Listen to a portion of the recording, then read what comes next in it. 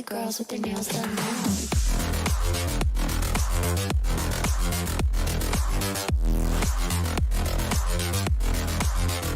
Girls with their nails done. I like the girls with their nails done. Girls with their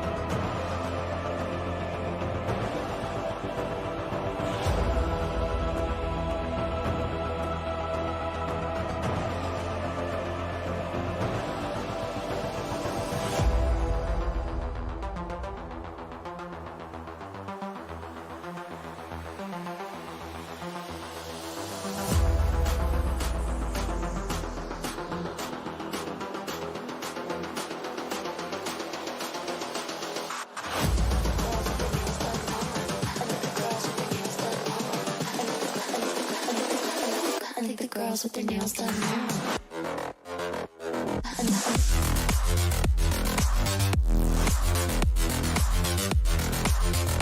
Girls with their nails done. I like the girls with their nails done. Girls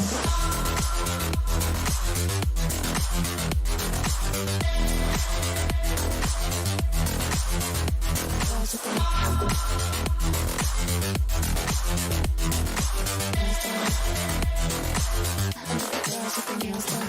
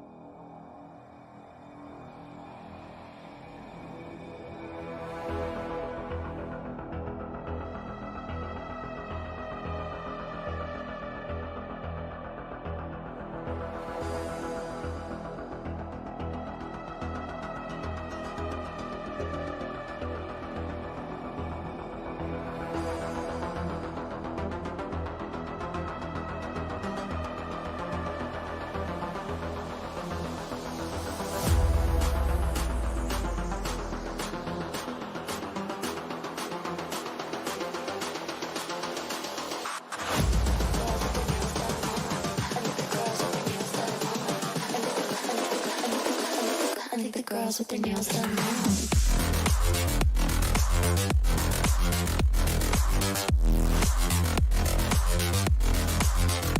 Girls with their nails done. I like the girls with their nails done.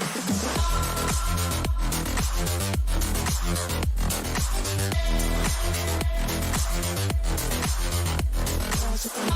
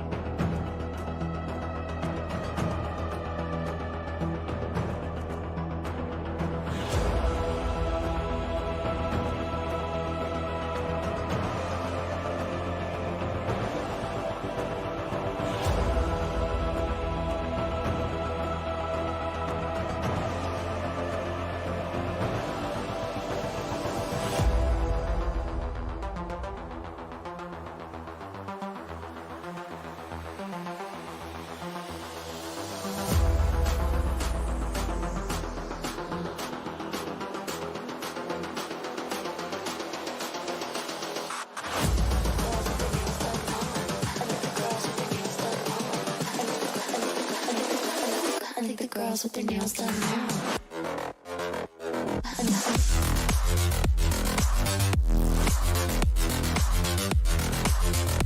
Girls with their nails done. Girls with their nails done.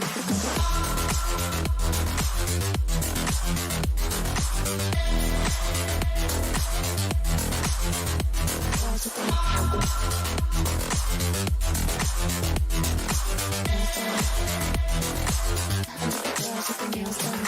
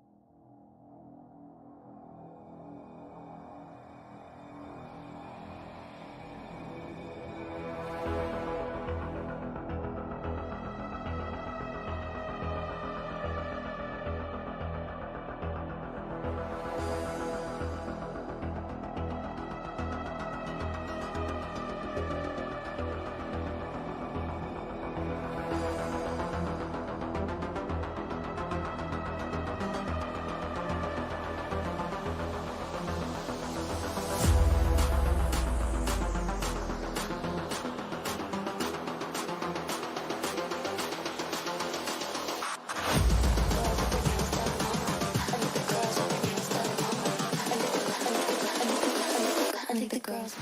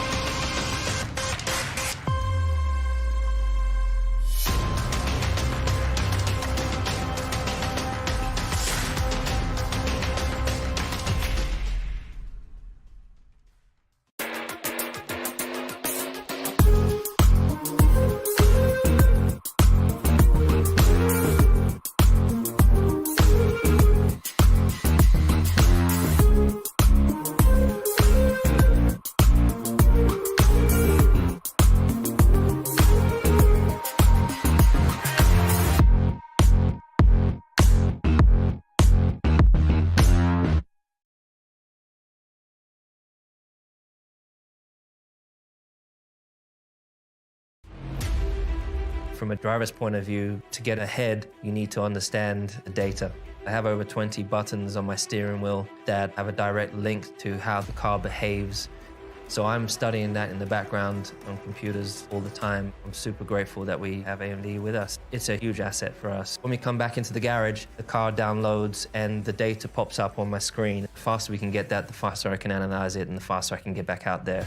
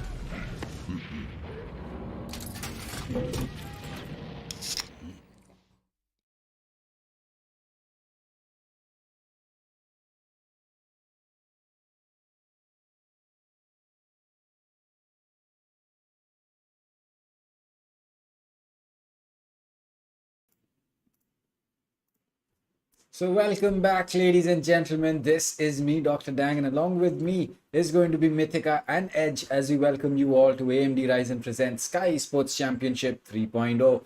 Chroma as our gaming retail partner, Logitech as our gaming partner, and WD Black as our gaming storage partner, along with Facebook Gaming for all of our supported streams. Well, it is time that we take a look at the second half of the games that we have today. It is going to be Lexious taking on, well, I again messed up the names. Is it Lexious? Yes, it is Lexious taking on Team Exploit. And well, this is going to be a really, really interesting game coming forward. We have the vetoes and the player list all ready with us. But before we dive into all of that, how are you doing, Edge and Mythic?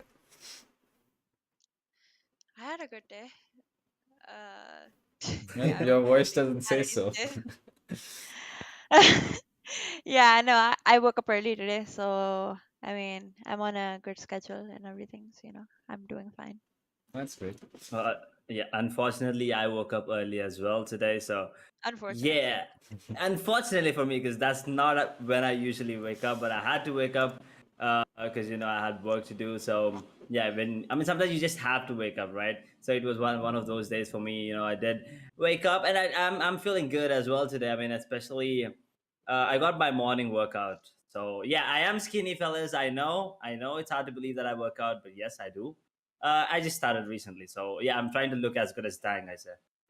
Oh my god. Oh, Well, I don't know about that, but well, it has been a great day yesterday that we saw the games happen. It was a quick 2-0 in both the games that we saw yesterday, but something tells me that today is going to be different because we have Exploit taking on Lexius, and well, it's Bangladesh taking on Pakistan. So this is going to be a really, really interesting game. And as far as things stand, I'm really excited for this game because we have the best from both of these regions. Well, and we've already seen the map veto. Edge is really, really excited because, well, surprise, surprise, Bind is getting played as the first game between both of these teams. But we'll dive into that.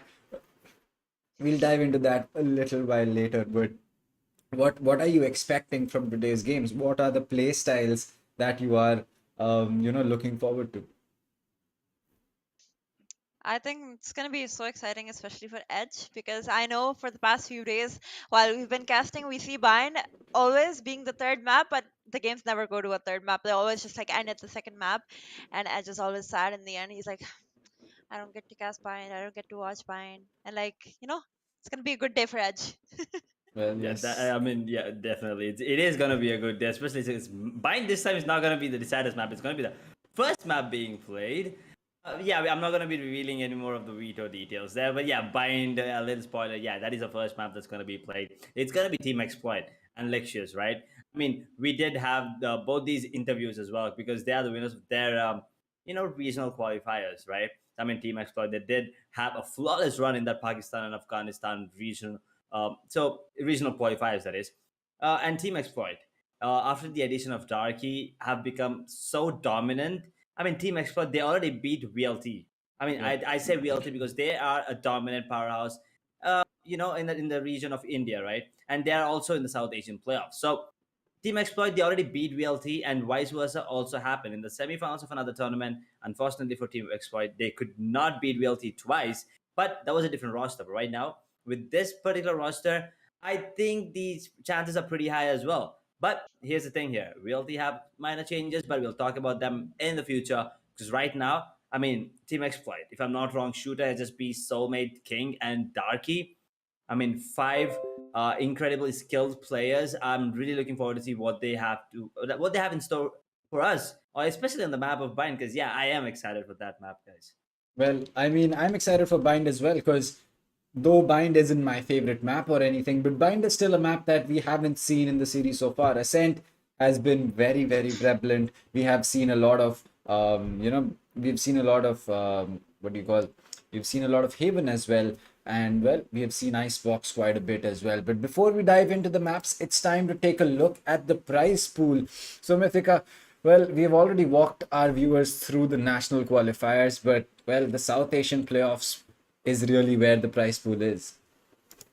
Yeah, you are certainly right about that. The South Asia playoffs, you can see why it was worth it for so many teams. It's not just the bragging rights, but it's also the bigger chunk of the prize pool right there in the South Asia playoffs.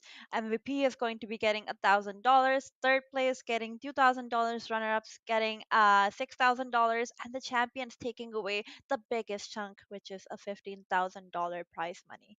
I mean, if it's not bragging rights, it's definitely this is why you want to win, other than just having those bragging rights like, oh, I beat Exploit, I beat VLT being one of the top two teams from the region, and Exploit being up there as well. So yeah, and other than that, of course, it is the fact that you get to represent your country, which is also something to be proud of. So True. That is true. Yeah. I mean, after this tournament, one of the teams is gonna be having a lot of a bonus, some bonus in their bank accounts. And if you take a look at the brackets that we have here, I mean, we are already done with two winner bracket matches. Team VLT versus Salt Esports. Team VLT beats Salt Esports 2-0 there, which means that VLT will be moving on forward in that winner bracket. I mean, upper bracket, yeah, and Salt has been moved. They have been pushed down to the lower bracket or the loser bracket, as we are calling it right now. And and in the second match yesterday, between Exili Esports and Team EXO, Team EXO actually came out on top 2-0 once again. And Exili, they're down to the loser bracket. And right now, we have four more teams, two more matches lined up for us today. Team Exploit taking on E2S Lexious, and then later on in the evening, the match that everyone's waiting for, I believe, Team New Order versus Enigma Gaming. Another incredible team, Team New Order, that is Sri Lankan powerhouses. They had a flawless run as well. I don't think they dropped the map yet in the Skyesports Championship 3.0. At least in the regional qualifiers, they did not drop a map. Let's see if Enigma will be the one that are gonna hand them the first map loss, or are Enigma also gonna be the prey? Can I call them the prey here? Because a lot of Enigma fans here. Well, I mean, any one of these teams could be the prey and the predator because honestly, that is one of the best things that we have, with all of these teams in the competition. The fact that you cannot decide who is going to be getting an advantage, who is going to be the one that, walks away with the win. You cannot have all of that decided. So that is really what matters over here. As far as Lexious versus Team Exploit goes, well, this is going to be either a very close battle or it is going to be a really one-sided one because either one of these teams is, just going to either out aim or outsmart or just out, in the general sense of the word, outstrat the other team. And if that is not going to be the case, well, then we will be seeing a really close game. Now, I would really hope that we head over to a third possible map between both of these teams. Well, because there is a little surprise that we will be getting into once we see the map veto, and you guys will see it as well. I don't want to spoil the surprise for you guys. So that is why I'm going to hold off from revealing that to you guys. But as far as things stand between Lexious and Exploit, I am really excited for Bind because a very defender-sided map, but both of these teams are, very, very good on their attacking side. So maybe they'll be able to brute force their way in, or are we going to be seeing some big brain plays? It's just, going to be something we'll have to wait and watch. yeah, you are right about that. This is okay. So when it comes to Team Lectures, I actually want to see them be very dominant in these games because we already know that Team Exploit are a powerhouse from Pakistan and they are one of the top teams from the South Asian region overall, other than VLD and Global. So it would be interesting to see another team just coming up and giving them a tough competition. What do you think, Edge? Well, yeah, I mean, if it's a regional, you have already played against the teams that are in your region, right? So now we're gonna be playing matches that are, I mean, among teams that are not from their particular region. So it's gonna get really spicy, is what I feel like, especially the match between Team Exploit and Lexious here right now. I'm really looking forward to see the players like King on that Sova, Mastro, as well as a City, because I'm in love with his jet and his sniping kills. As City, that guy is a beast. That's all I'm gonna say. I because I've seen him play with 100 ping a lot of times. So I just hope he does not get 100 anymore. Maybe if he gets 40, 50, I'm pretty sure that he's going to be the one that's going to be at the top of the scoreboard every single goddamn time. Doesn't mean if it's, I mean, doesn't matter if it's exploit, doesn't matter if it's VLT, doesn't matter who it is. I'm pretty sure SCD will be the top, at least in the top two there every single time. Well, I agree. I think that for every single player out here today is going to be a really important day, because not only are they going to be getting a chance to, play against some of the best teams that they have in the region, figure out how much in the water they are, but there are two more things. A, they get to represent their country, and B, they get to, prove that they are some of the best players. But here we have the map veto, and Bind is the first map. Edge really excited. Ascent is the second map. But the third map is what I'm really, really looking forward to. Breeze finally not being in the ban phase. And well, that just tells us that we might just have a lot of fun if we head over to Breeze. When you were talking about there being a surprise in the map veto for a second, I thought we were gonna see Fracture somehow, and I would have been like jumping in my. I was okay. I was excited. Okay, I thought, you know what? Maybe someone picked Fracture. Oh my God, Fracture! This is something I really want to see. But my dreams have been crushed. Like Edge, who just gets excited about Bind, I am someone Fine. who gets excited about Fracture because I have yet to watch a team play Fracture. But unfortunately, that won't be the case. So, getting to the veto, we have Bind coming up first. Edge's favorite map that he wants to cast right Oh now. god. And then second up, we are going to be seeing Ascent, which is Lexious' pick. And then for the third map, we have Breeze, which should be fun. It should be a good match to watch if it does go to a third map, that is. But for now, we have Bind and Ascent coming up. Yeah, but I mean, I don't think Fracture is in the map reader just yet. Maybe in the next season we will be having Fracture as well, and I cannot wait to see that map as well, because Fracture is still a relatively new map. There are a lot of things to be done. I believe. I still think it's a pretty attacking favored map. I mean, yeah, we're talking about map that's not even in the map reader, but still, I mean, our audience would like to know, right? I mean, our opinion, maybe not mine, maybe yours, but yeah, Fracture, I believe, is the completely attacking favored map. Like, even if you're down, I mean, you're not going to be down 0-12 on defensive, obviously, but maybe even if you're down, let's say 9-3, I think you should have a really comfortable half and go up to 9-13 from there on forward. It's that attacking favor. I feel like you can go either A or B. You can keep rotating. Those coming in towards the A side from two side. I mean, you're done and dusted, right? There's A, and then there's Heaven. There are like so many things. I don't even know the names of the areas of the map, to be honest. I know Dish. I know the automatic doors. I don't know something. And there's ropes. So these are the only calls I know, to be honest. Well, I mean, Fracture is a map that is going to take a little while for teams to get used to.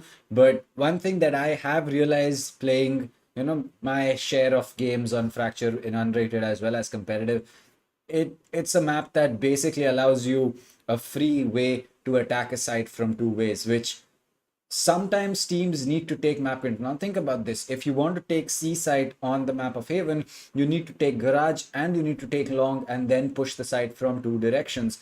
But in Fracture, you get it for free. You basically move across ropes, you head over to the dis side of spawn, and from there you can take B from either the under tunnel way, or you can even rotate players directly from spawn all the way to the other side. So you could spawn on the same side, but you could have an attacking half that lets you take the site from two ways. So defenders are kind of boxed in, which is why I feel that on defense, sentinels like Killjoy, like Cypher, even Sage for that matter, are going to be really strong. But the A site is really where all the fun is, because that is really where you can't defend at all. You have to play that post plant. And well, a Killjoy lockdown on defense is basically, I believe, one of the easiest ways that you will be looking to get site and try to retake it, because otherwise flanks, doors, they aren't that as you can say, reliable ways of making your way back into site. Yeah, that that seems to be true about Fracture. But moving on from Fracture, since we are going to be casting Bind, Yeah. what do you guys think we're gonna be seeing? Because I have a feeling, you know what, because we've seen it in the past, and HSB is kind of well known for it now. I think we're gonna be seeing a breach coming up. Yeah. Yep. And I'm really excited for that. Yeah, I'm curious about what the other team picks as well. I haven't really watched them play before, but this should be a good experience, and I should have a good idea about like how they play this time around.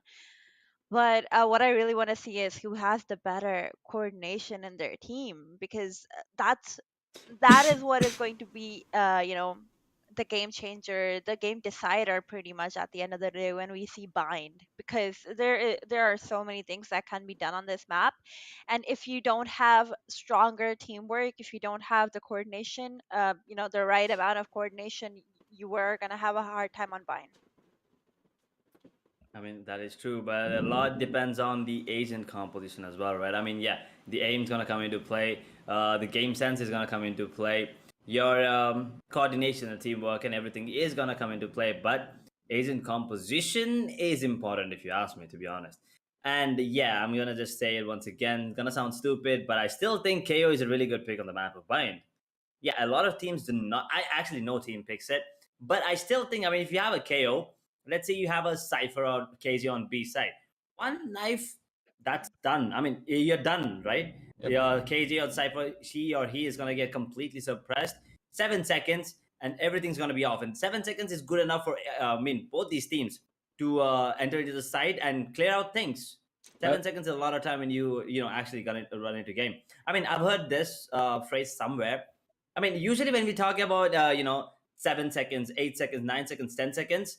I mean, yeah, it does sound like a short period of time, but it does sound like a lot of time when you have to defuse a spike, right? yep. I mean, yeah, when you just say I'll be there in 10 seconds, and imagine that you have to defuse a spike in 10 seconds. It does feel like it's a much longer period of time, but that is all in the game. That is why as gamers, I mean, I just said us, but yeah, that is why as gamers are like, we just, even if you said 2 seconds, we feel like it's a lot of time. So 7 seconds is a lot of time for these teams to enter into the site, clear it out, take side control. I mean, as soon as the suppression happens, I believe the alarm bot, the turret are off, and alarm bot is visible, so you'll take it down. Cypher's cam is visible, traps are visible as well, so you'll take it down. So entire side is open. So I still think KO is a reliable option as your initiator. Yeah, you're not gonna get the complete information as to where the players are, but you still know how many are there, and you still have them suppressed. So I still think KO is a really good option. I really hope and wish that either of teams pick KO, and we get to see him in action today. I think KO is one of those agents that is really going to start improving in terms of how teams are going to be using him, because till now people just think of him one-sided. Oh, throw his knife, then use his flash to take entry, and then either play the lineup on his grenade, or try to get control of site, or try to deny a certain part of the map with that. But once we start seeing these players use a lot more KO, like I'm pretty sure players like Sai, who are playing KO in their competitive games, are going to be having an edge over the other players. And I think that is really where I feel that we are going to start seeing KO get used a lot more. Like initially when Jet came out, she was considered one of the weakest agents in the game. People used her dash to try and take map control instead of trying to get away from a gunfight. So that change in perspective of how her dash could be used, and how her knives could be used to prevent an eco round, and try to prevent being basically using a pistol for yourself. So that kind of shift that we've seen in the momentum of certain agents' abilities, like Brim's combat stim was considered the absolute useless gadget in the game. It was considered the weakest gadget in the game, but now teams are using it to kind of defend site, get rid of sage walls, and well, all in all, we are starting to see a lot more utility come out from these teams. So I hope that KO is going to be following a similar line in length, but again, that is just up to these players to find out.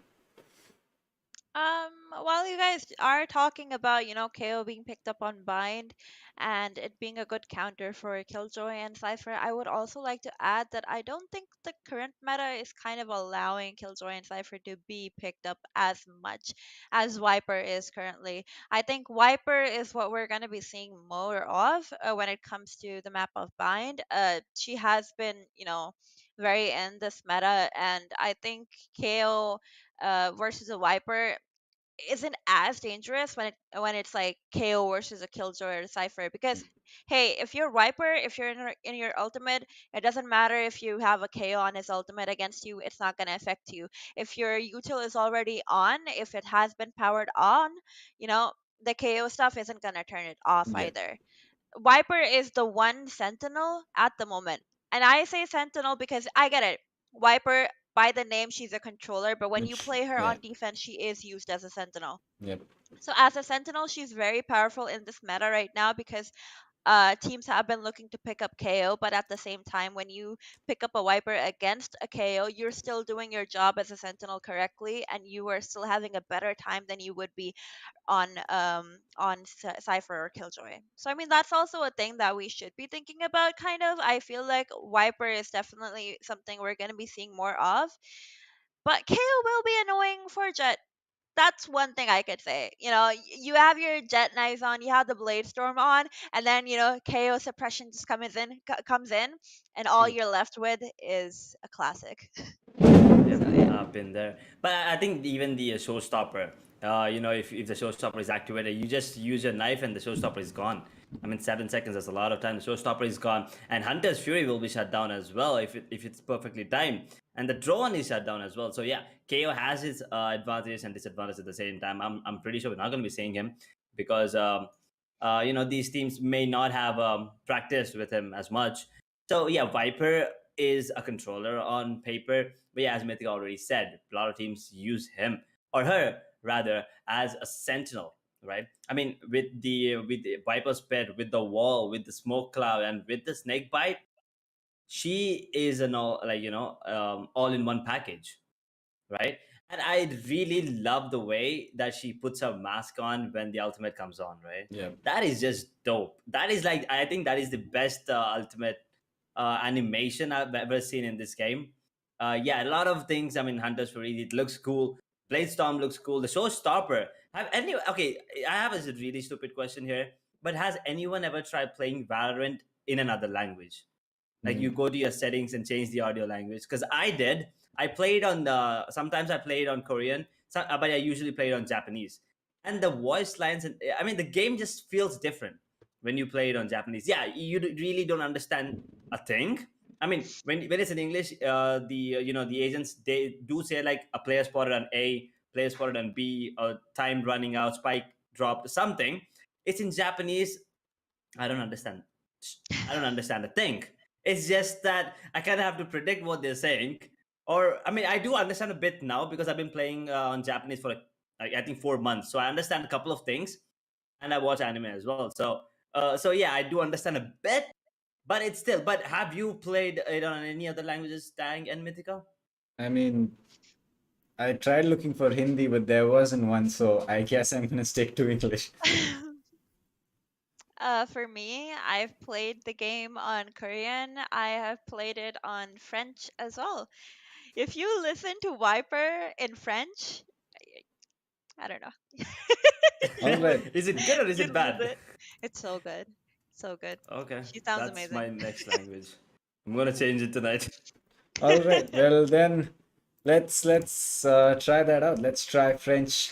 Since Natika has told us that we should listen to Viper, and since I do play a lot of Oui. Viper, yeah, if since I do play a lot of Viper, I am going to be trying to do that. But again, I don't know how is that going to be, and how what kind of an experience is that going to be. But all right, so with that out of the way, Bind is going to be coming up on our screens anytime now. Let's come back to the game. Who do you think is going to be taking this, Mythica? What do you think? Again, we need the score lines and we need a team that you are thinking is going to walk away with this. As for chat, well, we need the predictions from you as well. We want you to tell us who do you think is going to be taking this. Is it going to be Lexious or is it going to be Exploit? The map is Bind.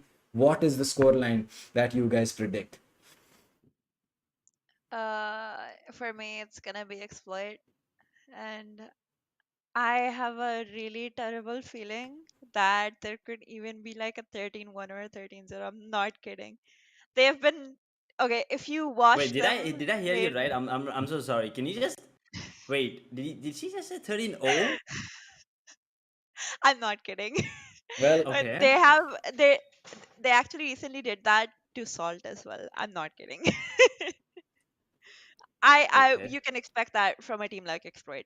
I mean, they've been looking very scary as of recently. They've changed up a lot of things, and they've been looking very scary. You'll see what I mean. I Yeah, they mean, are looking yeah, I scary. mean, both of us are going to be in for a treat because, well, we are going to be casting the map of Bind. Edge is definitely going to be having a blast. I'm pretty sure about that. Yeah, sure. I mean, I don't mind it being 13-0, but I really don't think it.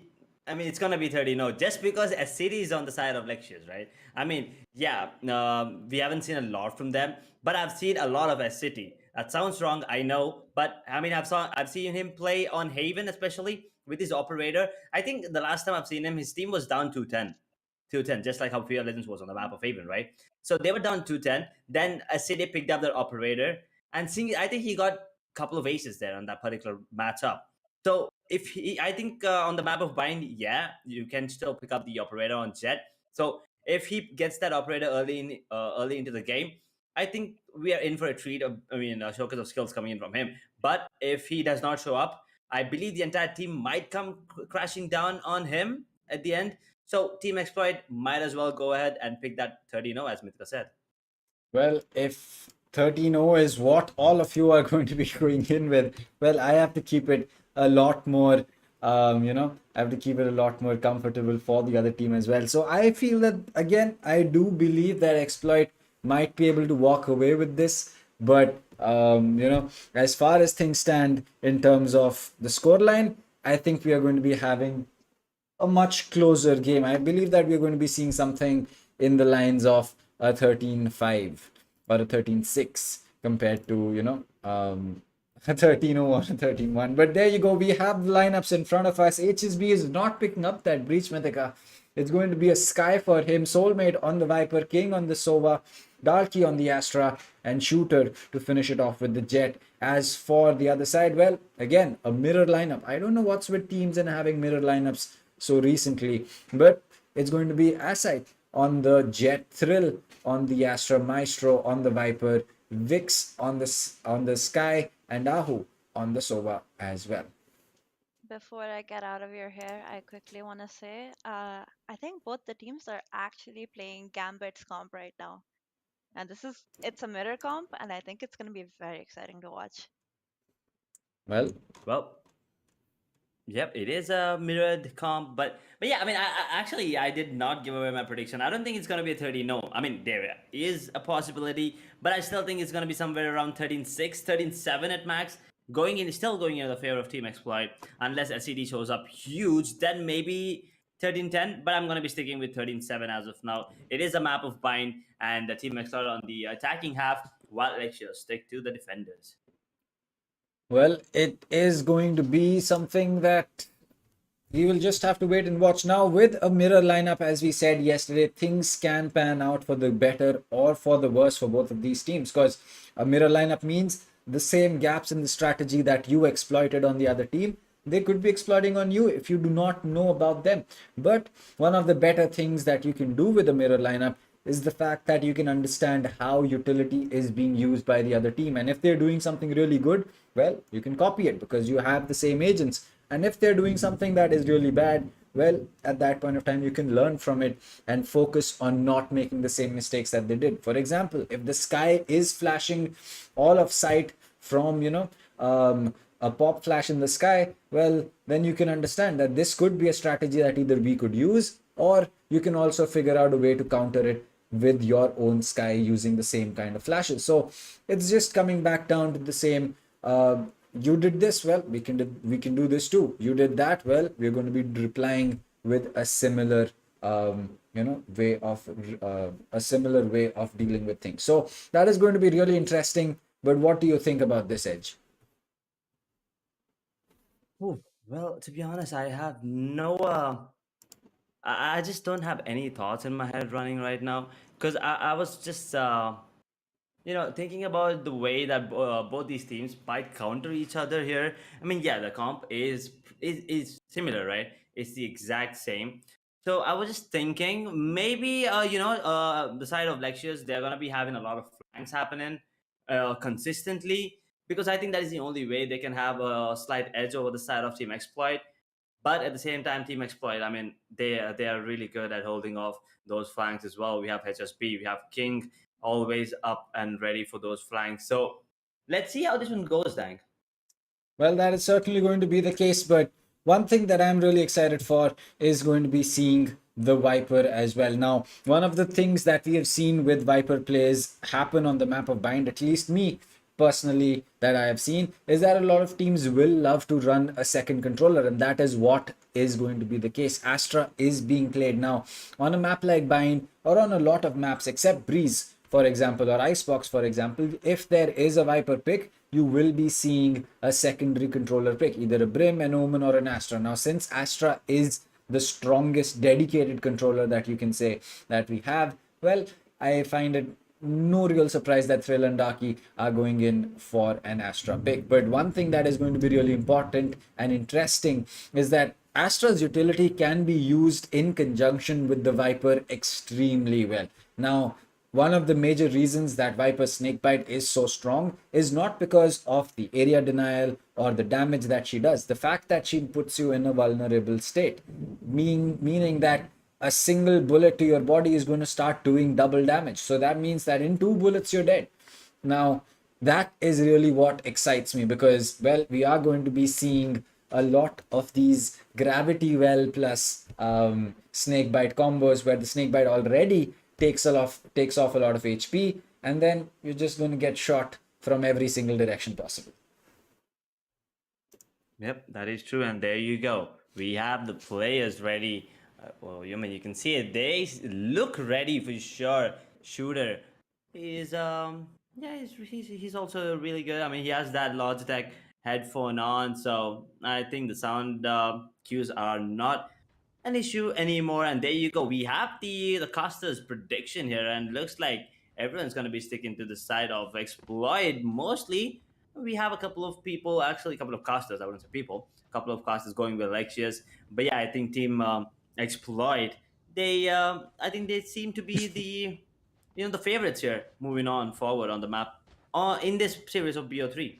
Well, I mean, Exploit has defeated VLT1, so there is no real surprise that they have a lot going for them. And well, the predictions are just based on what we feel is going to be the outcome. It's not like we support Exploit and we wish that Lexious loses. For us as casters, it really is not about who wins or loses. It's just about all right, if I had to choose a team between both of them, I'll be choosing XYZ team. So with that out of the way, the map is going to be starting, and well, it seems that this is more of a B-sided execute coming in from the side of Exploit right now. But the Viper wall is going to be denying a push from Hookah as well as Long. The gravity well gets popped. No one inside the gen, or no one close to backside or playing from CT, as Darky is going to be given free access to get into site and get the spike down. And well, from the get-go, we're going to be playing a 5v5 retake.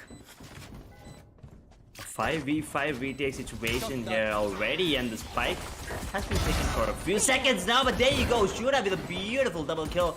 On the other hand, we have a lot of fights taken. Shura gets himself a triple one soulmate, gets one more, down to a 2 versus 1. Now all down to Maestro, gets himself a double as well. King, that was beautiful from King. Actually, he did use that recon, which actually made Maestro look towards the recon, but at the same time, King was ready, but it was all Shooter there, to be honest, getting those double kill from the tube and then turning around and gets that triple. A beautiful round coming in from Team Exploit. Well, that is going to be a very good round coming through, but well, a 5v5 retake from the get-go. This is really interesting, and well, it just kind of tells us that we are going to be seeing a lot of big plays come out from both of these teams, because well, it's not an easy task to get the spike down this early, but it looks like we're already in for the next round. And well, there you go, there is the new samurai sword, if you want to call it, or artisan blade is the real name, but there you go. It's going to be the spike again in a 5v5. The flank is coming out. This time it's going to be Lexious who's going to pull that off. King takes a lot of damage, but the shoulder of HSB is going to give his position away. Does take a little bit of a damage, but the Sova is going to get finished off. Vix is going to lose his life to Darky. Azahu comes out from U-Haul, gets a kill for himself. Maestro and Thrill both going to be picking up kills, but Phantoms and Spectres and but Lexious is able to get the better of Exploit this time. They get the spike diffused, and well, it's going to be a thrifty on the cards for Lexious. Well, there goes Mythica's prediction, though. Well, so, Mythica, I bye-bye. hope you're watching. Yes. I mean, she did. I know you. I mean, to be fair to her, Yeah, she she did predict a 13-1 as well. So let's give her the benefit of doubt over here for just another round. After that, we can we can make fun. Yeah, I mean, no. I don't want to make fun of her. Obviously, she did say it might be a 13-0, but she did say 13-1, 13-2. So, I mean, it's still a prediction, right? Like, I mean, you all have to make a prediction, kind of. I mean, we don't have to. We Yeah. did. Let's see how far it goes. Right now, Exploit shouldn't have lost that round, but SCD once again. That's exactly what I was talking about. You know, SCD with the flank in the last round made it possible for Lexious to, come up with that particular round win. And now, Exploit are on that eco, unfortunately for them. Well, that is going to be a big task for them to overcome. But one thing that is, as you can say, a little bit worrying is the fact that the Jet on the side of Lexious has already taken a dig, but Soulmate, what a connect. Thrill was crouched, he gets that kill, and well, third round up, Viper's ult already gone up. Darky's going in for the plant, but well, he's going to get caught off guard, gets picked up. King's Sova recon does connect, but Soulmate is going to be walking right up. Will he get a kill for himself is going to be the real case, but the spray is coming in, and this is going to prevent the spike plant just yet from the side of Exploit. There you go, Master, with the kill there onto Shooter. Finally. And Exploit, I mean, they still have the advantage here, I believe, especially with the Vipers pull up. Never mind, as soon as I said that, there you go. The Jets are actually talking right now. HSB and King. Thrifty. Okay, Ahu did get that kill onto HSB with a shock dart. Bit weird, but at the end, I mean, they'll take it, right? They'll take it. They'll take anything and everything, and Team Exploit. I think both these teams are really good at with pistols. That's what I feel like, because buy rounds are not going in their favor. Yeah, the pistol did go in the favor of Exploit, and then the buy did not go in their favor. It went in the Lexious who had the eco pistols. And now, the buy round from Lexious did go into the favor of Exploit as well, who had the pistols. So, I think they should just stick to pistols here, Dan. I mean, we've seen 2 thrifty in a row, and the last time we saw this was a long time back, but Vix is going to be in a bad position, but no, oh boy, Maestro is able to pick one more up before HSB can get that trade, but as we said, the vulnerability from that snake bite is really what makes it the best, and HSB is going to lose his life as well to the same reason. A snake bite can suddenly turn a pistol against you, and Lexious, they're on their way to get another thrifty. I don't understand how these teams are doing it, but I'm not certain as to what the Viper is staring at right now. She is staring at a lineup, but is that lineup going to be played right now, or is that lineup just a DC instead? Ooh, there you go. I mean, Team Exploit once again on the back foot, but King gets one, but a beautiful Blade Storm play coming in from S City, and now all down to Soulmate. Well, what is happening? Okay, did he disconnected? Did he? I have a feeling. That Soulmate. Yeah, I think he did. Yeah, there is no real reason why he would keep staring at the same position for so long. And considering that was a Poison Orb lineup that I believe is going to be landing in front of U-Halls, it doesn't make any other sense than he has disconnected, unfortunately. So, well, that is fine. We should be, we should be going out in terms of we will be knowing really soon as to what will be the order of play. But weapons are getting picked up by the side of Lexious. They've picked up an Altorb as well. And well, they're just making the better of a situation. And out of the 4 rounds that we've just played, 3 have been thrifty. So there you go. Nope. It feels like Soulmate Soul has just left the server there. So we're going to be heading on to a technical pause. But yeah, that was really unfortunate timing, but at the same time, really good round being played by Lexious once again. Another eco round, by the way, dang. I What's on mean, that? yeah, I don't know. I think these players are just better on pistols compared to rifles. Just, putting out there. Oof, yeah, that it does look like that, but I think we're back. Soulmate's back in the server, so Lexious and Exploit. I think they have enough money on both the sides this time, so we might be in for a fair gunfight here. But never mind. I think it's. I don't think Soulmate's back yet. We are back at the timer, and it's paused at 11 seconds. But yeah, what a round coming in from SCD once again. He's the one that's actually making it work, to be honest, getting those crucial frags. I think he's the star player for the side of Lexious, and he might be the X factor for his team, is what I feel like. I mean, not just about the X Factor. I think there is just one piece of utility that changed the game, and that is that snake bite. The 3 people getting taken out by pistols simply because of that snake bite is, I mean, do I really have to say anything else? We spoke about the snake bite before the game started. We spoke about how it makes you vulnerable, and well, that is exactly how we saw the game, the round turn in the favor of Lexious. That one snake bite in the start of Shars was the downfall for the side of Exploit on that map, on that round, in fact. And well, since we have Vipers and Astra on both sides, we are going to be seeing probably a lot of vulnerable frags getting picked up. Yep, a lot of vulnerable frags, as you said, dang. And right now we still have the pause, and not really sure what's happening here. But we do not have a confirmation just yet. I believe, maybe PC issues. I mean, it's raining, right? It's raining in a lot of parts of, not only in India, but a lot of other countries as well. So maybe, internet issue. But at the same time, this does give enough time for both these teams to come up with maybe better strats, maybe, come up with a better plan of execution.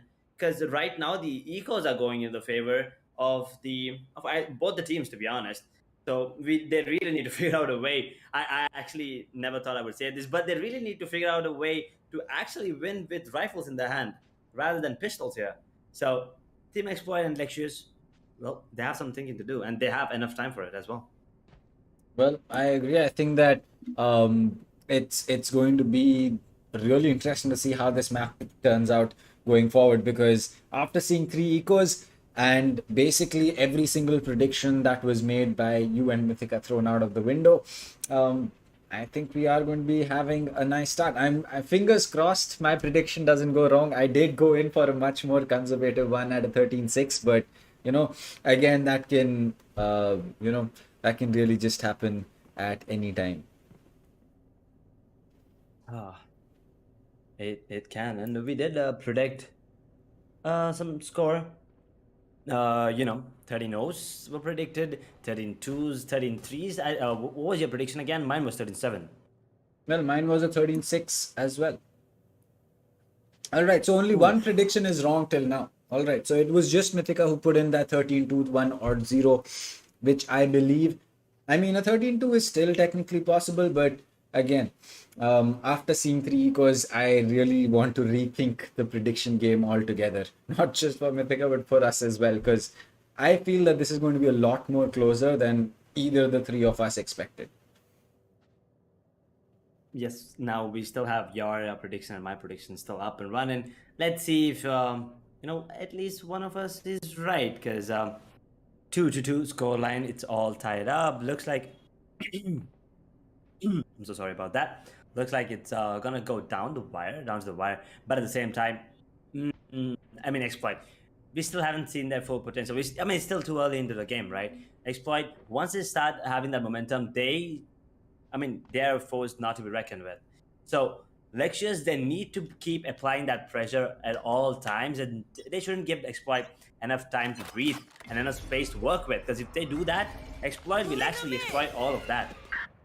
Well, yes, that is definitely true. But with all players back in the lobby, it's time that we take a look at the play that is being made. Now, this wall for Shower is going to be interesting. That will not allow them to push into Showers without, taking that 30 DK that they do take. And as for Vix, well, he will be able to hide. And there you go. That's the second time that the snake bite is going to be used.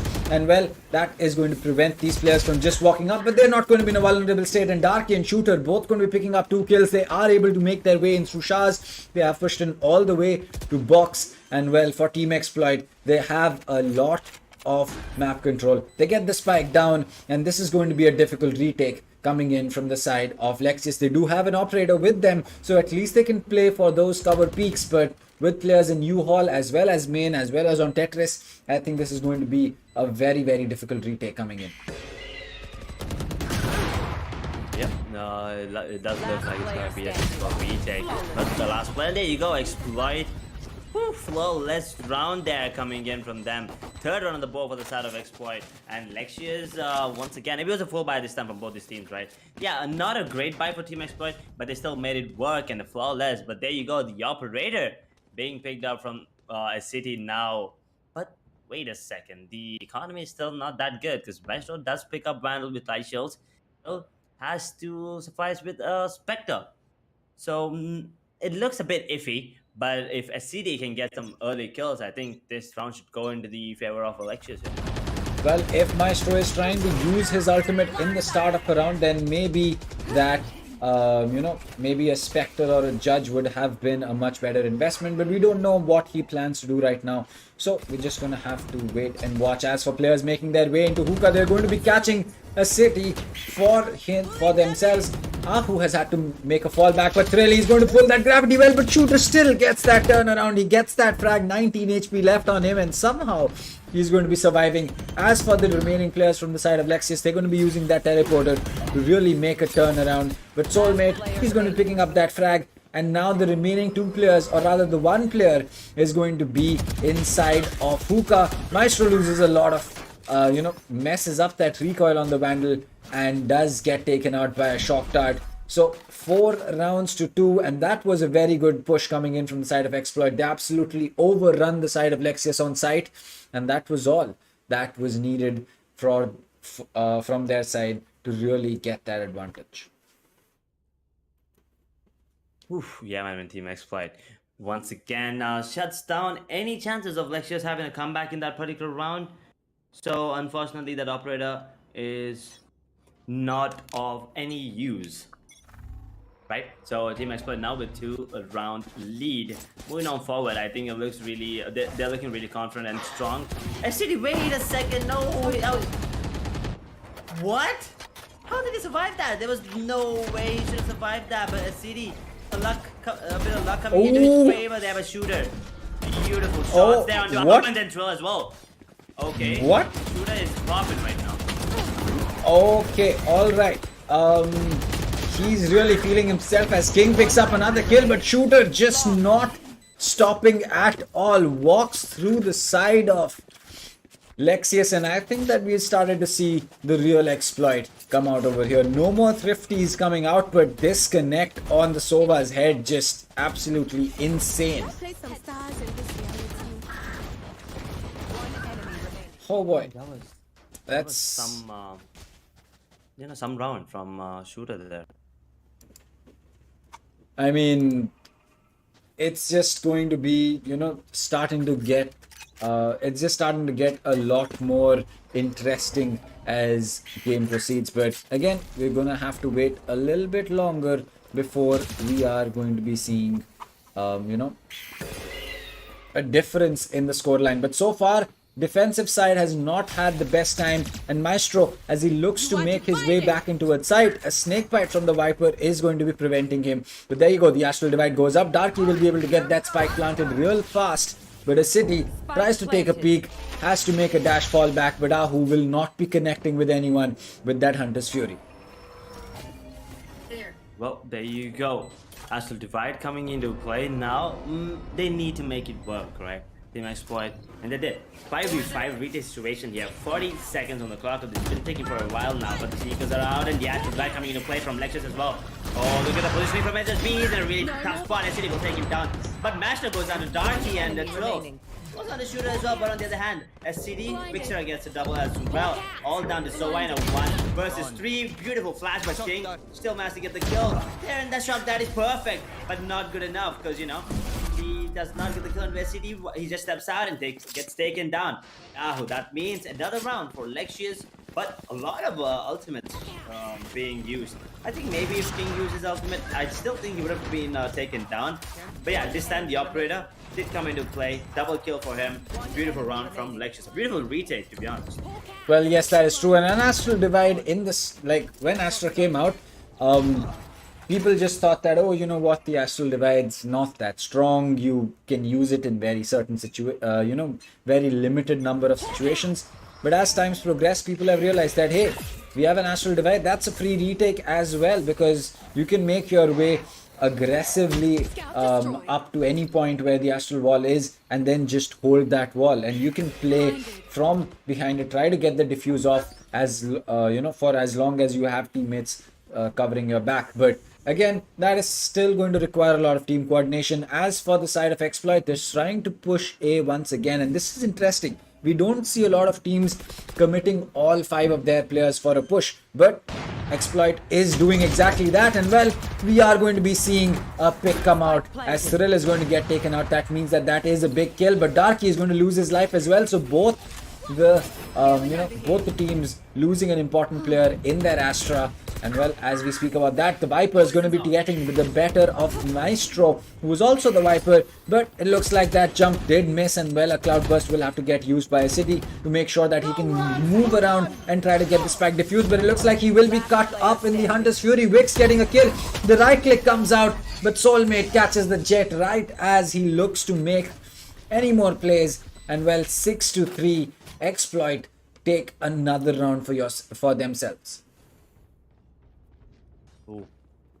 Exploit already 6 rounds in the bag for them on the map of Bind attacking side as well. Looking strong right now, but the economy on the side of Lexious is not looking good. They can afford to buy, maybe a couple of players can get themselves Spectre, Marshals, or maybe even a Bulldog, but nothing really apart from that. So it's going to be a City just investing in Light Shields and Ghost. Maybe he wants to push once again, and there you go, the aggression coming in towards that hookah area, but he's gonna get pushed back because of that Trailblazer there, and HSB is in a weird spot right now, and that smoke, oh boy, HSB is in a really tough spot, to be honest. He thinks that actually the Viper came out, but that did not happen. Shooter gets 1, Shooter gets 2, but Thing gets a kill on the Trill with the shock dart. A flawless round to Starkey and Soulmate get 1 kill each, and what a round this one. This was pretty smooth. It was a bit of a hectic round for SSB because he was trying to chase down Jet, and he was actually being flanked by Maestro there. But at the end, he did not go down, and flawless round for Lexious. Well, that is true, and so far we are seeing Lexious being able to make a dent in what Exploit is trying to do, but not too much. We're still seeing Exploit kind of run away with it in terms of how many rounds they've already picked up, because a 7-5 split is the best that Lexious can get, and had this been on attack, I would have said good, but this is on defense. They need to pick up at least 7, which unfortunately for them now is not going to be possible.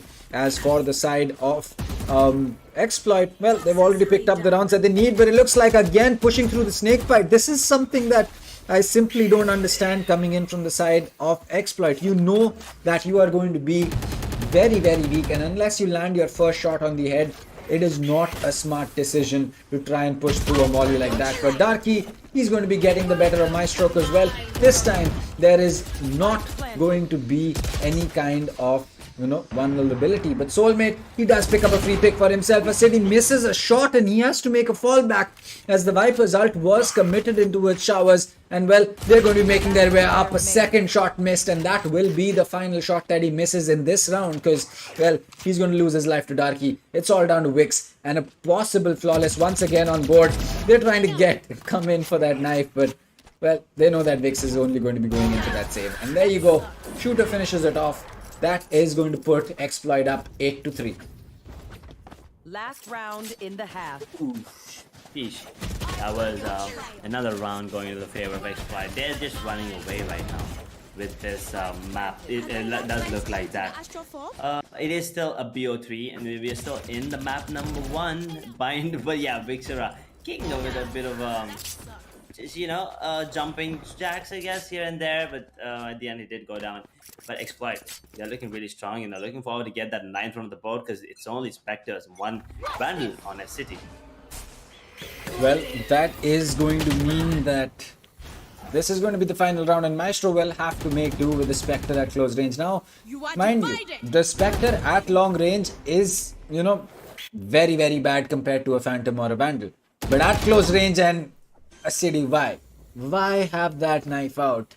Just keep your gun in your hand, my friend. That is, and that's a frag that you do not need to drop.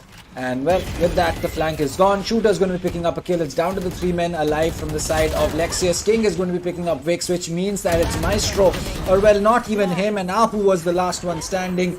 He's going to get taken out. 9-3 on attack for Exploit on the map of Bind. That is huge coming out. Ooh. So, yeah, I mean, at the end of the day, I think we both are wrong and Mithka might actually be right there, Dang. I mean, 13-3 is still pretty close to what he kind of suspected and predicted. So, yeah, I mean, I think that particular round where they got disconnected, I think that round was going to go into the favor of Exploit if Soulmate hadn't disconnected. But it was all in the past and it doesn't really matter because Exploit is still, with a 6-round lead moving on to the second half, are looking really strong. And I think, I want to say 9-3 curse, but I know that's not going to happen here because Exploit will actually just end it, is what I feel like here. Oh, wow. Shooter with some beautiful movement there. Well, that is certainly going to be the case, and interesting to see whether we are going to be, having a change in the shift of momentum going forward. But as for King, he's going to get the better of that Trailblazer, lose only a single point of damage, single point of HP in return. And well, it looks like both these guys are going to be extremely important to the side of these teams to really make sure that, they get the entry and the information that is needed, considering they are the initiators on their team. As for Darky, well, he's going to spot the head of Maestro and he's going to knock it clean off, not taking a single point of damage. That Ghost connecting at that range is going to mean that we will be having, a player less from the side of Lexious. It looks like a City is able to get one more, but Shooter, he just walks into the teleporter, he gets one, but gets taken out by the shock dart. And well, Soulmate gets a turnaround, HSB on the flank, and Soulmate to finish it off. 10-3, and we are going to be seeing Exploit just 3 rounds away. 3 rounds away, Exploit right now, not giving any chance for the side of Lexious to even make a comeback. Even the pistol did not go in their favor. So I think it's safe to say, Dang, that Team Exploit are going to be walking away with this particular match. But, I mean, let's not just call it just yet, because it's Lexious on the other hand, right? They did put up a really good show in that in their regional qualifier. So I'm still waiting. Maybe a little comeback here and there, maybe a few kills. But, I mean, it's still, it is map number 1. We still have 2 more maps potentially.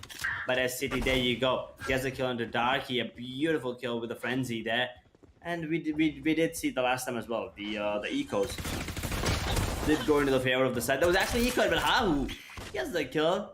Once again with the shock down onto HSB. Second time he's getting with the shock. 3 versus 5 retake situation here. Well, this retake is going to be really difficult for the side of Exploit because they have 2 men less. And well, they have to face the same weapons that were there in their hand. As for Soulmate, he's worried about the flank, but as they push through the smoke, they're going to be getting that first frag. Will they get a second one? Yes, it's going to be Soulmate, but the flank comes through. King and Shooter. And suddenly Exploit with 3 men up are going to be getting that retake, getting rid of all 5 men from the side of Lexious. I don't know how that works, but it works, and well, Soulmate at the head of it, just making sure his team is not going to be giving up any rounds. Need a drop. Thanks. I mean, I thought Lexious had it. I actually thought Lexious had it in the bag, to be honest. But then Exploit, being the team that they are, being the dominant powerhouse that they are, pulled it back and showed us how exactly a 3v5 retake should be done. So yeah, it's still gonna be a bonus coming in from them. 4 Spectres and a Mouse picked up on Shooter, and that's about it.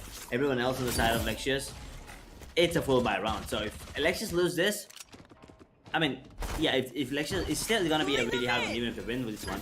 But if they lose this, I think their economy is not gonna look good moving on to the match point for the side of Exploit in the next one. So I think Exploit might walk away with a 13-3 here, Tank. Well, Exploit might be able to walk away with that, but we'll just have to wait and watch, because they still have the bonus weapons from last round, so maybe that could be a disadvantage. But in close quarters, that Spectre can be equally dangerous. As for the side of Team Exploit, well, they've picked up positions on aggressive in aggressive positions of the map. Trill is going to be getting that kill, and well, that is smart. The shock dart comes out. Darky will be pulling into that gravity well, and Thrill is going to get taken out. The Marshall rings out this time. Who is going to be the first one to get taken out? And well, this is so smart coming in from the side of Exploit, using that Astral utility to get the better of them. Shooter does get another one. Vixera is able to get one more, with HSP and Soulmate to finish it off. Match point on Bind already, 12-3 for the side of Exploit, and we might not see too much from Lexious. Oh boy, there you go. The dominance coming in from Exploit. Even on the bonus round, Shooter gets himself a double with the Marshall. Absolutely beautiful work from him. He got the kill onto SCD. That was absolutely crucial, because SCD was the one that was in a really good spot. He could have gotten a couple of kills, but instead it was Shooter getting a couple with the Marshall, and the economy is not looking good. It's a weird buy coming in from Lexious right now. And they give away the information, and Shooter somehow lines them up and gets the kills instantly. Blades them out. 5 blades, 3 kills. Can we get it? Well, this is going to be interesting. The Owl drone to drone out market for him. He does know that there's a player there and a connect. What? The dash comes through. Will he get that? Yes, he will. He does take a dink, but will he get this ace? The Phantom comes out. No, he will not. Soulmate to finish it off. A 4K for Shooter. And Exploit walk away with a 13-3 on the first map. I mean, fair enough to Mythica. She did not get the prediction right, but she did get the essence of the prediction, which was, well, Exploit are going to be having an easy game. And honestly, yes, it was easy for Exploit. Yes, the scoreline was a 13-3. Yes, there were, thrifty rounds from both these teams back to back, but it doesn't matter. I mean, to think about it, out of the 3 rounds that Lexious was able to take, they got 2 thrifty rounds. So technically and statistically, they were better on the pistol rounds versus Exploit compared to the full gun rounds. They were. Yeah, the eco rounds, I believe. The side of Lexious are good, but at the end of the day, you have to be good on everything, right? So Exploit completely shut down Lexious is what I feel like. I mean, I wouldn't even say Exploit. I just want to say the Shooter, the Jet, completely shut down Lexious all by himself. As City could not do anything. Yeah, he did get some crucial frags. He did get those important frags. But at the end of the day, it's a team effort, and unfortunately, Shooter was just not letting anyone get any kills or make any plays whatsoever on the side of Lexious.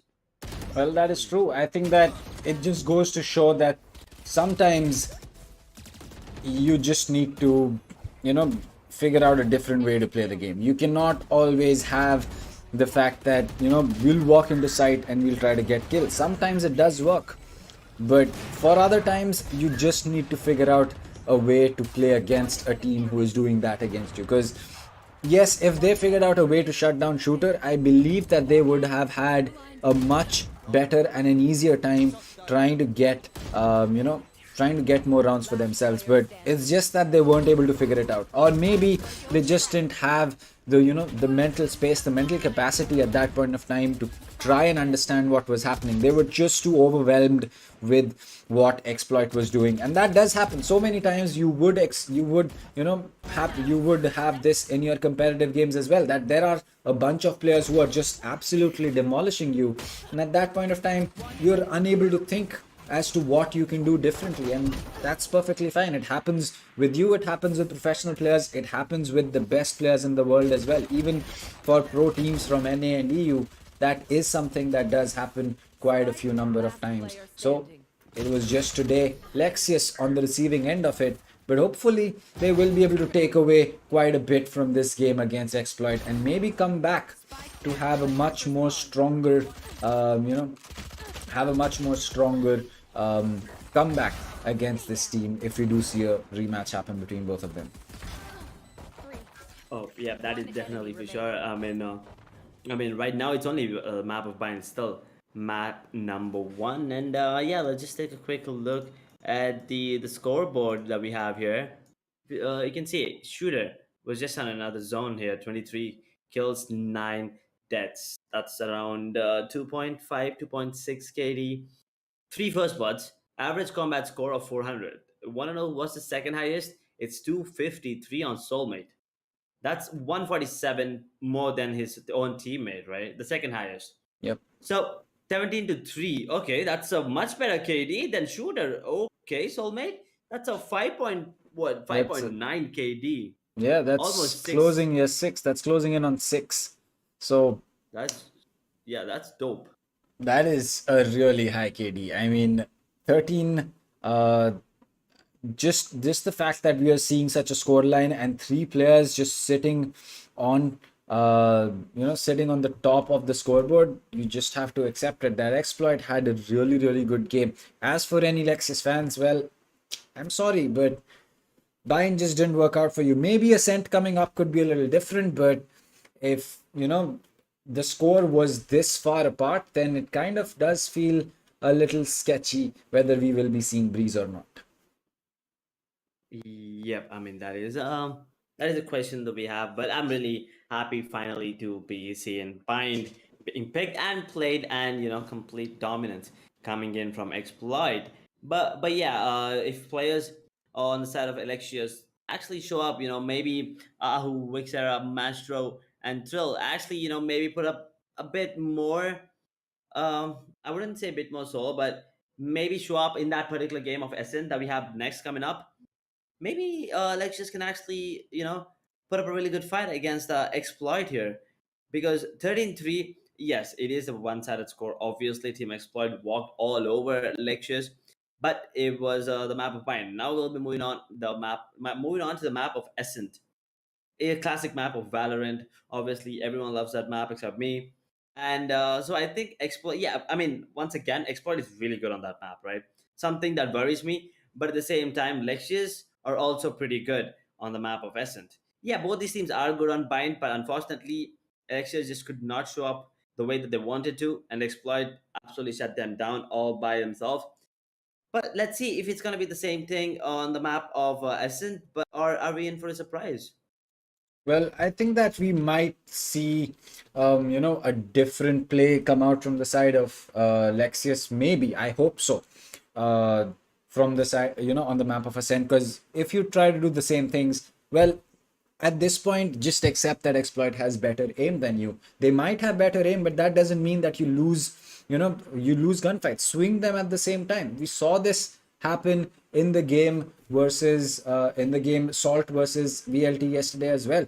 Salt absolutely getting run over by VLT in terms of aim, even on Icebox and even on the map of Haven. The reason that Icebox came so close was because they pushed in with multiple bodies. They tried to play the trade game, and that is why they were able to take it to a 13-11. They were unable to do that on the map of Haven, which is why, well, they did take a beating of 13-2 on the map of Haven, but it doesn't matter as long as they try to do they try to play the trade game, they were able to rack rounds up together on Icebox. Now, if Lexious can do a similar thing on the map of Ascent, well, we will be seeing a really close game. And at that point, even if you lose it, at least you gave it a shot. At least you tried to counter-strat the other team. And if you were able to do it properly and you can run through that strategy perfectly, you might even walk away with the map of Ascent and take us to Breeze, because, well, Bind was Exploit's pick, so you can expect them to be a lot more dominant on that map compared to Ascent. But Ascent is a community map, and, well, a lot of teams do have it in their map pool. And honestly, with 6 maps in the pool, how many maps are you really going to not have in your pool?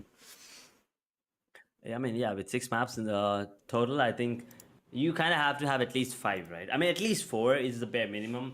But if you have 5, I think that's good to go, and then you'll just ban the one that you're bad at, and you are good to play with the other 5. Pretty easy, pretty simple. And if it's a, I mean, if it's a BO5, you still get to ban 1 map, right? So I think that is still okay. So having 5 maps in your bag, I think, is a good thing, Dang. And we have Mithika back with us. Well, Mythica's back. So She's how? smiling.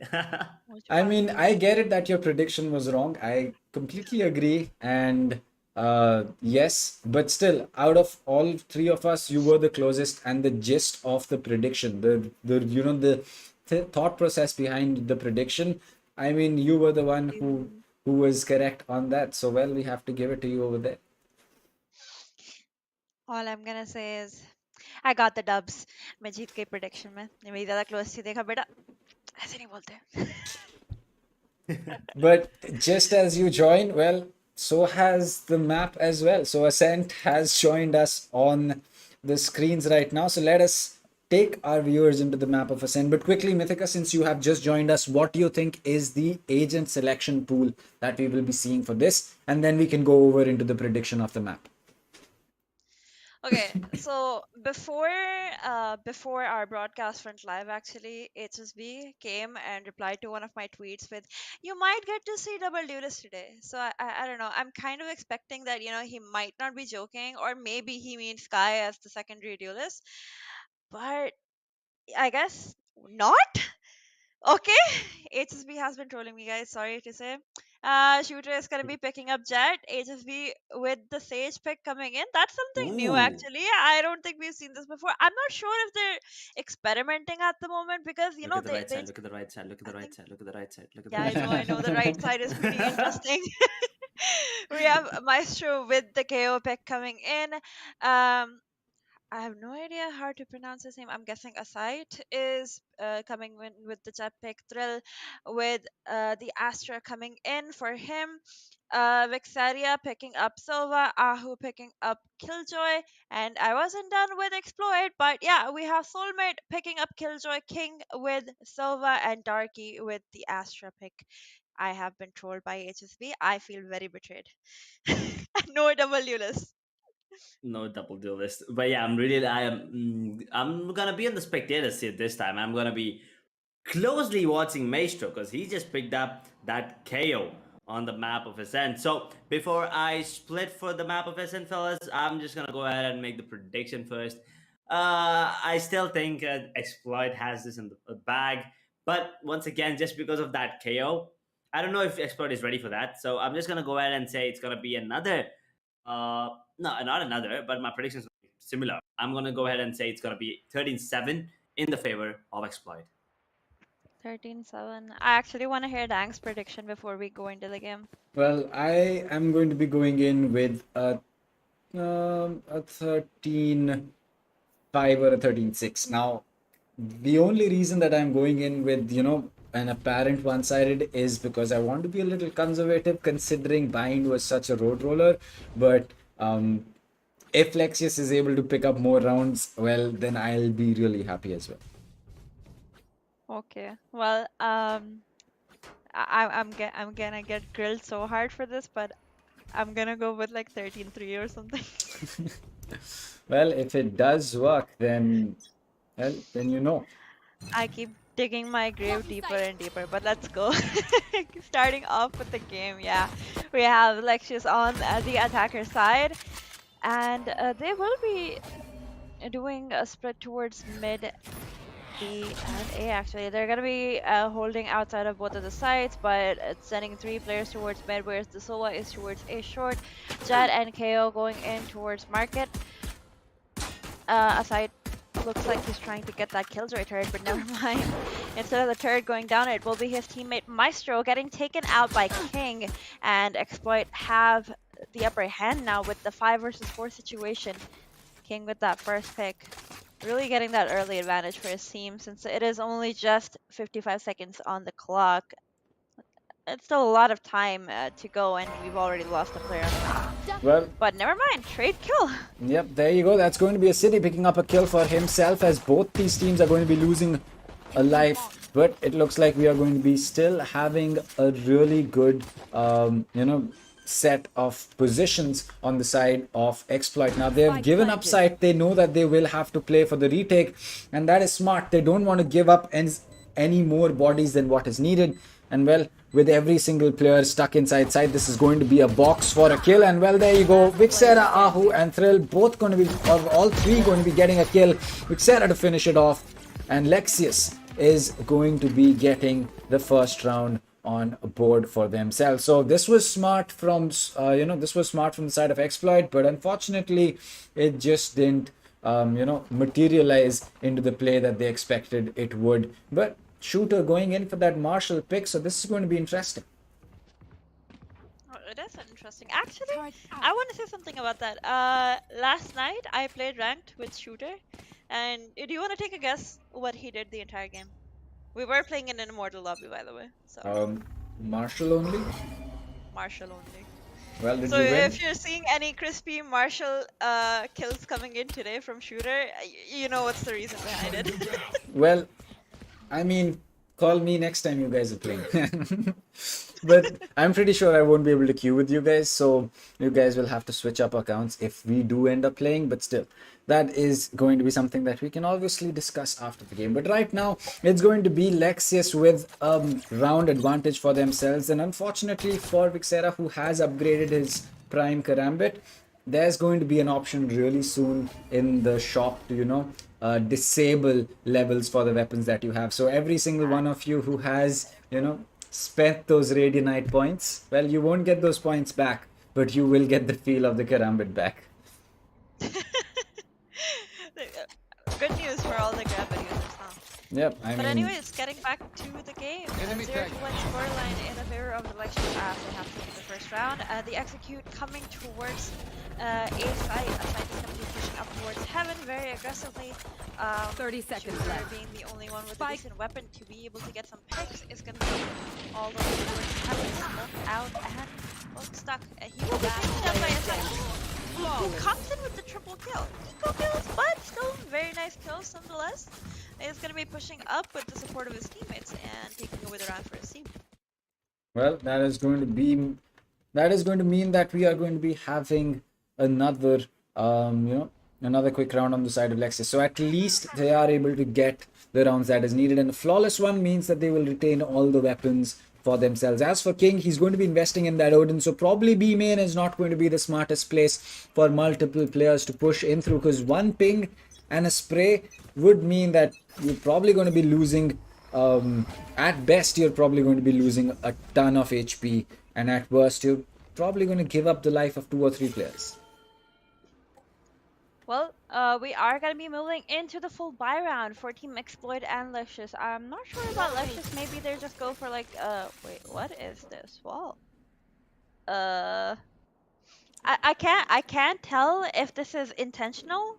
I believe that it is intentional, because it's going to allow the players to walk in, and giving them that gap means that they kind of take the bait into walking into a line of sight that probably, a player from tree is going to be holding. So this could be really smart if it is intentional, but I'm not certain, because, well, you do have your Astra playing at tree, which means that she can hold short and she can hold the corner of this wall. And considering anyone walking through this is probably going to have to, give their position away. But with HSB in this position, someone's probably not going to expect him, but as City does check it, Thrill is going to get another one, and Darky and HSB both giving a frag up is going to mean that, well, they have side control. They're going in for that spike plant, And well, Vixera Spike will planted. have a very good lineup with that Sova shock dart, I believe. It's actually interesting to see that Tracer still brought him on a Marshall rather than a full blown out weapon, you know. But yeah, getting back to the game at hand, 3 versus 4 or 5 situation, Exploit are gonna be going for a save. I'm not sure how they managed to lose so many people in such a quick moment, but they did. And I'm more surprised that Lexious actually fell for that wall. They actually thought that they could not pass it, or that it was a full, you know, Yeah. wall that was blocking them off, because they waited. They were like waiting, hey guys, let's just wait for this wall to go down and then we'll go for the execute. They didn't walk into, whatever trap HSB had set for them. I'm not sure if it was meant to be a trap, because I haven't really seen anyone do this before, to be honest. It's my first time seeing anyone do that. But I mean, it could have been a trap. You never I know. mean, I have been baited like that in Gold Lobby with a wall, which basically, I mean, it was not on the map of Ascent, not the same wall that was there, but it was, I believe, on Bind, where the second you walk in from long, it looks as if you can, sneak past that wall. But once you basically get out of cover from that wall, you have 2 sets of angles that you have to peek simultaneously, which gives the opponent an advantage, because if 2 players are holding that angle, you're probably going to be losing your life without getting even a single pick. So that did happen with me. I walked in from long, and there was a player at elbow, and there was a player from behind Gen that were able to get a line of sight on me. So I have seen that similar thought process on the wall, but again, coming back to the game, Exploit lose a body up early for themselves, and they are going to be having, well, a 4v5 retake to deal with. Oh, Oh no. I'm surprised that King did not expect that for some reason. Well, they're gonna be losing 2 more people because of that. It is a 2 versus 4 situation, and Exploit, I don't know if they're gonna go for another save or if they're gonna actually try this time, because they have been player saving remaining. so far. And there we go. Soulmate is gonna lose his life in this round. HSV is gonna have to pick up that Phantom and back off, but he won't be able to get away. Maestro is gonna come in with that kill on HSV. I'm actually so surprised with the way Lexious are playing. I mean, they're not doing anything super special or anything, but they're just like, they're dashing in and the Jets getting kills. I'm not sure what's going on. I mean, is Exploit just unable to respond to the aggressive push that comes in from Lexious' side, or is it the KO? Is it the KO effect? But I haven't really seen any flashy plays yet from the KO side. I mean, I believe that it's a mixture of both. And one thing that I did notice really from the get-go in the one round that HSB made that wall is that when a city did make that dash in, he was the sole person responsible for checking the angle that is behind, checking the angle that was the wall. But right as we speak, Maestro and Thrill are going to be getting 2 kills for themselves. So that is going to be really good for the side of Lexious. But the most important thing that I saw in that one round is that the second Thrill went in and peeked, he did not go in for, he did not go in and peek anyone who was in heaven or peek someone in any other position. He peeked directly for the player who was going to come in from tree. So they're counter peeking from each other. They're trying to essentially bait each other off the other. And well, it's working against Exploit so far. And well, with Killjoy the only one up, Vixera is going to get that final frag. And we get 5 rounds on the board for Lexious. And well, I think all of our predictions this time have definitely gone out of the window. Yours is gone because you had a 13-3 on for Exploit. I had a 13-5 on for Exploit. And well, Edge had a 13-6 or a 13-7 on Exploit as well. So unless Lexious stops taking rounds, yeah, this could still be a 13-5. Okay. I mean, yeah. So that is what exactly. So unless Lexious stops taking rounds going forward, I think that Exploit has, they've kind of buckled the cake over here. I'm not sure how I feel about Shooter going in like, okay, never mind. We're seeing some MMG plays coming in over here. Also, I don't know if you're aware, Dang, but it's basically, so you know about what's his name? Uh, there's a player, we did, if you know about him. No. From we did used to be on Exit, then he was on another team recently. So this is a kind of an old, a very old strat, and I am surprised to be watching it right now in this match. But back when Valorant was still very new, and a lot of a lot of the pro players right now weren't signed to tier 1 orgs. Yep. This used to be a strat where you would sage wall up your jet in weird positions to Okay. help the jet get picks. I think that And seeing this right now is actually pretty nice. yeah, I mean, I think that the the sage walling your jet up to a certain position was also one of the reasons that the hut that is right in front of Ahu right now. You still sage wall above that, and you can get a jet to peek all the way towards top catwalk and top mid. So, well, there you go. Yeah. So, Now seeing a few beta plays right Yeah. now, like not beta, but maybe early Valorant plays right now is Yep. kind of giving me nostalgia about when the game came out. But it's fun to watch. I do think that Shooter shouldn't really have died there, however.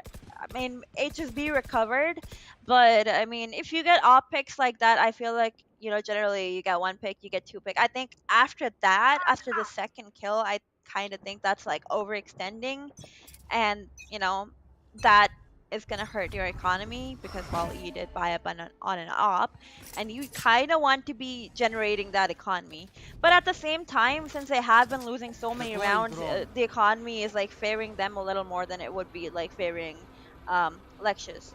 Yep. But yeah, getting back to the next round, 1-5 scoreline. Shooter is gonna be traded out after he gets a pick onto. Wait, I still can't pronounce his name. Are we pronouncing his name right? I believe. I mean, I'm going in with the Aseti pronunciation all in, and well, if that is going to be the case, that is going to be the case. But the gun is not going to be disabled if you walk in on a suppressed player, Lexious, because you are going to be losing 3 lives instantly. And with the smoke still covering up that sage wall, that was an absolutely bad idea. And well, King, he has the weapon that can shoot through basically every single wall in the game.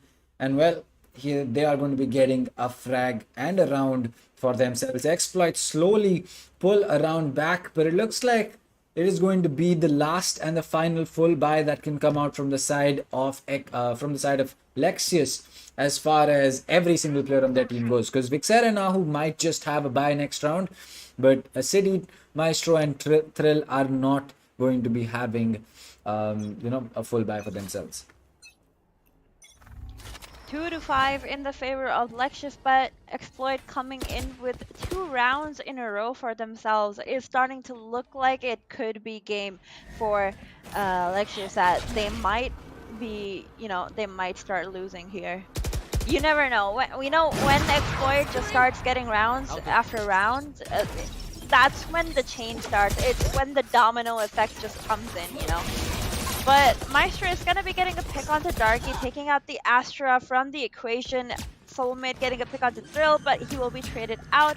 Spike Plant coming in on A side. Shooter is still alive with an operator. He also has his jet knives, so he can just completely, not go with the op, just get the jet knives out and push in with some util coming from his teammates. But never mind, he's going to be tagged by a Sova Recon, and he will be taken out through Heaven. And, well, never mind. King decides to take revenge for his teammate there. HSB getting a pick onto Vixaria is going to turn it into a 2 versus 1 situation in the favor of Exploit. King shock darting the spike to make sure there are no Koto and Nano Swarms. HSB will be trading his teammate. Is he going to have enough time to get the defuse, however? I don't think so. I think he might. Oh, Okay. all right. He does. Well, there you go. He just about has enough time to get that diffuse off, and well, that's going to be a good thing. But again, I felt that the second KO got the suppress on the Astra. There could have been a much bigger chance for Lexious to take that round because, well, simply because you don't have any retake smokes possible. You do not have any gravity wells to pull someone out of an hidden corner. But it looks like with King picking up a frag with that Odin and HSB being able to clean up the last player under Heaven, I think the round really changed hands really quickly. But with that out of the way, it's going to be Shooter, who in fact is going to be walled off by his own teammate, probably so that he can boost himself up. Right now. Yeah, I'm not sure as to what just happened over there, but still, I think that was miscommunication. yeah, that's definitely possible. But Shooter, he has a very good line of sight on the jet. He's going to miss his first shot, and that's going to call a fallback from a city. There you go, the door is going to get closed, but HSB is able to get a kill on the Thrill. And the Astra gone. This attack round is going to be very difficult for Lexious to win out. A 5 versus 4 situation in favor of Exploit. Darky has all the players. Not all, but he had Maestro pretty much in an Astra Gravity Well, and the Killjoy and Nanoswarm had him stuck there as well, getting so much damage done to him that he kind of just, got taken out of the round. King is gonna get a double kill onto Ahu and Aside. And that's gonna be the round for Exploit. 4-5 scoreline in the favor of Lexious, but 4 rounds in a row for Exploit. I mean, like I said, it's a domino effect. Exploit, once they start getting rounds, there's no stopping them. And Lexious are gonna have to change up their strategy a bit, change their approach to how they're gonna play up against an Opper, like Shooter. Because Shooter is being pushed in towards places to get picks, and that is keeping Lexious on their toes. It's either they walk into the operator or they walk into so much util from the Astra and the Killjoy. Well, yes, I think that where things have really changed is the fact that Exploit have kind of understood Lexious' game plan, which they have been following for the 5 rounds that they did win. And, well, I think it's time that Lexious figures out a new way to start attacking, because, well, they still have 3 rounds to go, and if they can even pick up, I'd say 2 more, they have a very good advantage. And even if they can get just 1, get that 6-6 split on the half, win that pistol, sorry, and they will set themselves up for a very good second half of the map. Considering this is their map as well, I think that they should be having a little bit of a better advantage or a better game plan in place, instead of Exploit, considering they were already mentally ready to come to this map. So let's see how things stand, because this is going to get really, really interesting in the second half. I think so. It definitely is. Especially I want to see how the KO comes into effect in the second half when he is on defense. Is he going to be using his dagger to get information on where the players are going to be hitting, or is he going to be using his dagger, saving it up? Because the timer on the dagger is very long compared to things like a Killjoy turret when you pull it back, or a lot of other things like a recon dart. So I mean, is he going to be saving it for an execute, or is he going to be saving it to get early information? That's what I really want to see, how they make use of the KO in that sense. But getting back to the current half, it is a 4-5 scoreline in the favor of Lexious. Like I said, Exploit have been winning round after round, but we are going to be seeing a technical pause coming in. Unfortunately, we are going to have to wait for the action to continue. Well, that is going to mean that these teams are going to be getting a little bit of time to, discuss what has gone right, what has gone wrong. And as far as things stand for Lexious, I think they're the ones that need it more than anyone else, because after those initial 5 rounds, that's 4 rounds in a straight row for the side of Exploit. And, well, if you are Lexious or a fan of Lexious, you're worried right now. You definitely should be worried. But, well, the unpause has come in. In 7 seconds, we are about to see more Valorant action from these two teams.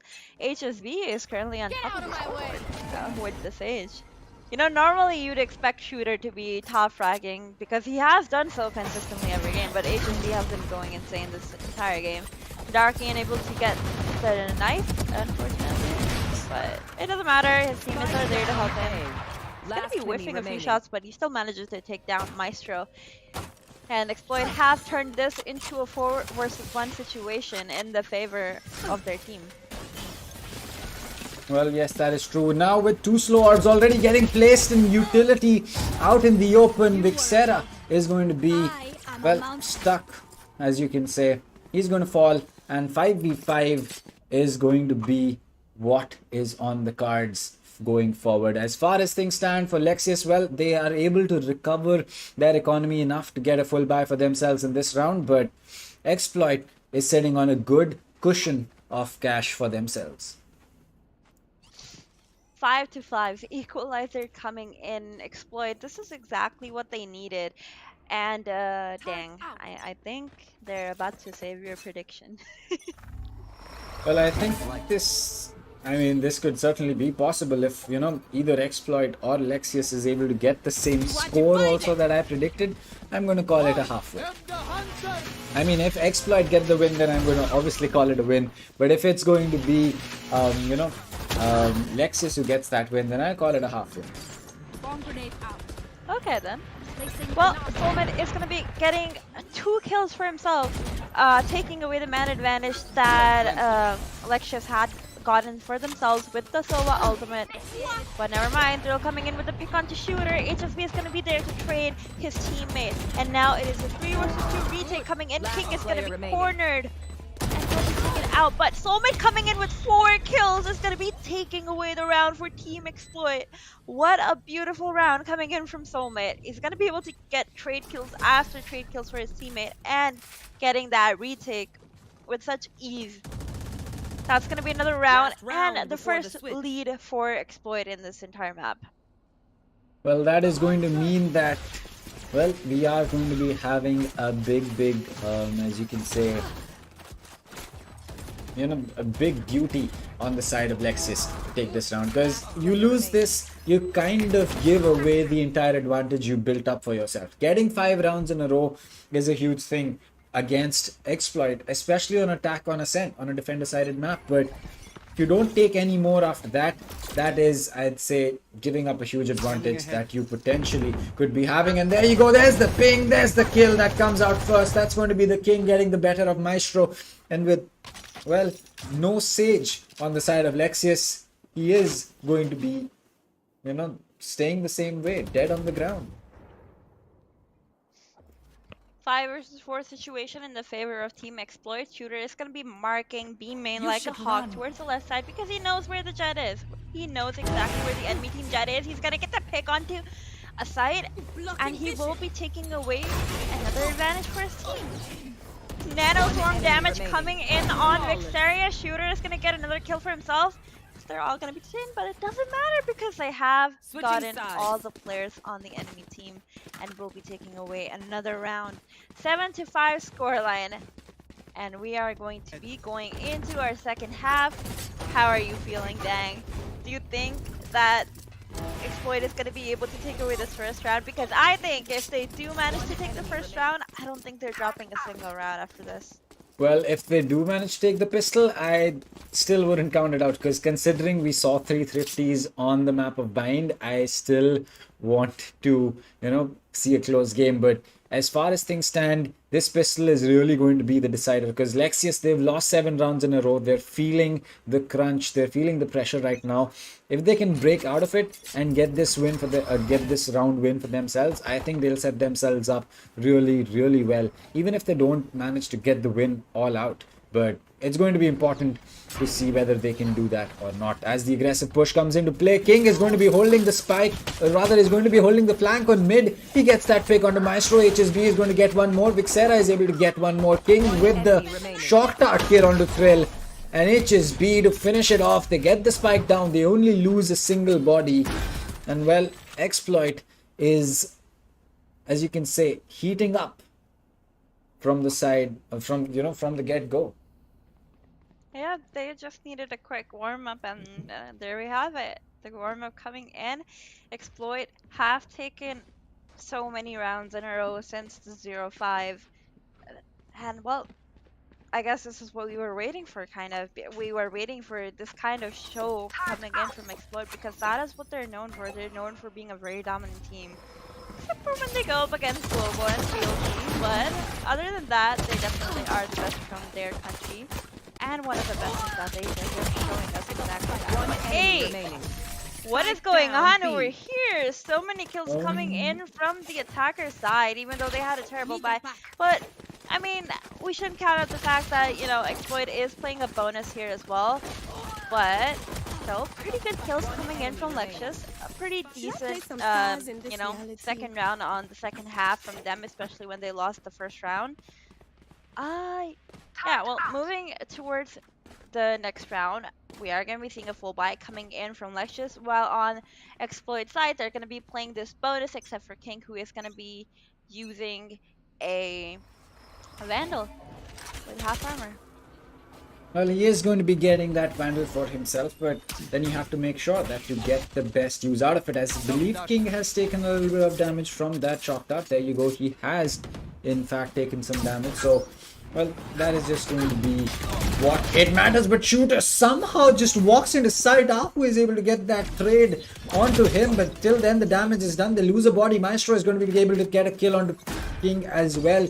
HSB holding on top of this wall. He might just be able to pick Maestro off, but it looks like he's not yet decided to come back to site. And there you go, a Nano Swarm going for Heaven, right under Heaven. That is going to mean that anyone walking down that, as you can say, wooden plank is going to be having some problems. But Ahu gets one. Maestro is able to get another one, and a City is going to be checking the corner behind the wall just to make sure that no sneaky plays exist. And well, that is going to mean that Maestro is going to be getting the final defuse. And one thing I want to ask you, Mythica, did you or not see this, but did Maestro end up using his ult except just in that one time that, you know, they rushed into B thinking that everyone suppressed and, well, HSB was standing on top of the wall? I think he did, actually, yeah. That was the only round, or were there another? I think it was the only round. I don't think I've seen the KO ult coming in much. I think I only saw it one round. I didn't really see it in the other rounds. But, well, moving into the current round that we have here, Lexious are going to be able to win that round, but are they going to win this one is the bigger question, because right now Exploit, they have full weaponry. Unlike the last round, it was their bonus, but right now the weapons are equal for both teams. 9-6 is the scoreline currently in the favor of Exploit, and if they win this, they're going to be breaking up the economy on the defending side. So it's going to be hard for Lexious if they manage to somehow lose this round.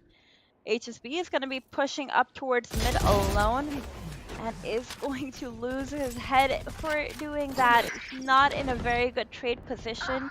Darky is going to be towards top mid. King coming in with the pick onto a side, taking away some of the advantage that Lexious had. Shooter is going to be rotating from B main towards mid to help his teammates out, because I think they've realized and they've figured out that there's no point to going up anywhere alone. They are not invincible and they need their teammates to be there to help or get trade kills. The KO knife is going to come in towards mid and get the information that Lexious need. They're playing a 2-2 setup because they know that they have the advantage and they should just be playing numbers right now. They should be playing together. And I like this. I like what I'm seeing from Lexious. Shooter is going to be walking up, but he's going to get that pick onto Maestro. He will be dashing out as well. And now, I don't know if they are expecting Thrill to be under Heaven. This could be disastrous if anyone tries to go for it. Oh my god. Well, the spike plant, regardless of that situation, is still going to come in. Thrill will be taken down. Shooter has turned this into a 2 versus 2 situation. Exploit, they currently are at the advantage as they have the spike plant already. And it is Lexious that needs to be worried as they're going to be going for this retake. Shooter gets one, gets the second kill. Never mind, it's not going to be his kill. It's going to go to Darky. He will, regardless, get 3 kills for himself in this round. And Darky getting that final one to clean things up, taking away the round for Exploit. It seemed like this might have been a round. This could have been the round for Lexious, but you know, Exploit just completely turned it around and took it away from them, literally snatching it out of their hands. Well, that is going to be a very important round for the side of Lexus that they're going to end up losing, because as you said, they lose this round, the economy on their side is going to be broken, and well, that is exactly what just happened. Their economy is going to be broken, and which is why they're going to be going in for those aggressive pushes that, well, we have seen. As Shooter and the King are going to be picking up 2 kills for themselves, but the Classic does dink King, but he does not fall, as Thrill is going to lose his life to the Vandal. Well, he only had a Classic, so honestly, no damage done, but HSB is able to get another pick for himself. And well, with Vixera being the only one surviving, I think a kill or 2 from the Ghost that he has in his hand should be good enough to call it a good eco for himself. Should be. And Shooter will be getting that last kill onto Vixaria, taking away another round for Exploit. Good kills coming in from Team Exploit. They kind of have explosive gameplay right now. They are just like, you know, just bursting into these places and getting these kills, and that's working out really well for them right now. I don't think sorry, I was about to say Vixaria, but I don't think Lexious are expecting this from them at the moment. I think they're just not prepared to handle the aggression that is coming in from Exploit. When they just, you know, just pushing in together, that's really what makes Exploit so strong, and that is definitely something that they should be using every round for themselves. Unlike before, when they did go for like this one versus one or like 1v2s, those just weren't working out, but this definitely is. Shooter has been pushed up towards mid. Killjoy ult coming in from Exploit. Vixaria is going to be using his shock dart to try and get it, but he won't be able to.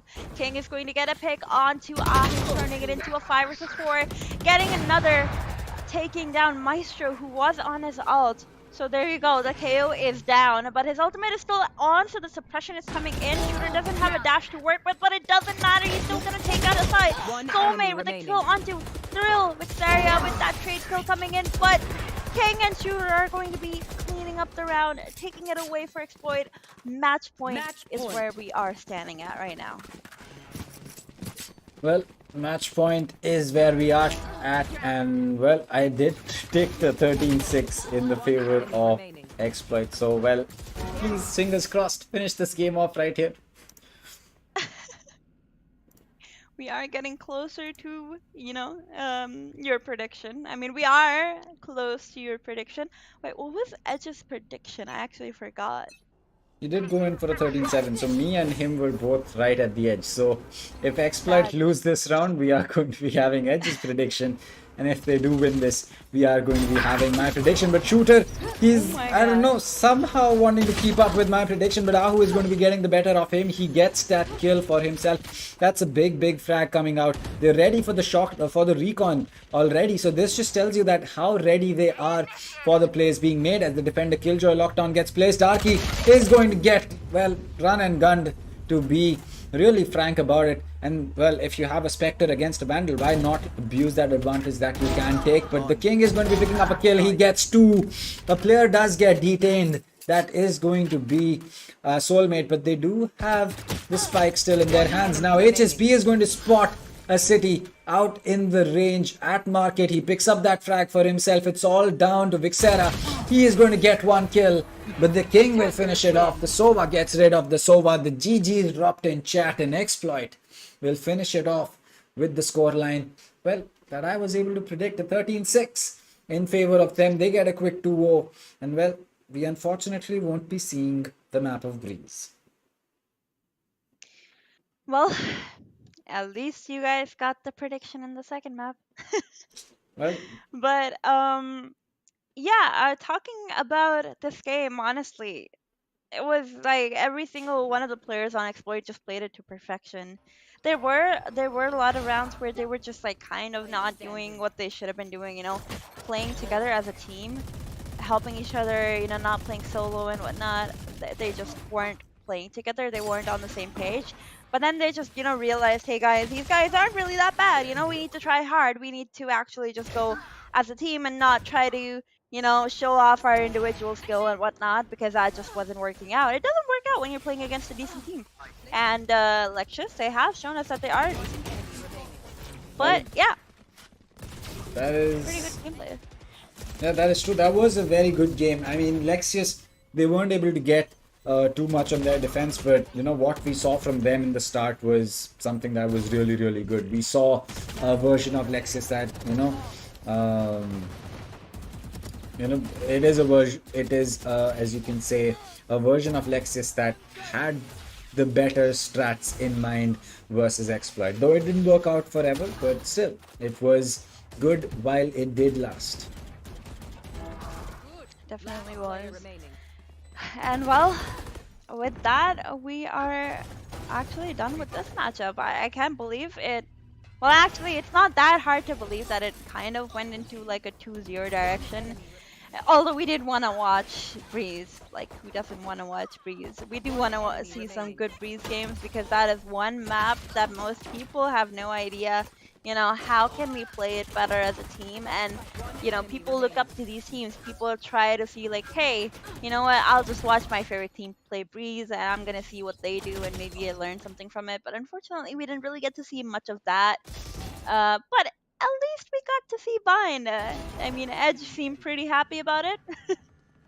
Well, Edge does seem a little, I believe Edge is not going to be the happiest though, because, well, the prediction didn't come out right, but yes, he did get to see Bind, so, well, um, at least you can say that, he got some part of the pie that he had asked for. Enemy remaining.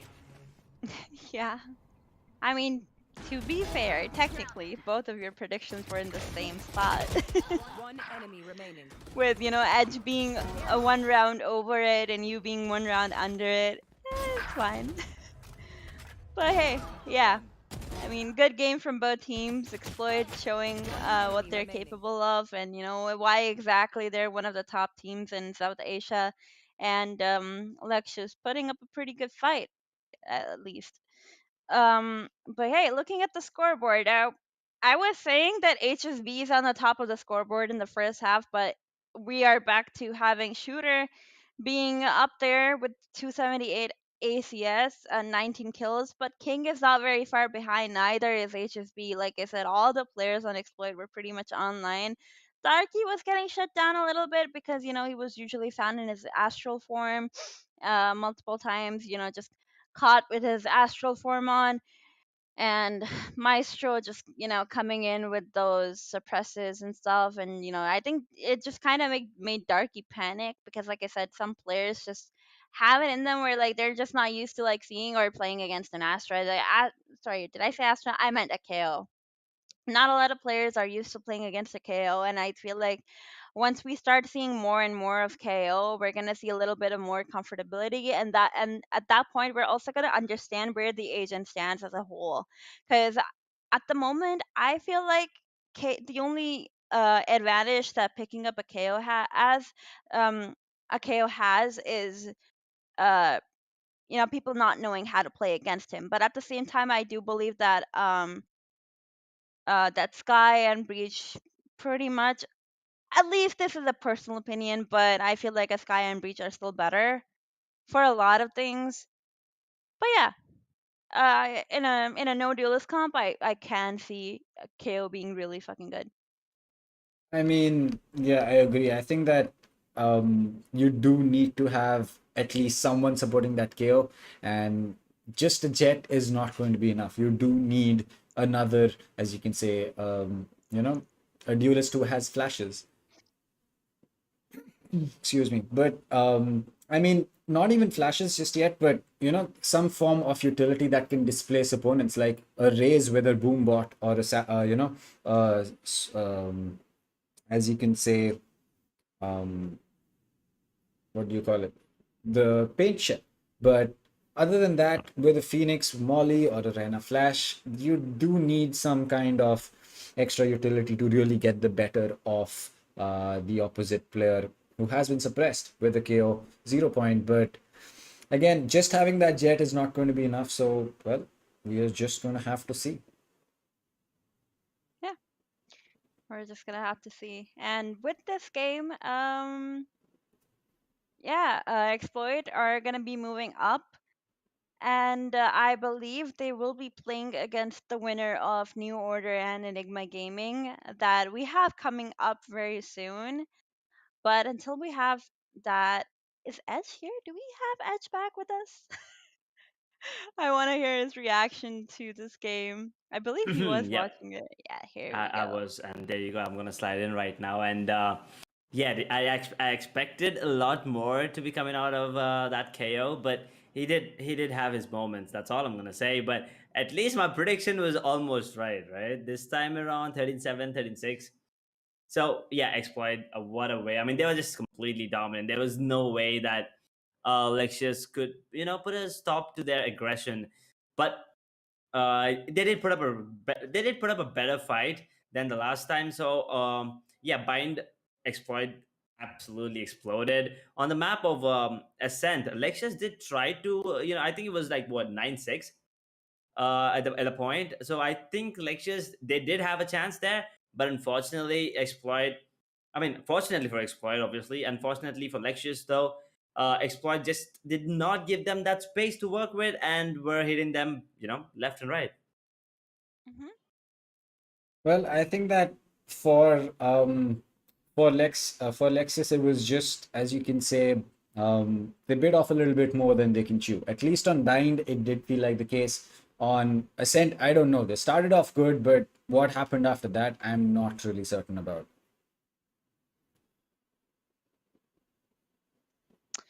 Well, I don't know. I think they just weren't ready, like she said, I think they were pretty confident going into the match, but after a while, Exploit just kind of woke up. In the beginning, Exploit did have like a few issues, but they just woke up completely after those 5 rounds that they lost. Um, but it was a pretty good effort from Lexus. They did pretty well in like the first 5 rounds, and they did pretty well. I mean, for the pistol round as well in the second half. But Exploit was kind of expected to win there because they are actually one of the top teams, of course, for a reason. But and Lexus, they come as the underdogs here. But regardless of that, they are some of the few teams that actually managed to take like a few maps off of Exploit, other than just being VLT and Global and the others. I mean, they still put up a pretty good fight. I have to like give them props for that.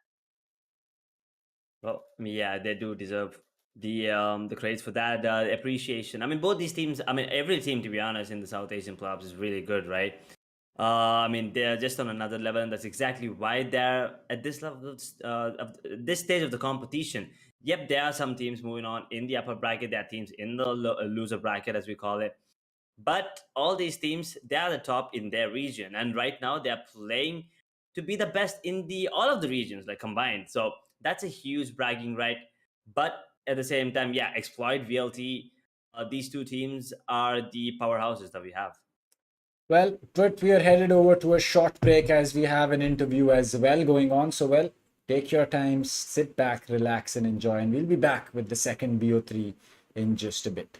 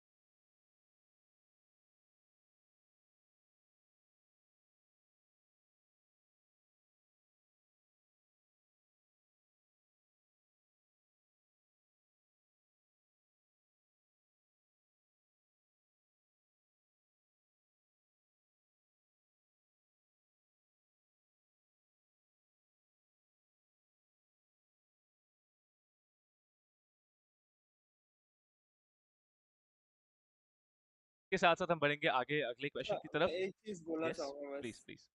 अगर मुझे कभी chance मिला India आने का तो I'll be going to go for sure. मतलब hands down, no questions, I'll be going to go for sure. Well मेरे यहाँ से ज्यादा दूर नहीं है, 1000 किलोमीटर दूर है. आप भी आ जाइए, हम भी आ जाएंगे, करेंगे मजे एंड मस्ती, तो पार्टी तो चलती रहेगी. बट लेट्स मूव ऑन अगले क्वेश्चन की तरफ. सो अगला जो सवाल है वो ये रहने वाला है.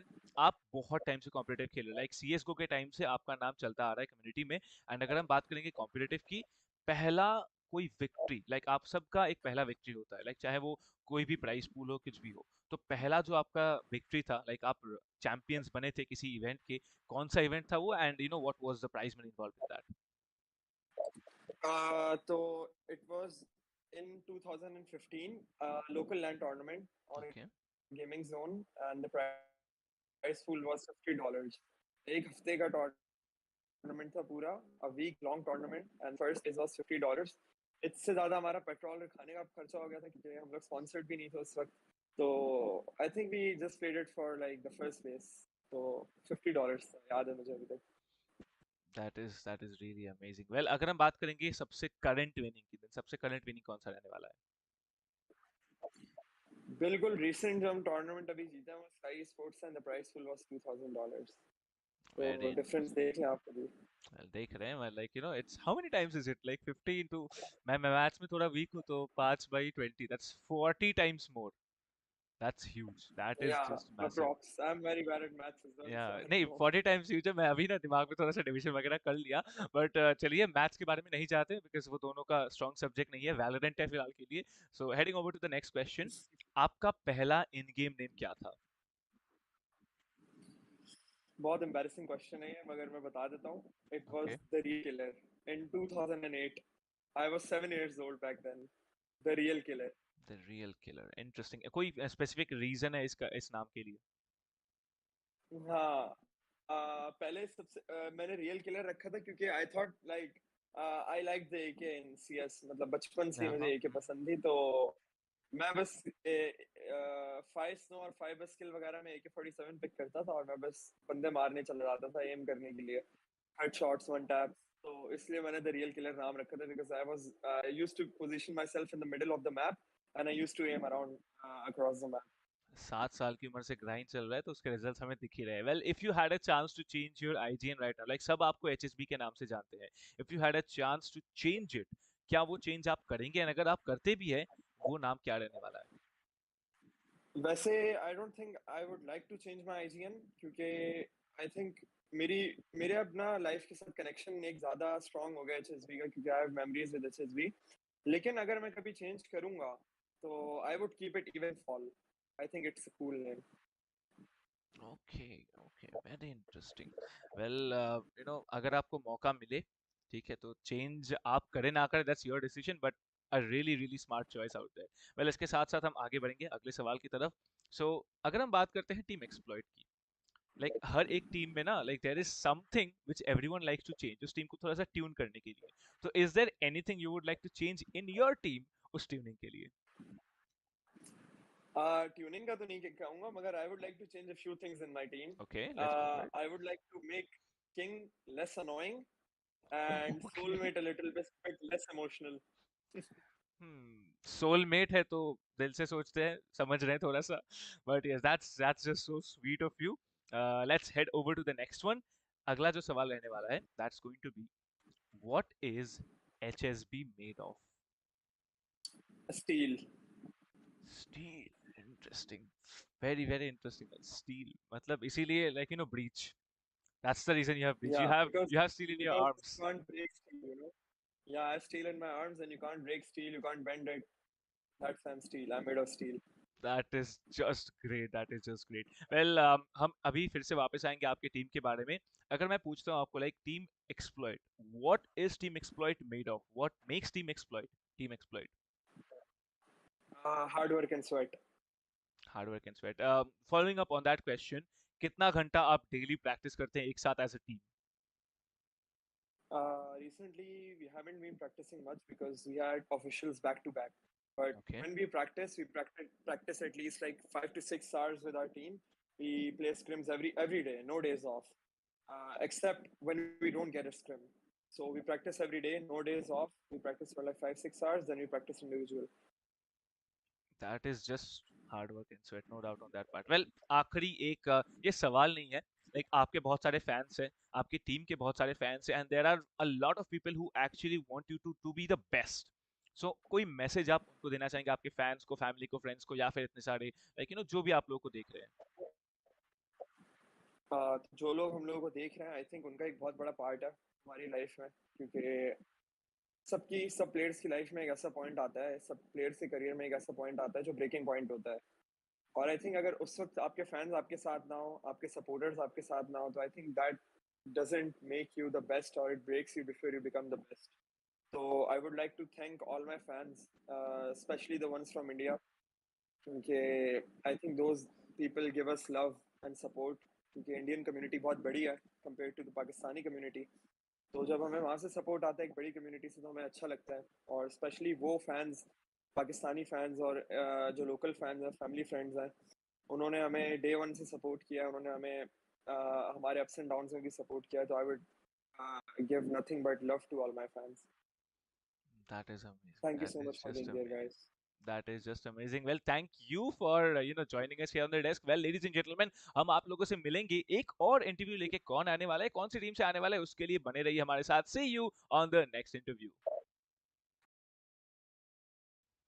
लेडीज एंड जेंटलमैन, स्वागत है आप सबका। वेल, आज हम इंटरव्यू लेके वापस आ चुके हैं। मेरा नाम तो आप लोगों को पता है, लेकिन इंट्रोड्यूस करवाना चाहेंगे एक ऐसे खूंखार मॉन्स्टर से जो खेलते हैं एनिग्मा गेमिंग की तरफ से। It's none other than Rofuel, the man behind the jet, the man behind the operator. How are you doing today?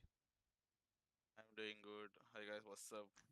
I think सब दर्शक भी एक्साइटेड थे जानने के लिए कि कौन है वो रॉफ्यूल एक्चुअली, कैसे खेलते हैं वो सब जानने के लिए तो एक्साइटेड रहेंगे। तो सीधा हम बढ़ेंगे क्वेश्चन आंसर्स की तरफ। वेल, ये एंटायर साउथ एशियन रीजन के लिए आप कह सकते हैं लोग आपको जानेंगे। तो आप अपना जो इंट्रोडक्शन है, who you are, where you are from, उसके साथ साथ हम चालू करेंगे। So Rawfuel. Hi guys, my name is Akram and also known as Rauful in the gaming community, and I am from Goa. Alright, so you are from Goa. यार, गोवा जाने का Yeah. बहुत मन है बट जा नहीं पा रहे हैं। चलेंगे, देखते हैं कब निकलते हैं। So okay, let's head over to the next question. So talking Yeah. About Enigma gaming, हमने देखा है you have lost matches, you have considered, but when it mattered आप लोगों ने परफॉर्मेंस दिखाया है।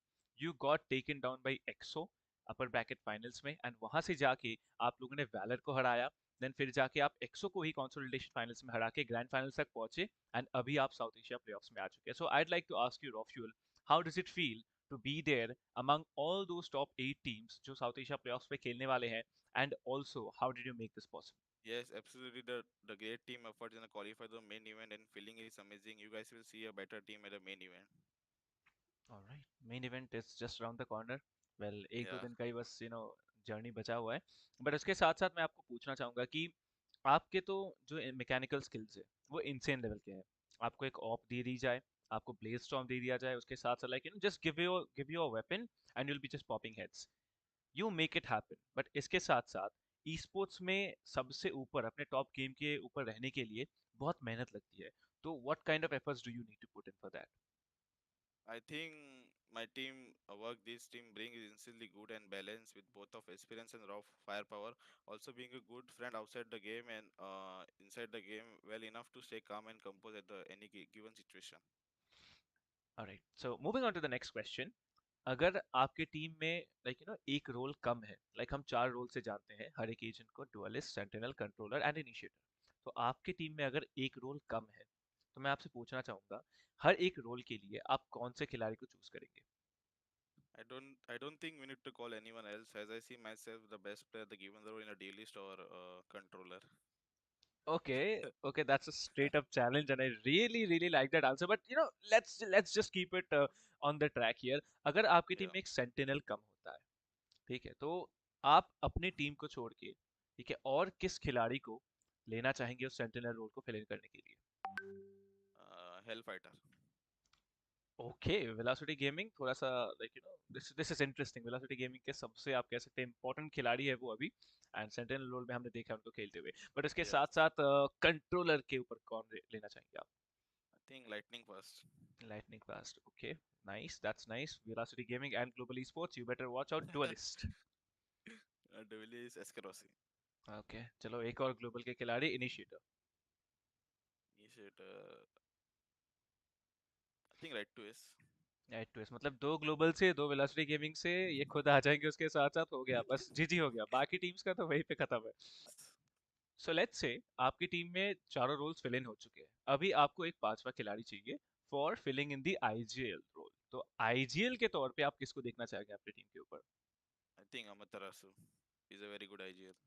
The man with the experience very interesting pick well next सवाल की तरफ हम सीधा आगे बढ़ेंगे एंड नेक्स्ट सवाल ऐसा रहने वाला है I am gonna tell you the name of one particular country and you have to tell me what hits your head first कौन सा पहला फैक्टर है जो आपको लाइक उस कंट्री की याद दिलाता है लेट्स से मैं अगर बात करता हूँ इंडिया की देन इंडिया में तो बहुत सारी चीजें हैं उसके साथ साथ जो पहला चीज थिंग है लाइक लेट्स से मेरे को इंडिया के बारे में सबसे जो अच्छा लगता है that's the people of India ठीक है सो ऐसे ही करके आपके मन में पहला जो ख्याल आता है उस कंट्री के बारे में let's say about e sports और may be about the culture heritage जो भी है तो सबसे पहला जो कंट्री आने वाला है what do you like about Pakistan The Pakistan foods, very amazing. Very amazing right on Yeah. Point Bangladesh The people of Bangladesh are nice. Right Sri Lanka Hikalt. cult okay okay okay nice one over there Maldives Holidays. Maldives and holidays are like best friends Nepal Yeah. Mountains. Mountains I think mount Everest चढ़ना है मेरे को भी जाना है देखते हैं कभी जा पाते हैं कि नहीं talking about Bhutan Culture.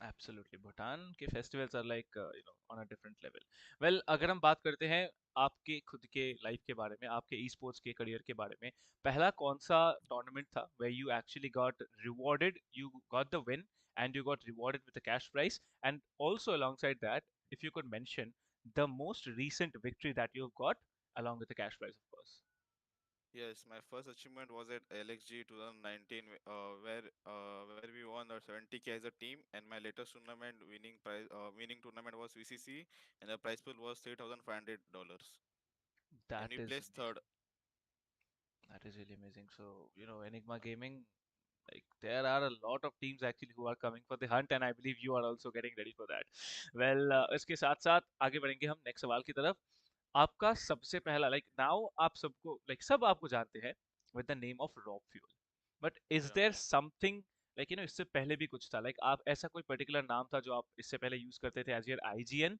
And if you get a chance to change now from raw fuel to any other name you want what would it be My first agent was SFO, and the name was taken from the Dota 2 hero called Shadowfield. And I was so amazed that I just added a wow into it. And I don't see myself changing a name to entire community know me as a raw fuel. And I like to keep continuing with it. so raw fuel is basically like raw and fuel right is it a mixture of that Yeah. that's interesting. So you pour the raw fuel and you can just start the engine and like say go and go. There's no stopping raw fuel there. Well, Yeah. इसके साथ साथ सीधा बढ़ेंगे अगले सवाल की तरफ. तो सच बताऊं तो you are now one of the best players in India and you are also playing from one of the best teams. तो इस मुकाम पर आने के लिए आपको बहुत ज्यादा मेहनत करनी पड़ी है. You had to go through a lot of struggles and challenges as well. So talking about challenges, I'd ask you what are your biggest strengths that have made you come to this point and just progress and success I am very grateful to my mom for supporting me throughout my journey. Without her support, I will not be able to achieve what I have done till now. okay that's so lovely and so Yeah. precious mom's love we all know how precious it is well let's head over to the next question if there was one chance you had to change something about your team let's say like let's keep it in a very tricky way of course if you had one chance to change something about your team what would that be I think I should go back to Oman as I am too good at a jet and Hikka's amazing sky flashes. Oh, Ikka's amazing sky flashes. I think I have spoken a lot about, raw fuel and Ikka's combination on Belong on Bind. That match Yeah. I remember, two of you, no one could actually come into B side. That was just massive. That was just insane level of, mechanical skills and definitely your comms. So talking about the next question. Let's say I'm gonna tell you the name of a single player, and I'm gonna ask you what is that person made about. Like for example, if I tell you, for example, let's take mine. If someone asks you that what is Captain Price made of, you can just answer Captain Price is made of casting and Maggie. So that's me. So now the question comes to you. What is Hikka made of? The Hikka made of Murli Dhawan and Lasik Malinga. Okay, interesting combination there. If I ask the same about yourself, what is raw fuel made of? The struggle and the grind. Oh man, that just touches here. That just touches here. Yeah. Well, let's head over to the penultimate question. And this is a very important question. बहुत लोगों को जानना होता है कि एक team कैसे शुरुआत होती है. How does a team function and how does it get stronger and stronger day by day? If I ask you, what makes Enigma Gaming, what is going to be your answer? We entered a evaluation with a new team, and we still managed to get in a top three. In a top three, and our organization main goal is to always stay on a top in any game we professionally take part in, and we have successfully managed to do as an Enigma, and we to continue to bring the out the best performance of our player for the year to come. Hashtag fear the Enigma. Hashtag fear the Enigma, no doubt on that. Like मैं देखता रहता हूँ, Yeah. Chat में भी चलता रहता है. तो यस, एनिग्मा से डरना चाहिए. क्यों डरना चाहिए वो तो आप ऑलरेडी गेम में दिखा चुके हैं. Well, let's Yes. से लाइक अभी जो आप यहाँ पे बैठे हुए मेरे साथ, ये बहुत लोग देखने वाले, ठीक है, बहुत ज्यादा लोग देखने वाले. साउथ एशिया के ओवरऑल 8 कंट्रीज देखेंगे, मे बी उससे ज्यादा, एक्चुअली उससे ज्यादा कंट्रीज में ये कह सकते हैं कि लाइक जानेंगे कि रॉ फ्यूल एक्चुअली है कौन. What is raw?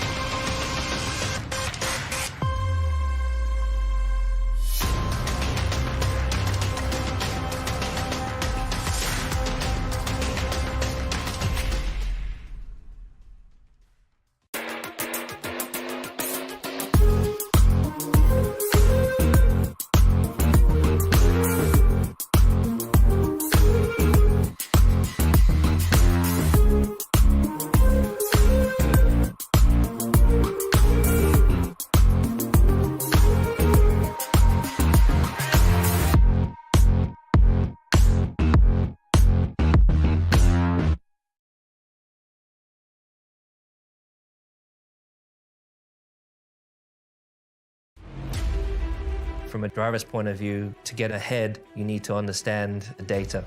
I have over 20 buttons on my steering wheel that have a direct link to how the car behaves. So I'm studying that in the background on computers all the time. I'm super grateful that we have AMD with us. It's a huge asset for us. When we come back into the garage, the car downloads and the data pops up on my screen. The faster we can get that, the faster I can analyze it and the faster I can get back out there.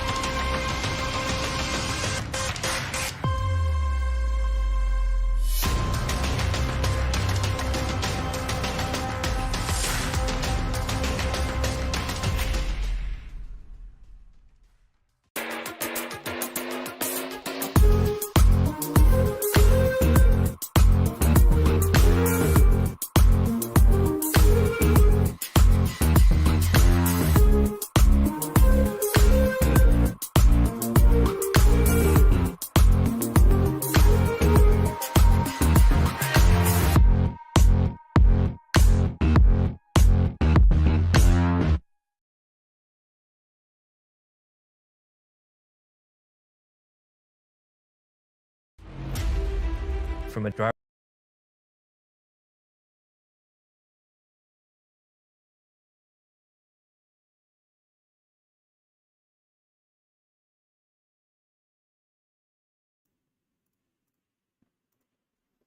So, welcome back, ladies and gentlemen. This is me, Dr. Dang. Along with me is going to be Mythica and Edge as we welcome you all to AMD Ryzen presents Skyesports Championship 3.0. Chroma as our gaming retail partner, Logitech as our gaming partner, and WD Black as our gaming storage partner. Facebook Gaming is going to be our partner for all of our streams. So, welcome to the stream. We've already seen the first best of three between Exploit and we saw Exploit taking that win very easily with a 2-0 win so against Lexious. So that was a very, very good game for at least all of the Exploit fans out there.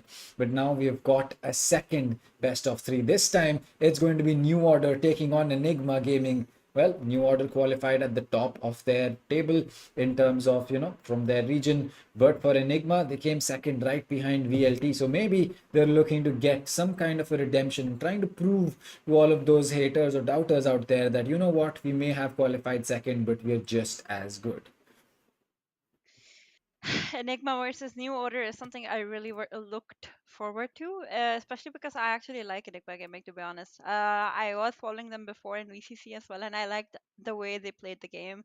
I think that they were like pretty set on like having, their players following the meta and stuff, as well as, having decent aim.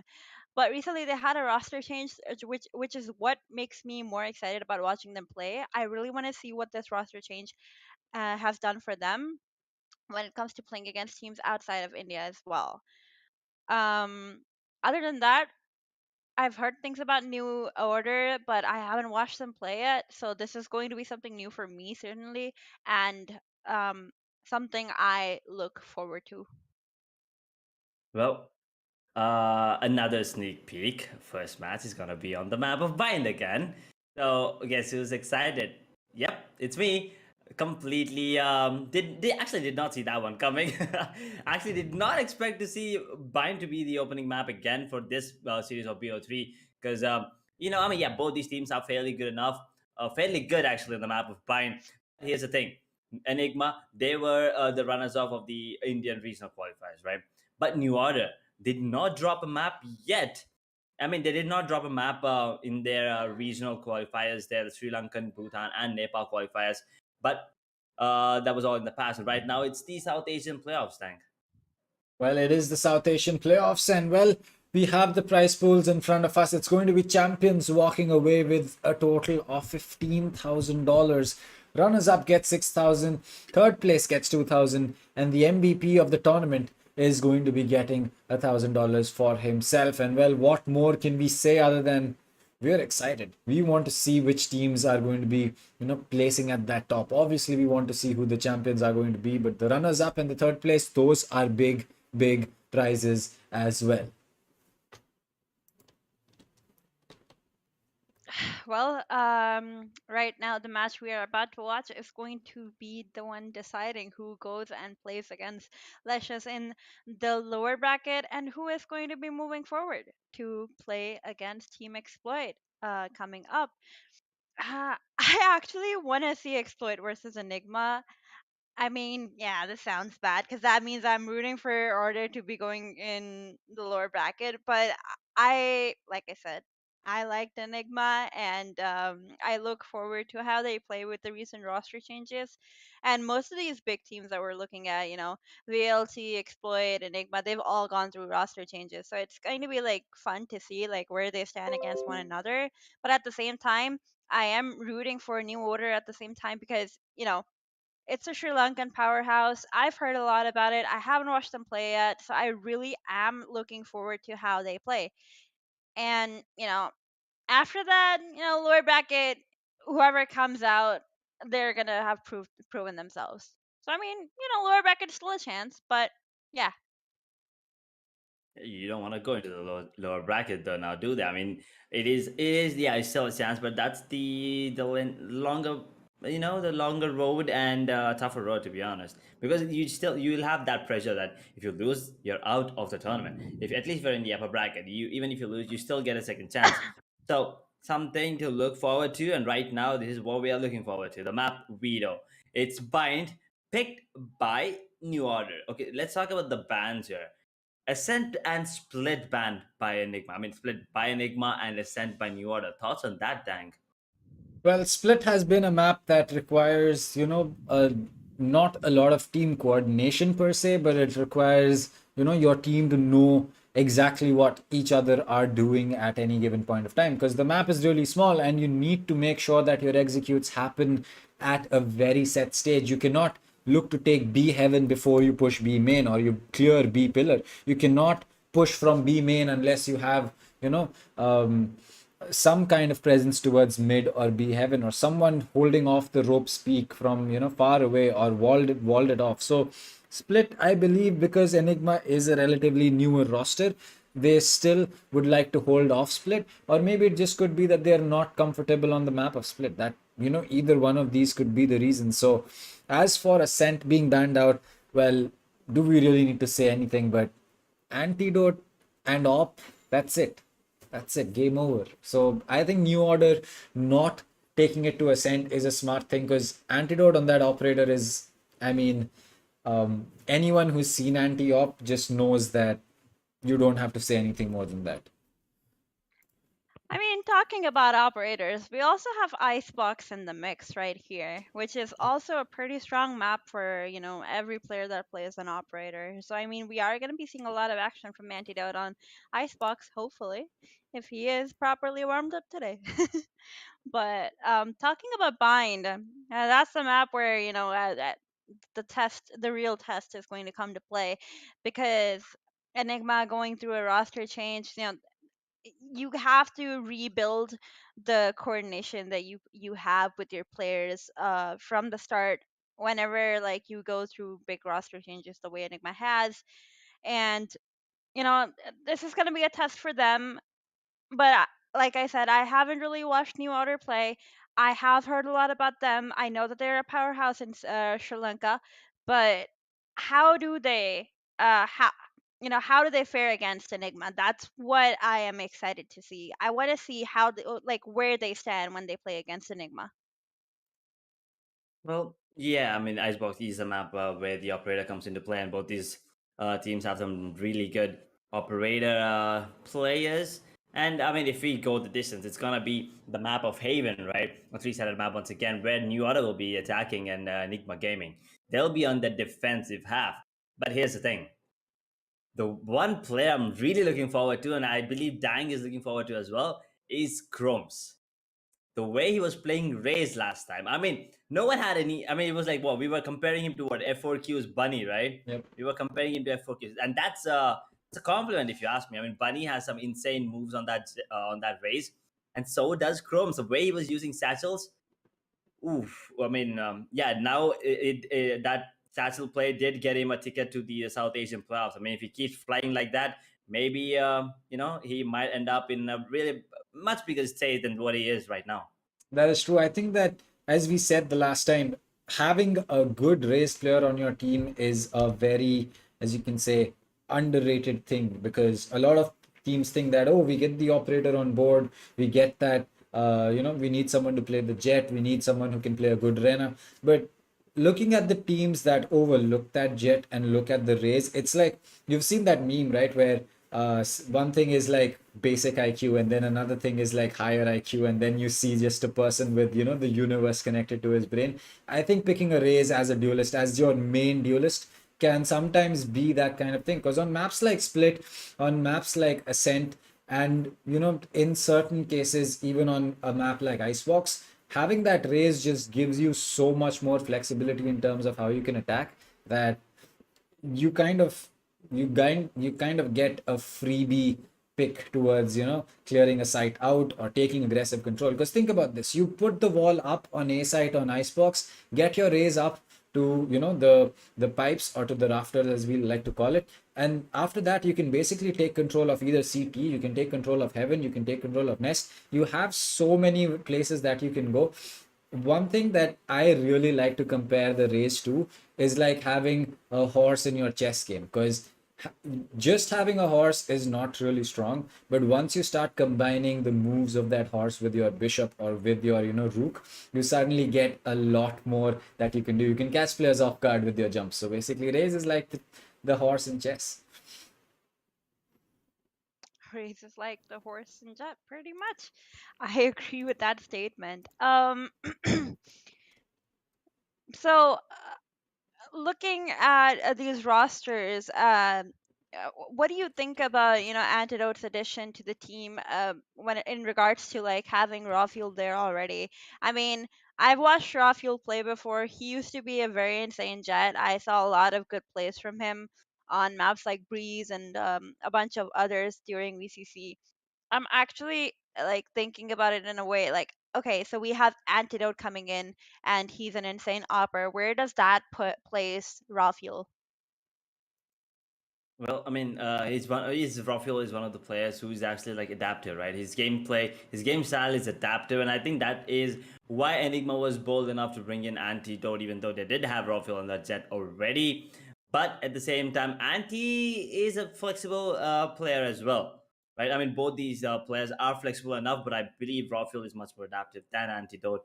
I mean, just because I've seen him play as well for a really long period of time now. I really love his plays as well, but at the same time his team, right? I mean, Antidote is the perfect, to be honest, perfect addition to the side of Enigma, just because of how the team plays. The entire team, it's psycho team, that's all I'm gonna say. I mean, if you take a look at VLT, you can kind of read into their gameplay after a while. Let's take another team like EXO. You can read into their gameplay. Exploit, yeah, after a while, yes. But sometimes what happens, I don't know who gives the calls. Enigma just goes rogue. It's hard to predict what they're gonna do, right? So Anti is perfect for that kind of gameplay because he's also a really psychotic person in the game. That's all I'm saying. Not in real life. In game, he makes some insane plays that is completely. I mean, they're gonna be. I mean, you're not gonna catch him off guard for sure, but he's gonna catch you off guard. Definitely. I mean, at least in one round out of those 24 rounds, he's gonna catch you off guard. And there's just no way you can predict where Rafael is gonna be, right? Most of the time, if you see Rafael is either in, let's say, third person entering the site, or he's some completely on the other side of the map, right? And then there's Rexy, Hika, and RVK. So I believe Anti is like the the perfect addition where Enigma is now moving up forward in that the leaderboard is, as I might say, on that regional best teams, I could call that, I guess. Well, that is going to be interesting because one thing that I really like about the side of Enigma is the fact that they have so many players who are extremely good on sheriffs and on ghosts. Now, this might seem like, oh, what do you mean by that? They're so good on sheriffs and ghosts. Well, think about it. On an eco round, one of the biggest things that you can do is destroy the economy of the other team because, well, you have already, you don't have the money to buy in. And if you don't have that, well, it is just going to mean that you have worse weapons. But if you have players like RVK who are absolutely insane on that sheriff, and let me tell you, I have first-hand experience of this because RVK came in to an unrated game that I was playing.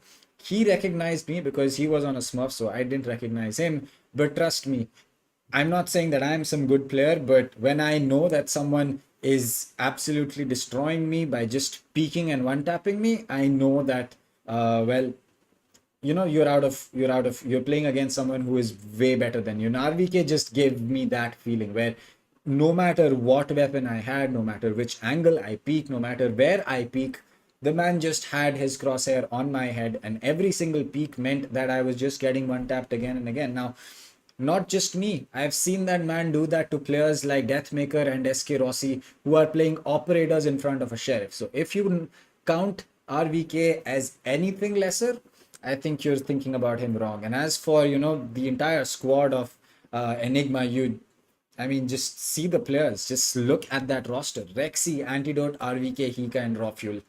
What is missing over there? I don't know.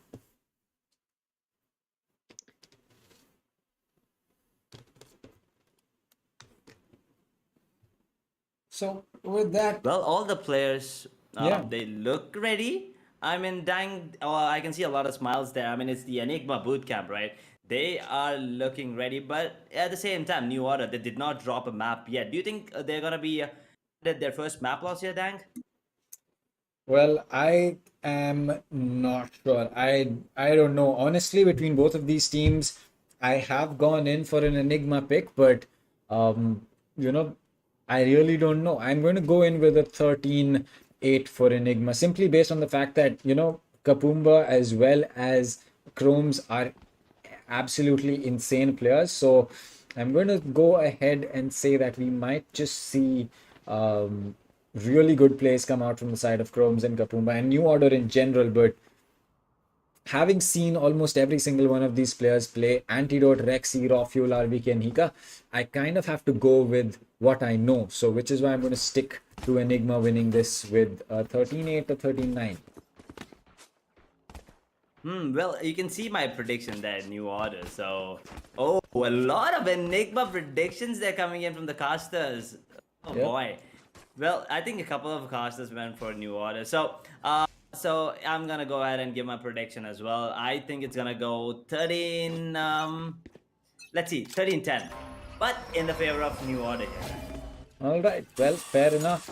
Can't blame anyone for having a choice of their own. But right now, it's going to be time to start the game off. Chat, you can quickly let us know who do you think is going to be winning this out. Patika, he's got his teammate right next to him. The Raze is ready to probably go in for that satchel. But Scrim is going to be picking up that first frag. And as the Alt Orb was about to be baited, Genshi is able to get that kill onto Hika. Frenzy, as well as a Ghost dropped, I believe.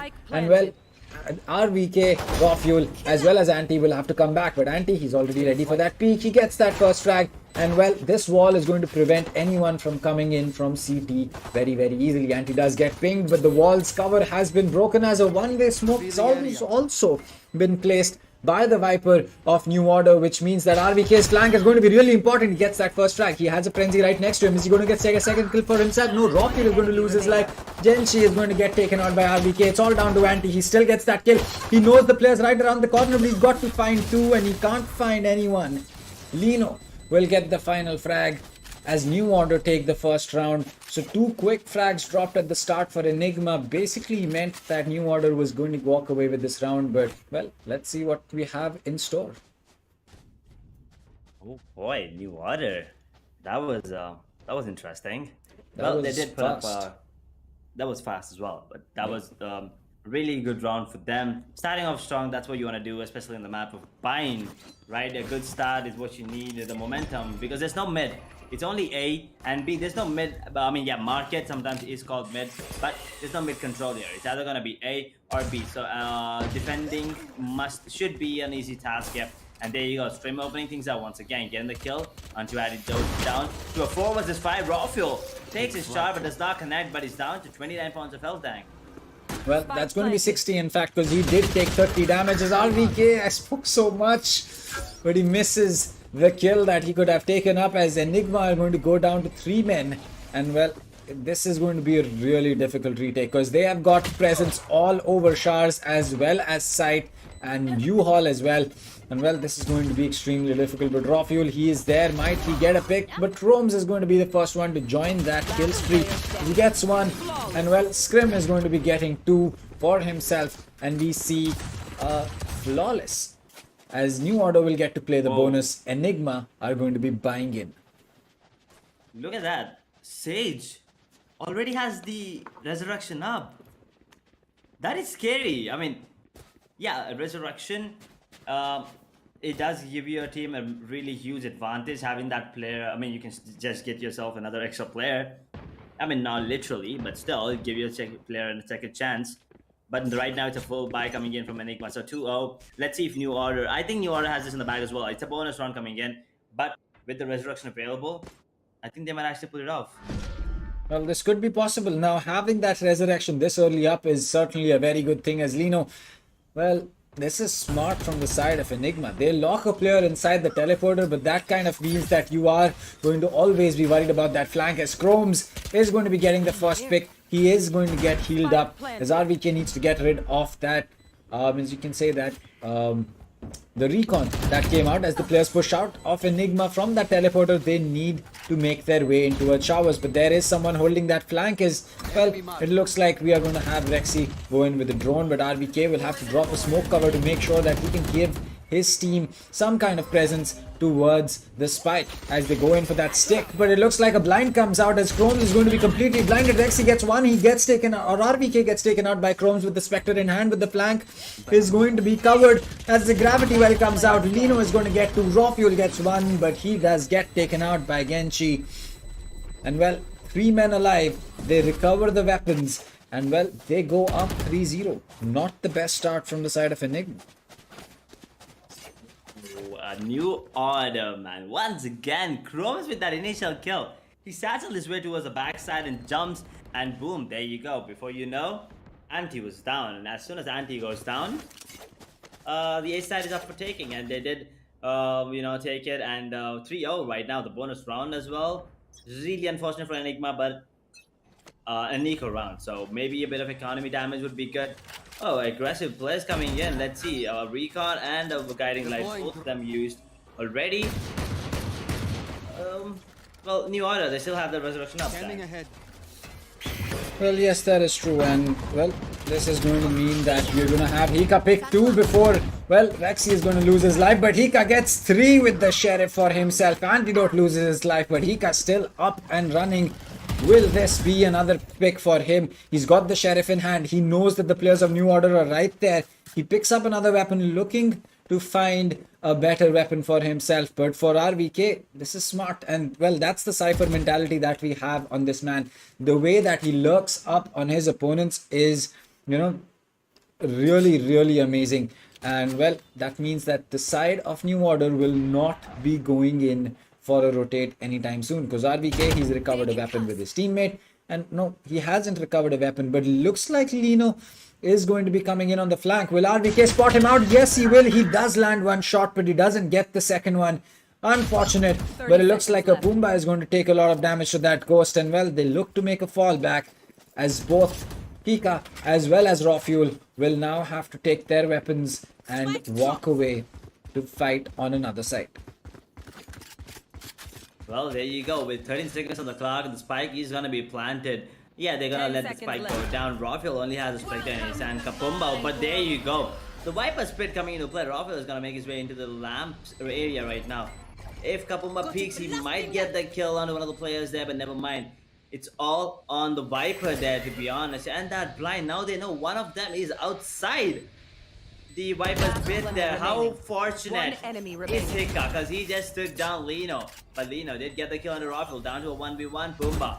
The shouldn't pick Hika with the ace. Well, that is insane coming in, considering it was a goddamn eco dang. Well, let me just point this out. Hika clutched, or rather ace clutched, against his own countrymen, because Hika is from Sri Lanka, and well, they're playing a Sri Lankan team, so that's just going to make it even sweeter, I guess. Well, yeah, but in game it doesn't really matter who it is, as long as you're against them. Yep, that's true. He's gonna take you down. He's gonna take you down. Doesn't really matter who it is. And Hika, what a beauty. And yeah, that's just that adding the fact that he is also a person from Sri Lanka, that he is from Sri Lanka, is just making things sweet for him. So he's gonna feel really good. That drone, he needs to dash away. Raw goes back, and that drone, I believe, has spotted a couple of players there. But oh, even if it did not, that recon definitely did. So Hika is in a really tough spot. He wants the cloud burst. He wants the cloud burst right now from Raw Fuel. But that slow is gonna make things harder right now. And Raw Fuel might get hit by the shock dart there. He's gonna take a shot. He missed. Okay. Really unfortunate. He misses another one. Oh my god. Raw Fuel. Maybe not the best of days with the operator for him right now.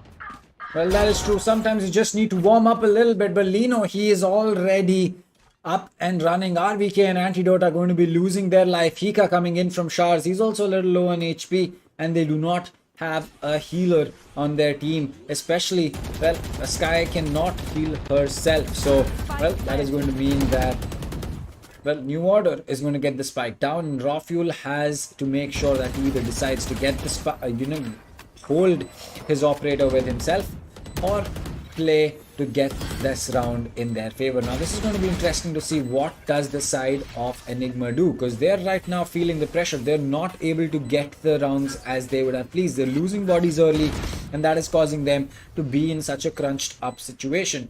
But I think they're going to figure it out sooner or later, as it looks like Rexy is going to get a kill for himself. They have the time on their side for a little bit longer before it finally is going to be too late. And there you go. As we see that circle, it is going to be time for them to look over, as Hika is going to lose his life to Kapumba. He only lands one shot, and well, that will be a round for New Order. Once again, New Order. Although they did lose a round that they were not supposed to lose, they did win the one that 4-1 with 3-round lead. And look at the economy. Yeah, Operator saved, a Vandal on Rexy saved as well. But apart from that, nothing really going for the side of Enigma right now. Only 2 weapons, and they kind of have to make it work. So it's all on Rockfield right now. He needs to get a couple of kills, but Lino, the positioning and timing from him couldn't have been better. Well, that is true. I think that the timing that Lino has is, going to be something that, well, you cannot just, build. You kind of just have it with you.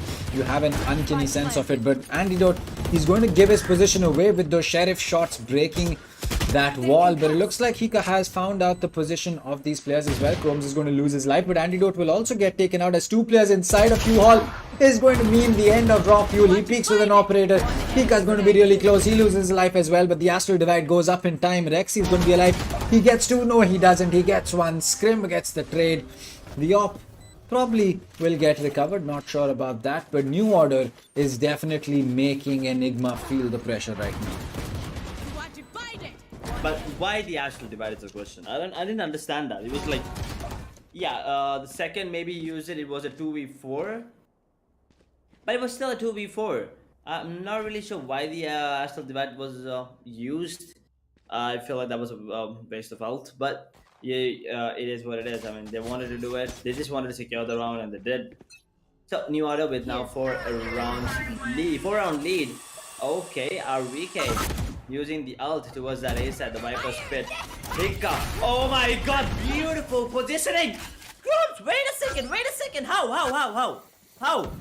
I think that was either a snake bite or a gravity well.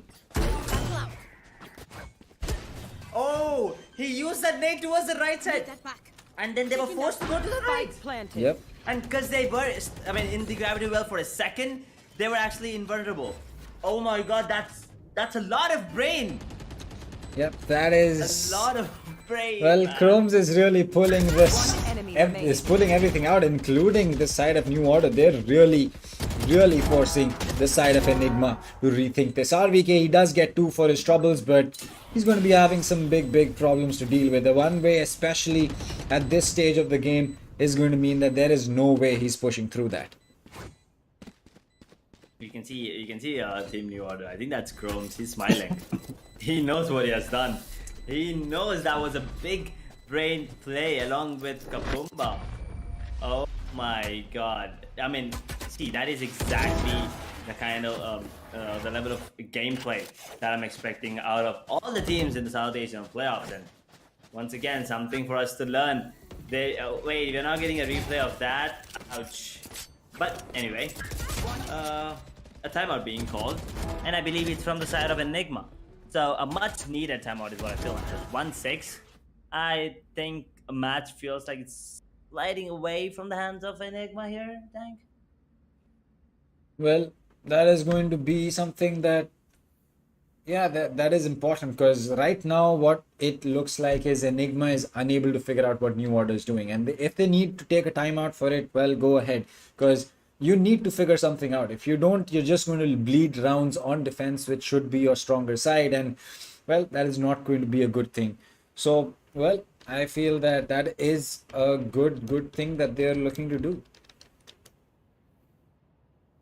Yep, there it is. I mean, they kind of need to get their minds straight, right? Yeah, they are down 5 rounds. They lost the rounds that they were not supposed to lose, but it's still not over. It's still I would say early in the game, not very early, but still early in the game. So a 5-round lead is not something that Enigma cannot do a comeback. Like a comeback is still on the card. It's not gone. The game is not gone for Enigma. Yeah, Rafael is struggling. He only has 1 kill right now, but everyone else is okay-ish, right? I mean, so if Rafael just gets a couple more kills, maybe it's something that will go up. But that requires his teammates to not give up. So, oh, wait a second. RVK is gonna get caught off guard. There you go, you know. But yeah, as I was saying, it requires his teammates not to give up.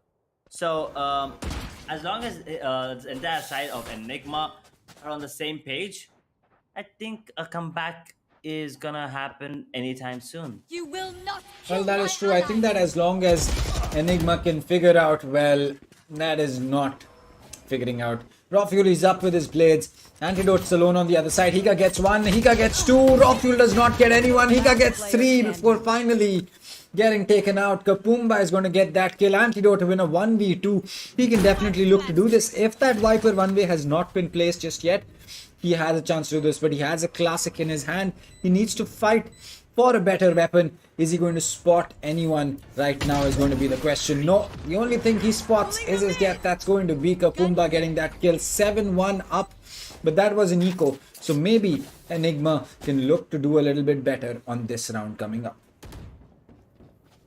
Ooh, that was really a good round coming in from Hika, especially. I mean, what the hell was that? I was out of words there for a second. He was just popping ads with the sheriff there. Yeah, Rafael did get himself a kill, I believe.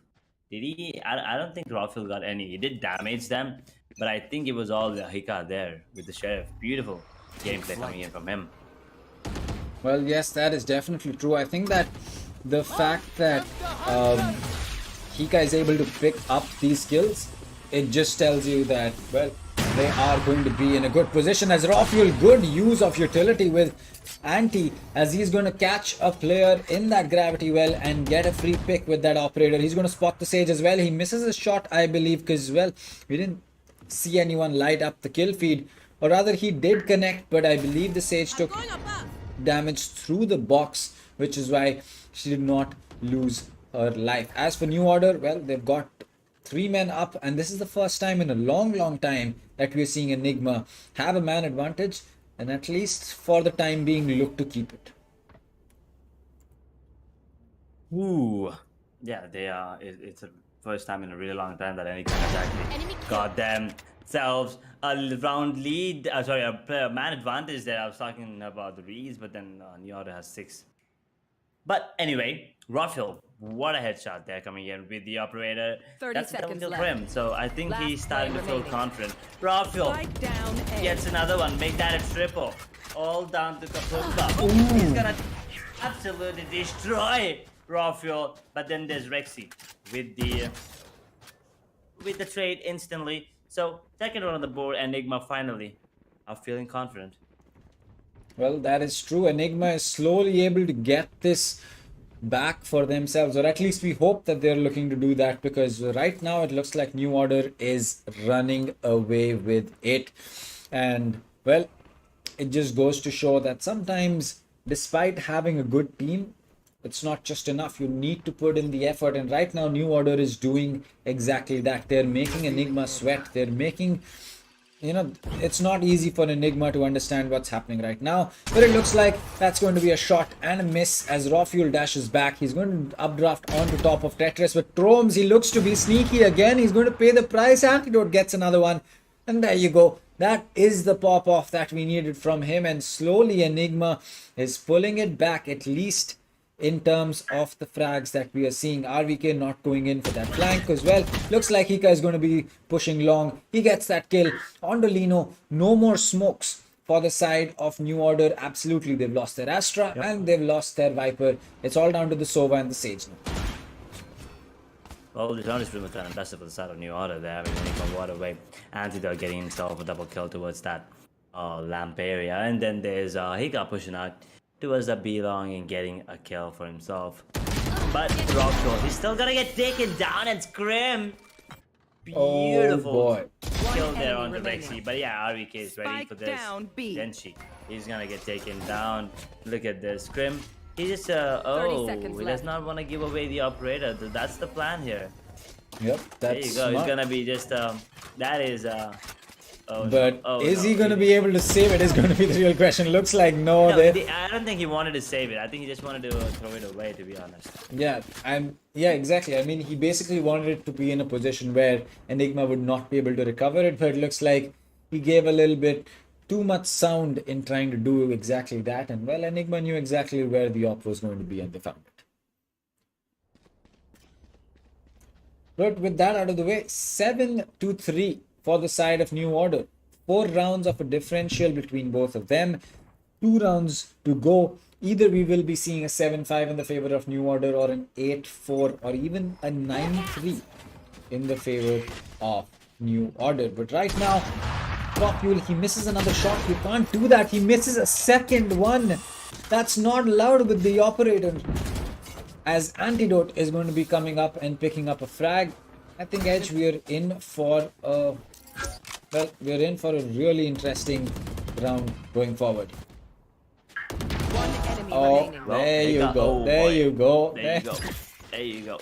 I mean, something popped, right? Something snapped, and Rexy gets himself a kill on the Kapumba as well. I mean, here's the thing. After that particular timeout, I Last think they were down round in the 1-6, half. right, Dank? Yep. And I think that timeout really helped them. And now Enigma, they are snapped. They got themselves 3 rounds while giving away 1 round to New Order.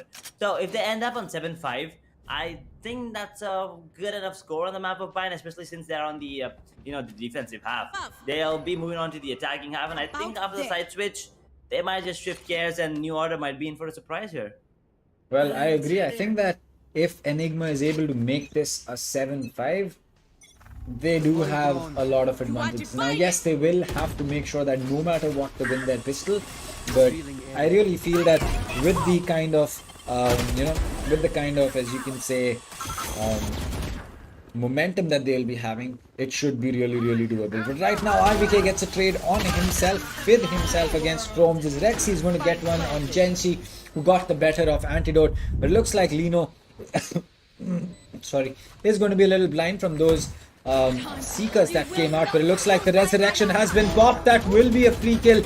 Scrim is going to lose his teammate. The Jet Dash comes through, but this time he's going to get taken out. It's all down to Rexy. Lino inside his ult, and well, Rexy is going to be at full HP. The spike is slowly ticking down. The slow orbs are going to be taking health as well as precious time away from Rexy, who needs to play for this stat. Is he going to spot the Sage? No, he will not. Scrim will get that kill. 8-4 in the favor of New Order is the first half. Switching sides. Ideal, not at all. But is a comeback possible? Yes, very, very possible. Well, there you go, the energy being drained, but they have their drinks ready, coffee, milk, water, whatever it is, and anything that gets you going, and they definitely need it. I mean, we see them, chewing on some food as well, maybe some protein bars and everything, because it's gonna be a long day for sure for them. I mean, I'm pretty sure they're practicing since the morning, for this particular matchup, because it's a huge one. Because if you win, you'll be moving on to the upper bracket, and if you lose, you'll be going down to the loser bracket, and you don't want that, right? I mean, New Order and Enigma Gaming, none of the teams want to go to the loser bracket. But right now, 8-4, the pistol round is gonna be an important round for both these teams here. Well, yes, that is definitely true. The pistol is going to decide the fate of both of these teams. As Chromes, he's going to spend all of his utility in just trying to make sure that, well, no one is going to be able to get the better of his Sage in hookah. But it looks like RVK is ready, and he has dropped a molly. Will that result in a frag for him? It looks like yes, it will. Genshi is going to be spotting the side of Raw Fuel. Chromes is still taking a gunfight, and Genshi gets 2 Raw Fuel as well as Hika Fall. The reload is pulled, and Genshi gets 3 for himself. Chromes get 1, and Kapumba is going to be getting 1 as well. New Order take the pistol against all odds, and they go up 9-4. What was that? I mean, Genshi was standing right there, right? He was just standing in the open with like pew, pew, pew, and then 3 headshots. New Order Man, did not expect. I mean, yeah, I did predict that New Order was gonna win, but at the same time, not this kind of a dominance coming in from them. The really insane gameplay, and especially the pistol rounds. Both the pistol rounds, I believe, went in the favor of New Order. So that's a 2-0 there, Dang. Well, that definitely is. And as far as things stand right now, we are going to be seeing, there's still an eco round coming in from the side of Enigma, and that is surprising because they only have sheriffs on them. Now, we've seen that Hika and Anti can land those shots, but at this stage, you're going to need a lot more firepower. Well, Scrim is going to lose his life to Hika with a frenzy, but it looks like as he pushes in, he's going to get caught off guard by Chromes. The two-man play being played by both of these teams is insane as RVK gets one. The wall goes up right at the correct time, because had it been a little later, well, it looks like he would have fallen to Genshi, who irreversibly does get that kill. And Chromes with a styled kill on Rexy with that satchel is going to mean that Genshi can clear it up. And 10-4 is the score that New Order go up with. 10-4. Enigma on the back foot. 6-round lead for the side of New Order. I mean, yeah, New Order, they're really looking good right now. But Enigma Gaming, they need to step things up ASAP, or else New Order might just walk away with the win on the map of Pine here. I mean, yes, it is a map pick of New Order. So, Enigma Gaming, they did not expect this for sure. I mean, we did not expect this. But there's a reason why New Order was undefeated in the regional qualifiers, and they're showing us exactly why they're the best in their region. And Scream once again opening things up, gets a kill on Rexy. Man advantage again, early man advantage, that is, into the round.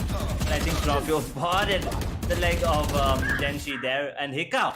Ooh, Sri Lankan dominance is all I'm gonna say, because the Sri Lankan team is dominating. The Sri Lankan player on the side of Enigma is dominating as well. Oh boy, Hika once again is on for the ace. I've got your trail. Can he get 2 aces in the same game? That's going to be something that we'll just have to wait and see. But if you ask me if it's possible, definitely it is. 2 players from New Order survived, and well, RVK, he's dropping those those snake bites to make sure that no one can push in. And as for the side of Scrim, well, he's trying to make a push. They do have the economy to make this push, but is it needed? Is it not needed? That's a separate issue. But it looks like a save is going to be really close. As RVK gets a kill for himself. Antidote to finish it off. No ace for Hika, but hey, that's a round, and that is all that Enigma care about right now. They need those rounds. They need to break the economy of New Order. And well, there should be an eco coming out. No, yep, this is going to be an eco coming out from the side of New Order. Not really sure how the eco is gonna come into play, because I'm not really sure how their economy is broken here, because they did win the first 2 rounds and it was supposed to be a bonus, but I think Scrim actually bought a Vandal in the 3rd round or the 2nd round, and he actually saved it to the 3rd one as well. So the economy right now is not looking good for New Order. So Nico is what it is. They need to take that drone down before it spots another player, and it does spot Genshi, and it's gonna get taken down. He's not gonna be happy about it, Tank. Well, that is certainly true. He's not going to be happy about it, but well, you've got to live with what you do. So far, so good for the side of New Order. Now, they've lost a player up early, but that is okay. That should not be too big of an issue for them, because well, they do have rounds to fall back to. Either you can have an economy to fall back to, or you can have the rounds to fall back to. Right now, New Order does not have the economy, but they do have the rounds. They definitely do have the rounds as of now, but they kind of have to take it as far as they can. That is what I feel like, because if Enigma, if they get the space that they need, a comeback will happen, and New Order will have no answers to that whatsoever, and Rex is gonna get taken down. Chromes, I think that's his 4th or 3rd kill with the paint shells there. But Chromes, he's opening things up again. Another paint shell. It was that Lamps area. Robin will take the lead, but Scrim's like a boom! Just one for the self, and RVK is the only one alive. He gets one beautiful shot on the Chromes. Right now, with only 20 seconds on the clock. Scrim is looking really good with the positioning that he has, but RVK is just too good with the Vandal and his positioning as well. But Scrim goes down, and 10 RVK, seconds left. he needs to get this quad kill. Otherwise, oh boy, perfect timing. Kapumba outplayed RVK there. I mean, oh my god, a thrifty round coming in. How the hell are New Order doing this? Where did everything go wrong? Well, this is going to mean that, well, I mean, I really don't understand how this is happening, but, well, Enigma is having a tough time. Their players are struggling, whether it could be a warm-up, whether it could be, the play style that New Order is bringing, but irrespective of whatever it is, you have to give it a New Order. That, well, Enigma did not expect such a play, but that was such a good escape from Raw Fuel. RVK is able to get a pick on the back of that showstopper, and well, New Order lose a player up early. Now, early man advantage this time for the side of Enigma once again. We'll wait a second. Russell took down Chromes as well. That's a star player down to a 3 versus 5, and that this round should go into the favor of Enigma Gaming, looking at how things are going right now. But you never know. We've seen the twists and turns in this particular game already in the first half, and now moving on to the second half as well. A lot of twists and turns here. But New Order, they need 2 more rounds to walk away with the map #1 win here. So yeah, they can actually take it really slow. They have 6-round lead. They kind of have to use that into their advantage rather than just giving away more rounds. But at the same time, why is Sky holding on to a Sheriff? Does he not have a weapon? I mean, there's a weapon drop, 2 weapons dropped actually from the side of New Order. They can just go back and pick it up, I believe, but that's not going to be the case because RVK is going to be taking that Kapumba. Now the only player on B is Viper. Reno. He's going to get absolutely destroyed because Antidote is on point with his aim. Well, yes, that is going to mean that only Genshi is going to be surviving. He gets one, but not too much more because Raw Fuel comes in, finishes it off. And well, we're going to be having a slow and steady comeback coming in from the side of this team. But again, it's not going to be anything good unless Enigma can stop New Order from getting match point. Because the second you get match point, that's it. You hit one you have one mistake and that is it. It's going to be the end for you on this map. So unless Enigma can reach at least 10 or 11 points before New Order is able to pick up match point, I think that it's going to be a little bit difficult for Enigma to really come back from this. But Genshi, he's holding with the Bucky. Will he get a kill over here? Yes, he will. That's a freebie. And well, Scrim is also going to get one, and to make matters worse, he's going to resurrect his teammate. Back up, the flash comes out, the recon is going to prevent the push from Hika as well. Genshi is going to be playing up close and personal in the smoke once again. Oh my god, this is so weird. Coming in and he dodges the Trailblazer. Okay, that was some insane movement coming in from Zim. Look at that. Lena is actually going to get taken down, but Reichi down to a 4 versus 3 once again. Still a man advantage for the side of New Order. But for how long is the question? There you go, the spike being planted. Antidote is in a good spot. Can he get one? Yes, sir, he can. Anti gets another one. He's on for the third, actually. But I think Genshi will go down nevertheless.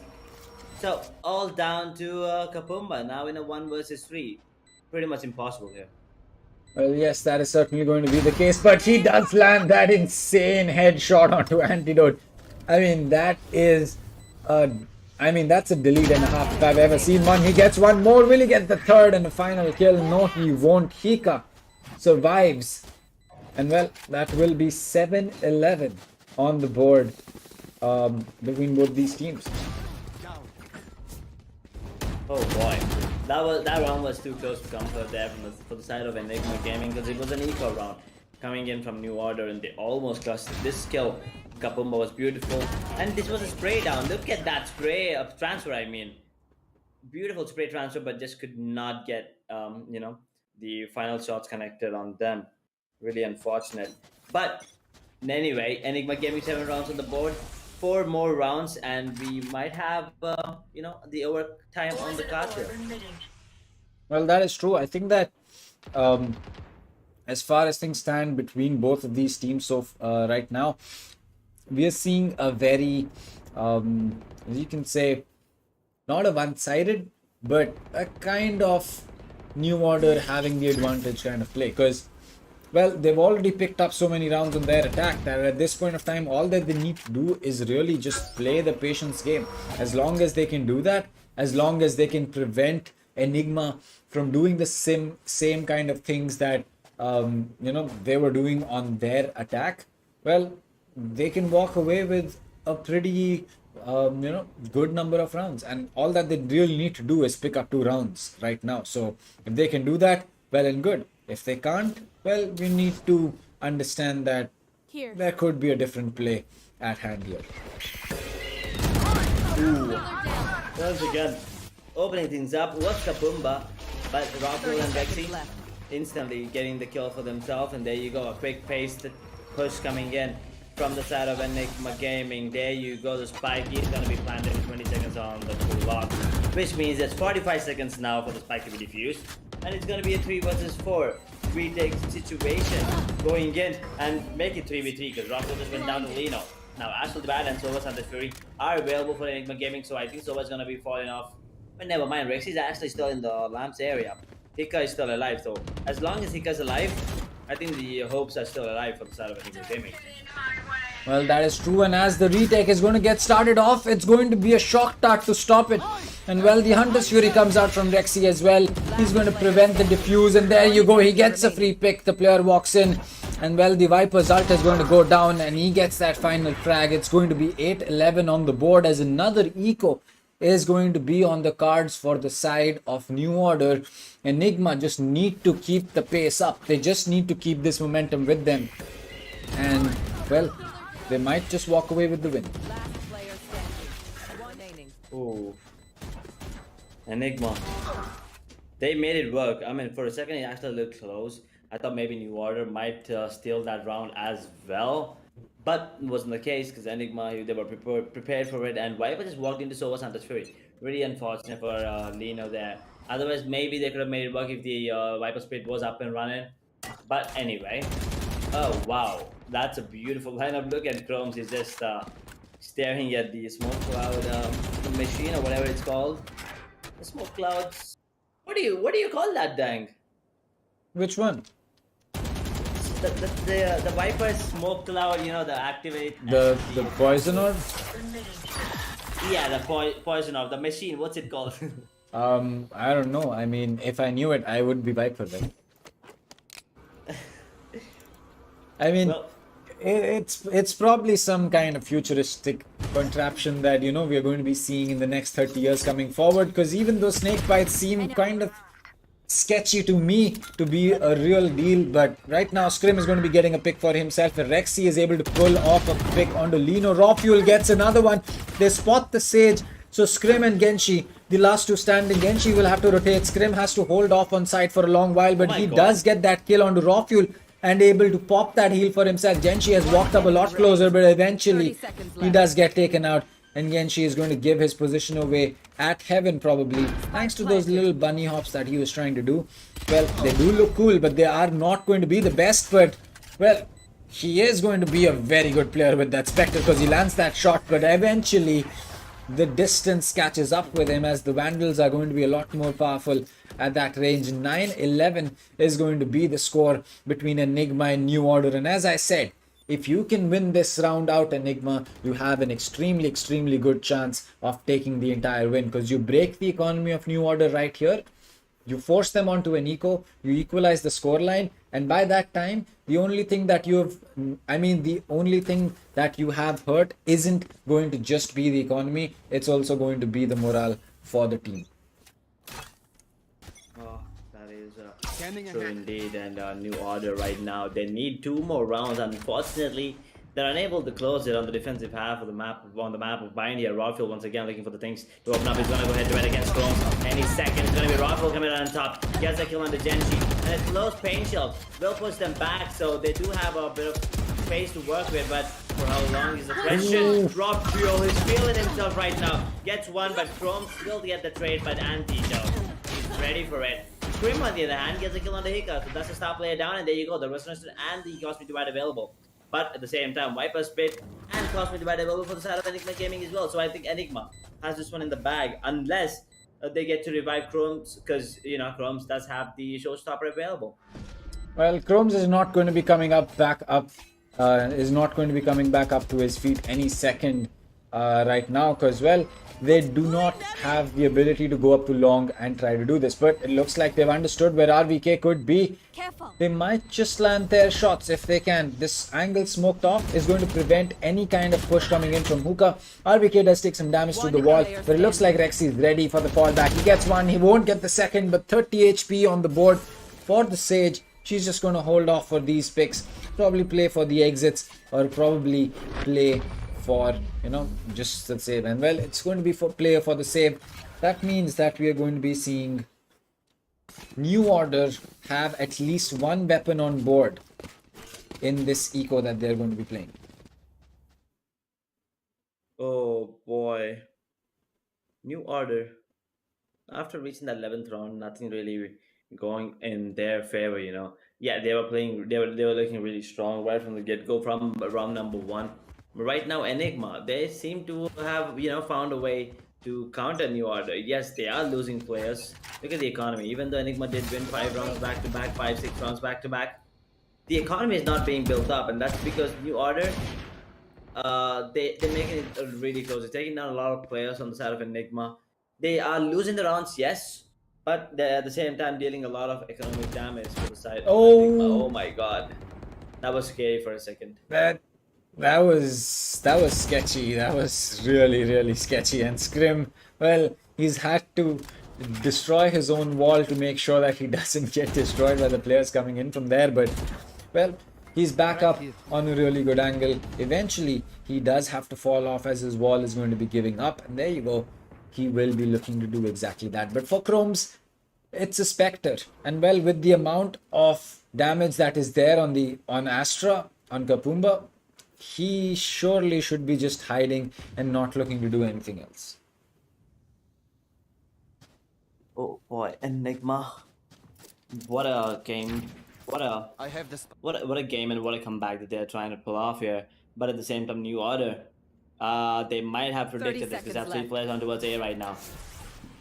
Enigma, they're doing the same thing they've been doing for a really long time here. The last minute 25 seconds, they do this absolutely quick, execution, and Chrome's position is known right now. And there you go, the showstopper. And he also has a boombot, so he's gonna delay their pushes for a really long period of time. And there you go, Genshi! Will take down RVK, was trying to pull out that revival space, but Genshi gets another kill on the Rockfield now, down to a 3 vs 5. Marika gets a kill on the Chrome goes down, and there you go, Andy goes down, and Rexy goes down as well. It's all down to Hikano, 1 vs 4, he's gonna get taken down because Lino. Oh my god, this time Enigma's plan backfired. And that late rotation, I mean, he had to use the pain shells, then the showstopper, and then the, what was that, the boom buddy. But at the end of the day, they got the round, and now it's the match point, and there you go, a timeout being taken. But guess what? It's not from the side of Enigma, it's from the side of New Order. Well, this is smart from New Order. They felt the momentum building up on the side of Enigma. They got around, they got themselves to match point and said, all right, boys, let's take that breather. Let's try to understand what this team is trying to do, what they're trying to figure out, what are the mistakes that we are making that we are not able to fix. And the second that, this kind of thing happens, it breaks the momentum for the side of Enigma. Right now, they were feeling themselves that, all right, they got match point, no worries, we made a mistake, but we still need 2 rounds, let's go ahead and do this. But suddenly with this timeout active, it's going to mean that the side of Enigma is going to start talking, going to start thinking, which means their strategy will get a little bit of a change, maybe for the better, maybe for the worse. But either ways, we'll get to know after these 5 seconds of the timeout end, and those 19 seconds of the buy phase are going to bleed out. Well, that is true, and there you go. A technical pause being called out as well. Okay. Not really sure what went wrong this time, but we see the game is going to be paused for a bit more, a bit longer. So that gives enough time for both the teams to, talk it out as long as possible and as much as possible. Because right now, Enigma, they need 2 rounds to take us into overtime, and New Order, they need 1 out of the 2 rounds to walk away with the map of Bind. And if Enigma pull this off, By the way, fellas, that's going to be the first time that New Order actually drops a map, let alone lose, drops a map here in this Sky Esports Championship 3.0. I agree. I think that if Enigma is unable to get the better of New Order on this map, things will be very difficult in the maps coming forward. But then again, this is New Order's map pick, and honestly, I haven't seen a lot of bind come out from the side of Enigma. So maybe when we head over to the next map, we see something special come out from their side. So honestly, I have a feeling that we're going to be seeing this particular BO3 go the distance. We're probably going to be seeing a 3-map play come out over here. So even if Enigma is unable to make this win happen for themselves, it should be really interesting to see what they have in store going forward. And hey, Chromes, he has the same buddy on his gun as mine, but well, I know for a fact that if, you know, we were even using very different weapons, he would like just delete me. I mean, true, and Chrome opening things up once again, getting directly down to a 4 versus 2, and New Order looking good to close things out right here on the map of Bind. Genshi will actually get the third RBK all down to Raffle. There you go, Kapumba will clear things out, and New Order stay undefeated in the Sky Esports Championship 3.0. Did not drop the map of Bind. It was close. It was close. It was really close. It was a bit too close to comfort for both the teams. But at the end of the day, it's New Order that has, put Enigma to order there. And they did bring that first map of Bind into their bag. And now we'll be moving on to Icebox. Well, Icebox is going to be a really important and an interesting matchup. But Mythica is going to be joining us any moment now. Mythica, so, well, what are your thoughts after this particular matchup? Well, I think she's left speechless, to be honest. I mean, especially after the way that New Order put up a fight. And at the same time, Enigma, they did put up a really good show as well. I mean, yeah, New Order, they were flying, right? They were flying away with the win at the beginning. But then Enigma Gaming, after that particular timer at 1-6, scoreline if I'm not wrong, something snapped. And then they got 3 rounds back-to-back. Should have taken the timer a bit earlier is what I feel like. Anyway, 4-8 scoreline it was. And then New Order won those 2 first rounds. I mean, the pistol round and the round after. So they did go up to 10 rounds. But then Enigma started doing what they do best: get those beautiful rounds into their favor. Got themselves up to 10 rounds before losing the map to New Order. And New Order, they stay undefeated. But Enigma, moving on to Icebox, their map pick, they must still be feeling confident because it's not the first time that they actually, lost the first map. Yeah, there are times where Enigma usually uses the first map, but then move on forward to win the last 2. So maybe it's another day for one of those things here, guys. Well, I agree. I think that this could be something, this could be something that Enigma looks at later on and kind of works out the mistakes that they made. Like, this double kill right here should not have happened, but still, there were a lot more mistakes than just simple double kill here or there kind of mistakes. We saw a lot more being pulled out from the side of New Order that, well, had been a little bit different, could have really, turned in the favor of Enigma very easily. So I'd honestly say that despite the initial big advantage that New Order had, I'd say that this was a very close game in terms of what we saw, in terms of what could have transpired between both of these teams. But this was kind of sad from the side of Enigma, that they weren't just able to figure out what the side of New Order was trying to do, because every single time that they figured that, oh, you know what, we got this on lock, New Order would come out with a new strategy, and by the time Enigma would figure out, New Order had already moved over to the next one.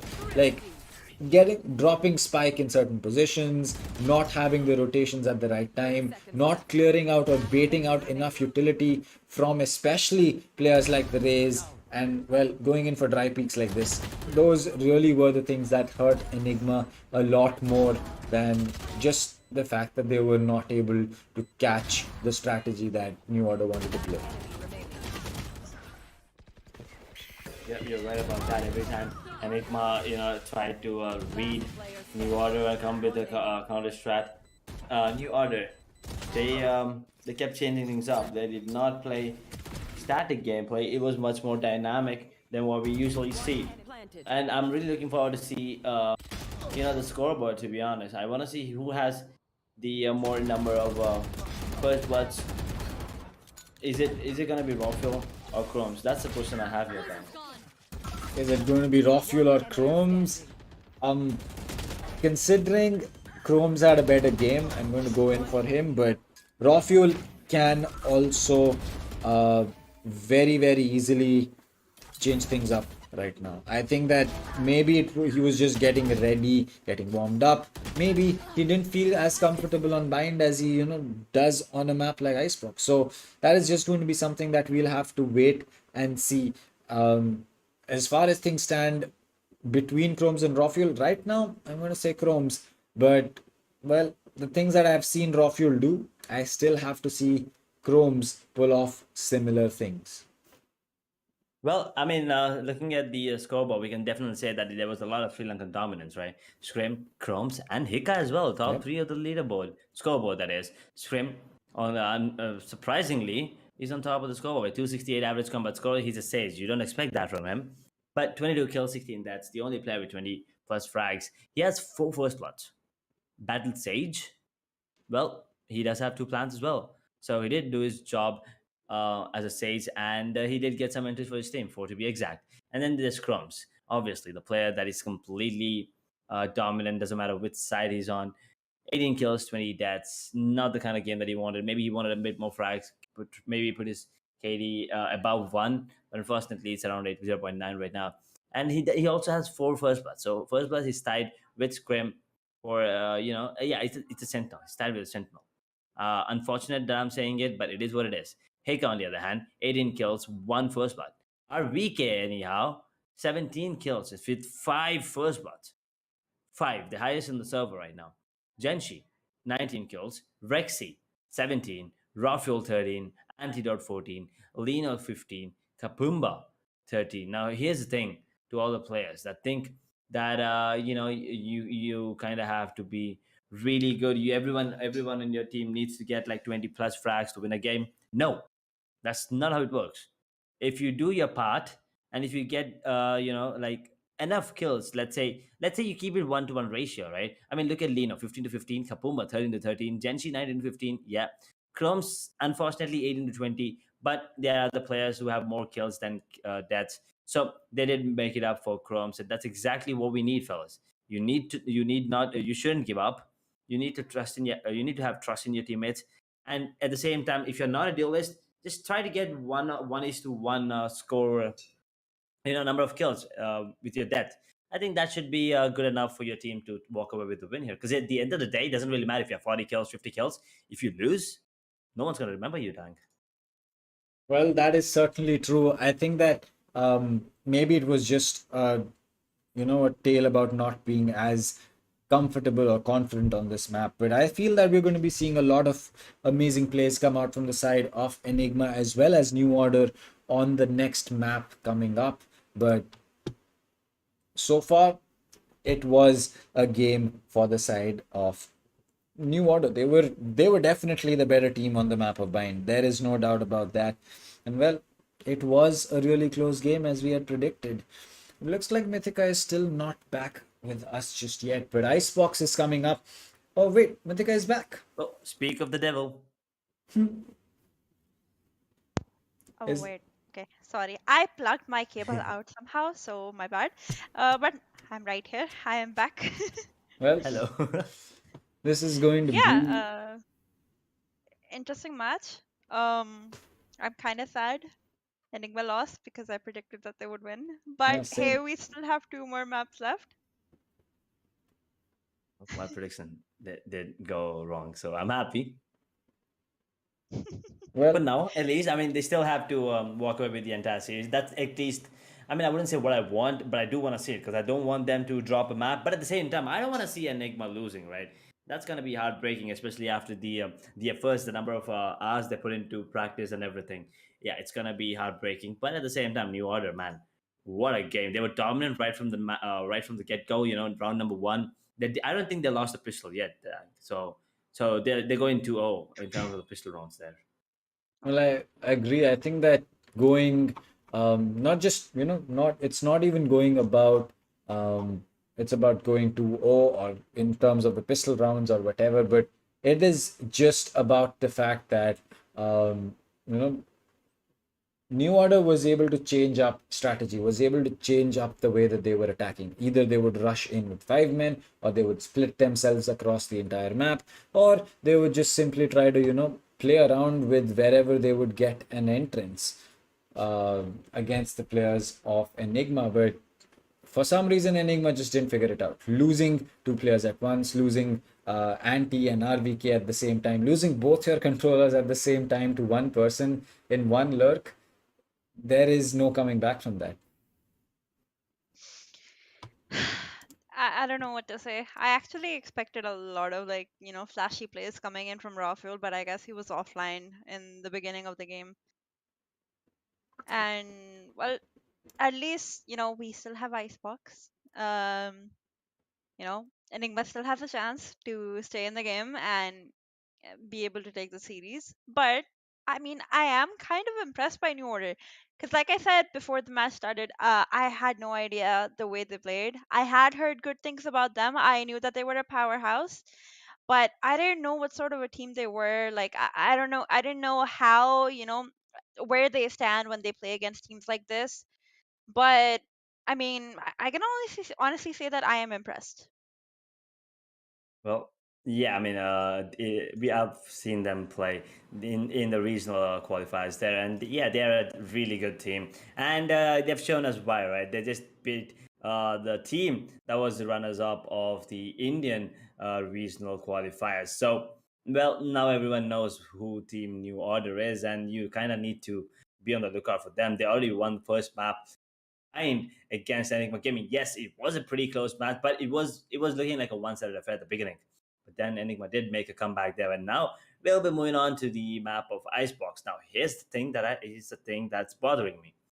The side of New Order, they don't have a jet, right? At least for now, they don't have a jet.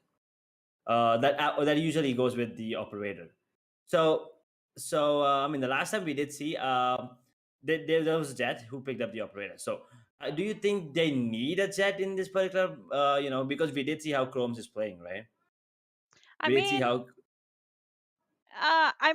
not having a jet on bind is totally okay. I think having a Mhm. raise is also very good. It's kind of like I don't think it's necessary to have a jet on bind. You can have a raise and you'd still be good because raise is pretty freaking good on bind. But on ice boxes where I think they are going to be picking up a jet, I mean they should because that is the one map where if you have an operator, you would have the upper hand. If you have a really good player on the op, I mean, I think you have that map in the bag. So yeah. Oh, yeah, that is true. So it is gonna be the battle of the Jets. But here's the thing, Mythica. Last time Chromes, he did some insane plays with that satchel. So I'm really looking forward to see some insane movements from him once again because it's gonna be really interesting. Because yeah, I don't want to say I don't play Race. I don't play Race for a good reason, and that is because I suck at it, right? I don't even know how to use a satchel, to be honest. And I'll tell you, my rank is Immortal 3 and I don't know how to play race. Yes, call me boosted. I don't mind, fellas, but I solo queued all my way. I am not a booster player, but yes, I don't know how to play race.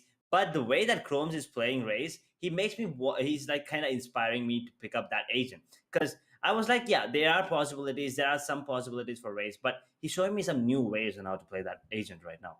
Race, he's doing a lot of work. He's going in from A to B in a second. I mean, yeah, not literally a second, but in like 2-3 seconds with those satchels. He's making some insane moves. He's completely catching the players off guard. And with the showstopper, I mean, in the nade combo on the map of Bind that we did see, I think it was in round number 5 with the Kapumba's gravity well. That was absolutely insane and a big brain play there. Well, I mean, you shouldn't feel bad for not being able to play Reyes. Reyes is a tricky agent to learn and understand. I mean, there was a time people made fun of Sabrosa, for having bad alts on the agent. And I mean, I mean, I play professionally myself, and the one agent, the only agent, I am someone who plays every single agent and have filled for my teams, but the only agent that I do not play is Raze. So I mean, it's totally True. fine. Not a lot of people are Raze mains. If anything, I think there's very less good Raze mains in the pro scene. But well, moving on from that conversation, we have a nice view of Icebox going on here, which is a sign that the game is about to begin very soon. So I mean, Yep. yeah. Keep up the great work. A little bit of puns coming in from right there. But anyway, yeah, Icebox. The map when it first came out, if you remember, Mythica, people weren't liking it. They were against this particular map. But at the end of the day, it's been a while since it came out, and everyone are okay with it right now, and everyone wants to play Icebox. I mean, now people are starting to hate Fracture because it's a new map, but we'll talk about that later. Because right now here we have the agent's composition. Do you want to walk us through that, Mythica? Well, yeah, I mean, let's get to the agent comps that we have over here. For Enigma Gaming, we have the double duelist comp coming up, which is something, like I said before, we have seen from Exit. Not a lot of teams run this comp, and I believe that they are very inspired by Exit over here because I think they were the only tier 1 team before that actually ran this comp successfully. We have the Jet, the Rays, line sorry, Wiper, the Sova, and the Sage coming in. I actually think this is New Order, by the way, because I believe the names seem to be swapped. Yeah, I think there was a I minor am very technical. confused right now. I don't know Yeah, a if minor technical they're error, I swapped. believe. Because Okay. yeah, I'm pretty sure Rafael did not sign up to play for New Order there. Um, so Um, yeah, I can't tell Enigma. if Enigma picked the double duelist or if New Order picked the double duelist. Well, it's a New Order. The Chromes, that the one on the left, the defenders are New Orders. The attackers are Enigma. It's just the logos that are different, guys. The players are still the same. Chill. So yeah, Okay. the double duelist from a New Order there, Mythica. So yeah, the solo Hey. single duelist that is Yeah, Rafael on double. Zed. That is Enigma, by the way. Okay, double duelist coming in from New Order, single duelist lineup for Enigma. They're gonna be going with the classic Fnatic comp, which is the Sage, Jet, Viper, Killjoy, and Sova. We have Antidote actually playing Killjoy. Now, when you guys mentioned earlier about Antidote being an insane operator player, I actually thought that he might be the Jet on the team, but it remains to be Raphael actually. I'm surprised. Yep, and there you go. The player cams. They look ready. So, quick prediction here, Mythica. What do you think? Uh honestly, it honestly just depends on how New Order play this comp, to be honest. Do they have the right idea about it? Because like I said, with a comp that has double duelist on Icebox, um not a lot of teams run it, and for a good reason. You don't have really good flank protection the way Killjoy provides it usually. That's why most teams prefer having the Killjoy comp because, you can get flanked a lot on Icebox. A lot of pushes come in. Teams usually just push in towards like A main or B main or even mid sometimes. So it's hard to have flank protection if you don't have a Killjoy. But if they plan on playing this aggressively, I believe that they shouldn't really have much of a hard time. I can't really honestly predict because of the way I just watched New Order play. I think that they're a very strong team, but at the same time, I do think Enigma might have this in the bag.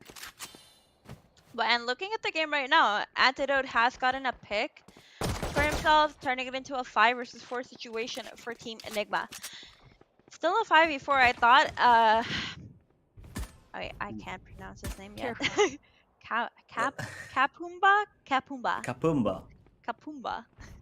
I mean, at least that's what I Blind think it is. name. Maybe I'm wrong as well. You never know.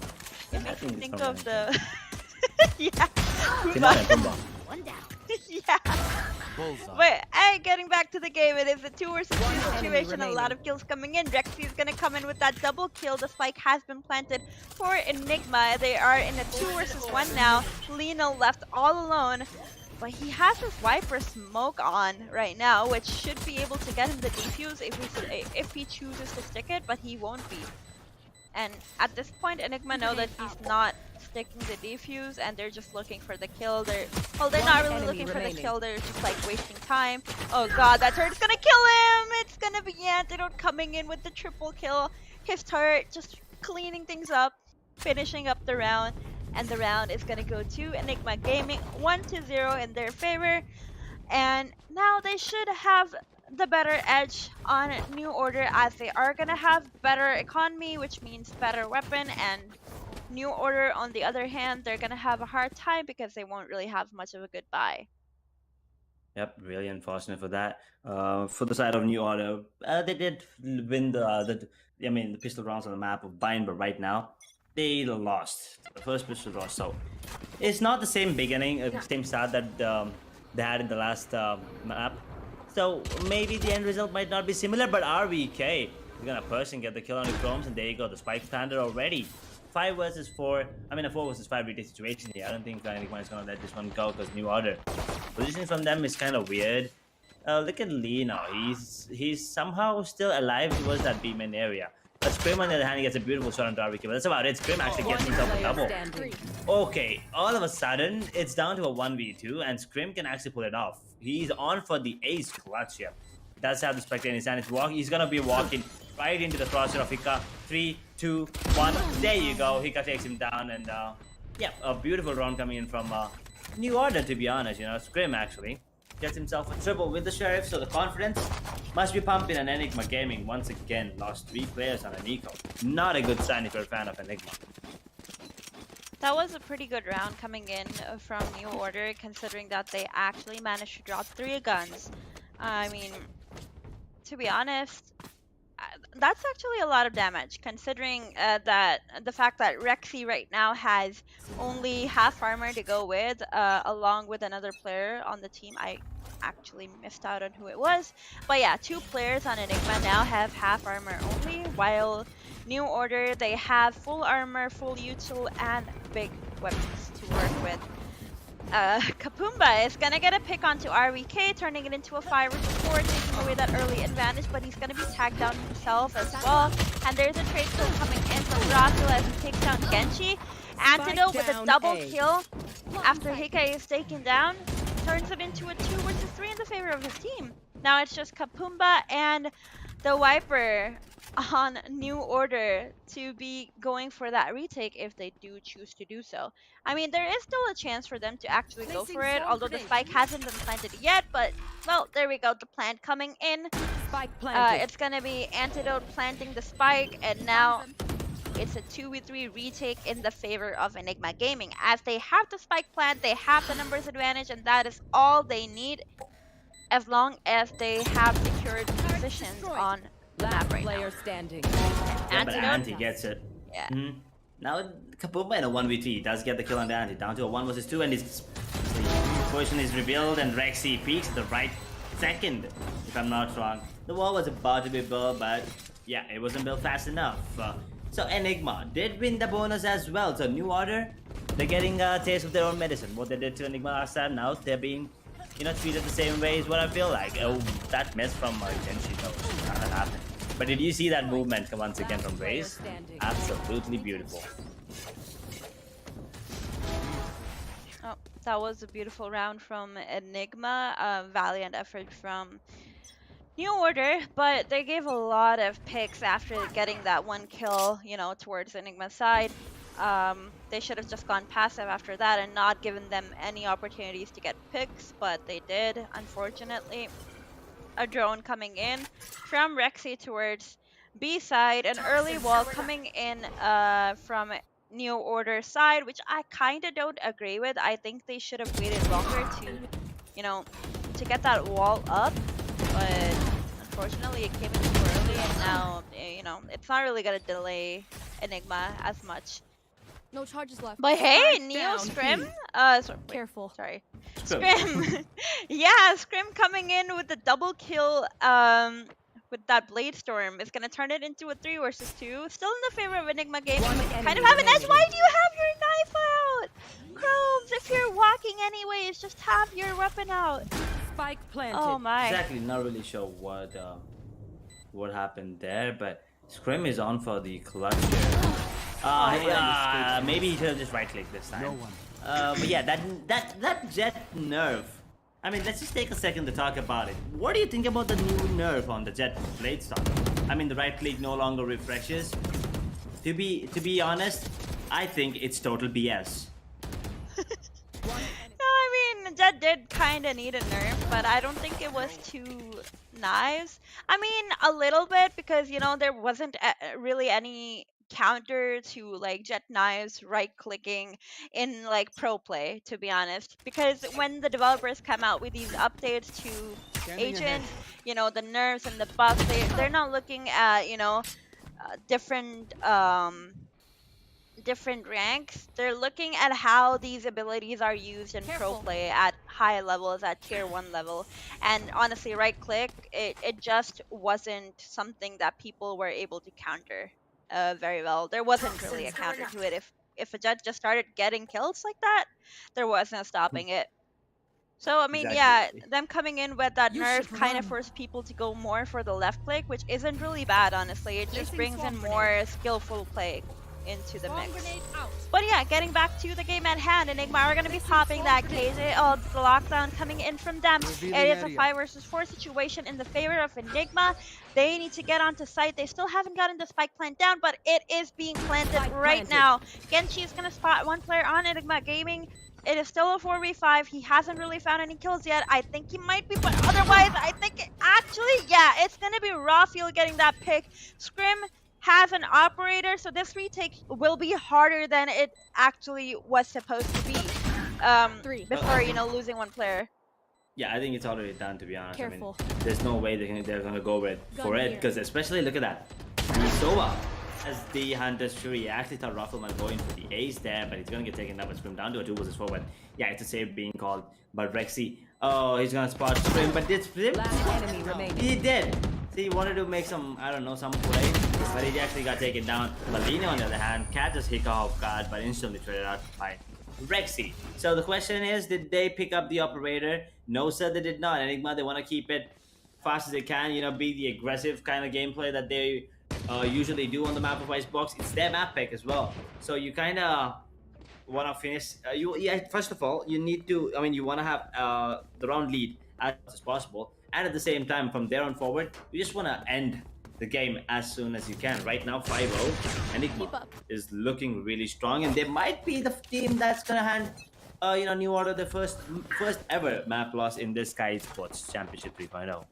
It definitely could be the first team to take a map off of New Order, but at the moment, well, yeah, it is looking likely. 5-0 scoreline in the favor of Enigma. One of the players is going to be tagged in New Order, but Genji is going to get the trade kill for his teammate, overextending it by way too much. Genji is going to be taken down by Rexy, and now it is a 3 versus 4 in the favor of Enigma. I don't think Scrim is going to get this kill. Yep, he's going to be taken down by Rafael. It has turned into a 2 versus 4 now.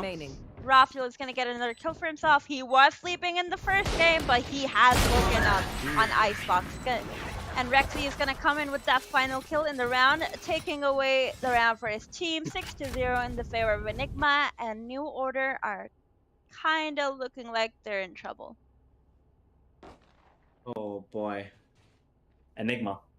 6 rounds in the bag already for them, and right now New Order. This is a do or die situation. If they don't win this particular round, I think Enigma on the side of attacking have got enough rounds already in the bag with 7 frags, right? Yes, they do have 2 duelists, so it is an attacking favored lineup. What I feel like for the side of New Order. But at the same time, Enigma, if they can make it work with 1 duelist on attacking, and Rafael is coming online, as you said, and Chromes is distant. Chromes is bad actually right now. He's just using everything. He was like, I feel like he was like, I missed my paint shell. Yeah, to hell with this, showstopper and the boomer. That's how it felt like for a second. Obviously, that's not the case. But yeah, Chromes is dealing a bit of damage onto Rexy. But he might go down there to RVK, and Kopumba takes down 1 while Scrim gets the kill onto RVK, all down to Andy. positioning is absolutely beautiful. In a 1v3, gets a kill on the scrim down to a 1v2, Mythical. A 1v2 situation in the favor of New Order, exactly what we want to see. They're finally going to get around on the board from the south, and it's going to be a 1-6 scoreline in the favor of Enigma, but New Order taking that round away might have something up their sleeves now. They might have figured out how to play against Enigma, and, you know, they might have just cracked the puzzle pretty much. So hopefully we get to see some better rounds from them. It is still the first half, but they are going to need some rounds before the half switch. Oof, yeah. They maybe if they get like, let's say, I would say 4 rounds is good enough for them to be in a good spot, and they kind of have to win the pistol. A pistol round win is a must for New Order. Make a comeback, otherwise Enigma might just walk away with the win. They also have 4 ultimates once again. How the hell are Enigma having so many ultimates? Oh yeah, never mind. They have so many kills and they did not lose at all. I mean, so far, I mean, they just did only 1. Careful. But with that being said, there is Hunter's Fury available for the side of New Order, so you can still deny the plan. Maybe get the kill on the Sova while defusing the spike, because I'm pretty sure it's gonna come out when the defuse is being stuck by the side of New Order. So you can counter ult and maybe make it work. But RVK's Viper's pet is what bothers me. I like New Order's jersey, to be honest. Might just get one for myself. I mean, But, maybe gift me one, I guess. I don't know.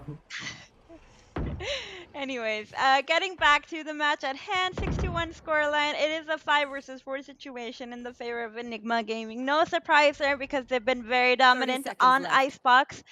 But I really want to see some action come in from New Order. I mean, they've been a bit dormant this map, and I really want to see them make it, better for the viewers as well. We don't want this one-sided game. We really want to see New Order pop off.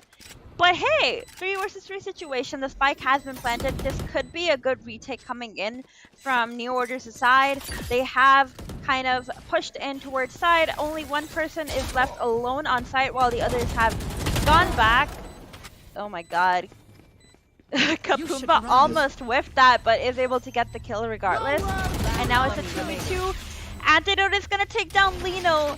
Is he going to be able to get the other kill as well, or is it going to go to Rexy? Is the Last enemy remaining. Killjoy ult coming in. Antidote denied the other kill. Oh my god! Kapumba is going to get an insane 3k right there, but it won't be enough because there won't be enough time left for the defuse. Unfortunate, but nice kills coming in from Kapumba. Yeah, nice kills at the end. That's gonna boost up their confidence a bit, but at the same time, it means that Enigma just got another round on the board for themselves. 7 in total right now. It looks like they might be taking us to that, deciders map. I believe it's Haven, right? Yeah, so we might be looking at Haven, but it's not done yet. It's New Order that we're talking about here. The team that did not lose a map yet, but Enigma might just hand over that loss to them, that first loss to them. Yeah, Enigma might just, change things up for that, for New Order. 7-1 in the favor of Enigma. They've been extremely dominant on Icebox. They're literally not slowing down. They just keep getting rounds after rounds, except for that one round that they lost. I mean, that was a good effort from New Order, but so far they've been lacking. I can't tell, honestly, what's going wrong for them. They just keep getting picked off one by one. I actually can't tell what's going wrong. There. Yeah, and New Order, their players are just getting picked off one by one, and that's kind of, what's going wrong for them because they're not playing together. That means they're playing too aggressively alone. You can play aggressively when you're in defense, but it's better if you send your duelist up ahead and you give him support. But here we're just seeing the support players peeking in too early. Kapumba is going to have to wall off 2 as he spots not 1, but 2 players inside 2. 30 seconds left. There you go, a late wall there, but it looks like Enigma once again is switching to that last second executions coming in. Scrim missing out a few shots there with the blade stop, but Antidote and Hika and Rockville as well gets one for themselves, and this round is pretty much done and done already. Enigma will take it flawless. Never mind, Rockville just went down, but that's about it. One casualty and 8th round on the board for Enigma. New Order struggling on the map of Icebox. Nothing going in their favor, to be honest. That seems to be the case. Nothing seems to be going in New Order's favor. A lot of the players are just stuck on 3 kills. In fact, 3 players stuck on 3 kills, while Kapumba and Scrim are the ones that are just popping off, and that's kind of unfortunate for New Order because everyone needs to be online, especially, I mean, the Soa just, giving off his pick early is kind of like a bigger issue because they never have information for later on. And there we go, Raphael picking off the Viper on the other team. It's going to turn into a 5 versus 4. Hika is going to get a pick onto Chrome. Antidote picking up Genshi. Kapumba is going to get a pick onto Raphael, but he will be traded out by Hika, and Antidote with that kill on Scrim is going to end things for New Order in this round. 9-1 scoreline. Well, if New Order managed to get 2 more rounds, this could be a cursed scoreline, And maybe a second half seems better for New Order. Maybe, but yeah, I still feel like Enigma is gonna walk away with the win, and we might be just moving on to the map of Haven that is Decider's map. But at the same time, New Order, they are a team that haven't lost till now. But let's see. I think the first loss is on the cards here with them, unless they come up with something really cool. And Scream did want to try something new, but Raphael hit him out of the blue, and there you go. Once again, early round, man advantage early into the round. Really unfortunate. What are you doing? Genshi, don't take it down, but Antidote doesn't want to win. It's going to be a Hika. It's going to be Hika actually resurrecting Raphael. Down to a 2-5 once again. Enigma Gaming, they do not want to give up any sort of advantage whatsoever to the side of New Order, and Antidote. Boom, boom, boom. Triple for him. Takes down the best player on the side of New Order, at least on paper. At least for me, that is Chrome's. And 110. Double-digit scoreline already, Mythica. That's gonna hurt New Order in so many ways. That has to hurt. Already getting to a double-digit scoreline in the first half. That has to be painful for the other team. And New Order right now, as much as they look scary in Bind, on Icebox, they look like kittens next to, wildcats. Okay. That is some description. but here's the thing. Wait a second. Let me think. Let me make sure that I'm not wrong, and I have enough time to think because it's a technical timeout. So Enigma is from India, and Sri Lanka is from. Sorry. Oh my God, I'm so stupid. New Order is from Sri Lanka. I was like, Sri Lanka is from. So yeah. So the national animal for India is tiger. A kitten. I mean a cat. And the national animal, if I'm not wrong, for Sri Lanka is the lion because they have a lion on their flag, right? So Yeah. So both of them are cats, basically. So you just said you just did exactly. Wow, I mean, I maybe was you did very it unaware. coincidentally. It is a coincidence because I had no but idea what the national that's- animal of both of these countries are. That is so smart. So yeah, Mythica's smartness 100. But Unintentional, but okay, we take those. Raphael though once again opening things up, and RBK with a beautiful double there. I think it's done. Yeah, I think it's pretty much over here. New Order, there's no way they should be able to even have a chance of winning this particular round. They do have the Undersphere available and the Resurrection, but I don't think they can use it anytime soon. Kapumba is gonna be walking right into the crosshairs. Wait a second, where is RBK? Oh, there he is. Takes him down, one casualty, and that's it. Enigma. I mean, I don't know what's happening. And the thing that bothers me, why is New Order not taking a timeout? A tactical timeout? I mean, right now it doesn't make any more sense, but when you're down 1-5, I mean, last time Enigma on the map of Pine, they did take a timeout when they were down 1-6. And after the timeout, they did win 3 rounds back to back. So maybe if New Order, after winning that first round, they could have taken a timeout and then thought about what's going wrong and everything. Maybe they could have gotten some more rounds into the bag, right? But at the same time, I'm just hoping, man, that they get this pistol round and make it a more interesting game. But we're just gonna have to wait and see. A lot of ghosts coming in on both teams. I mean, yeah, your duelist, you're gonna be picking up the ghost.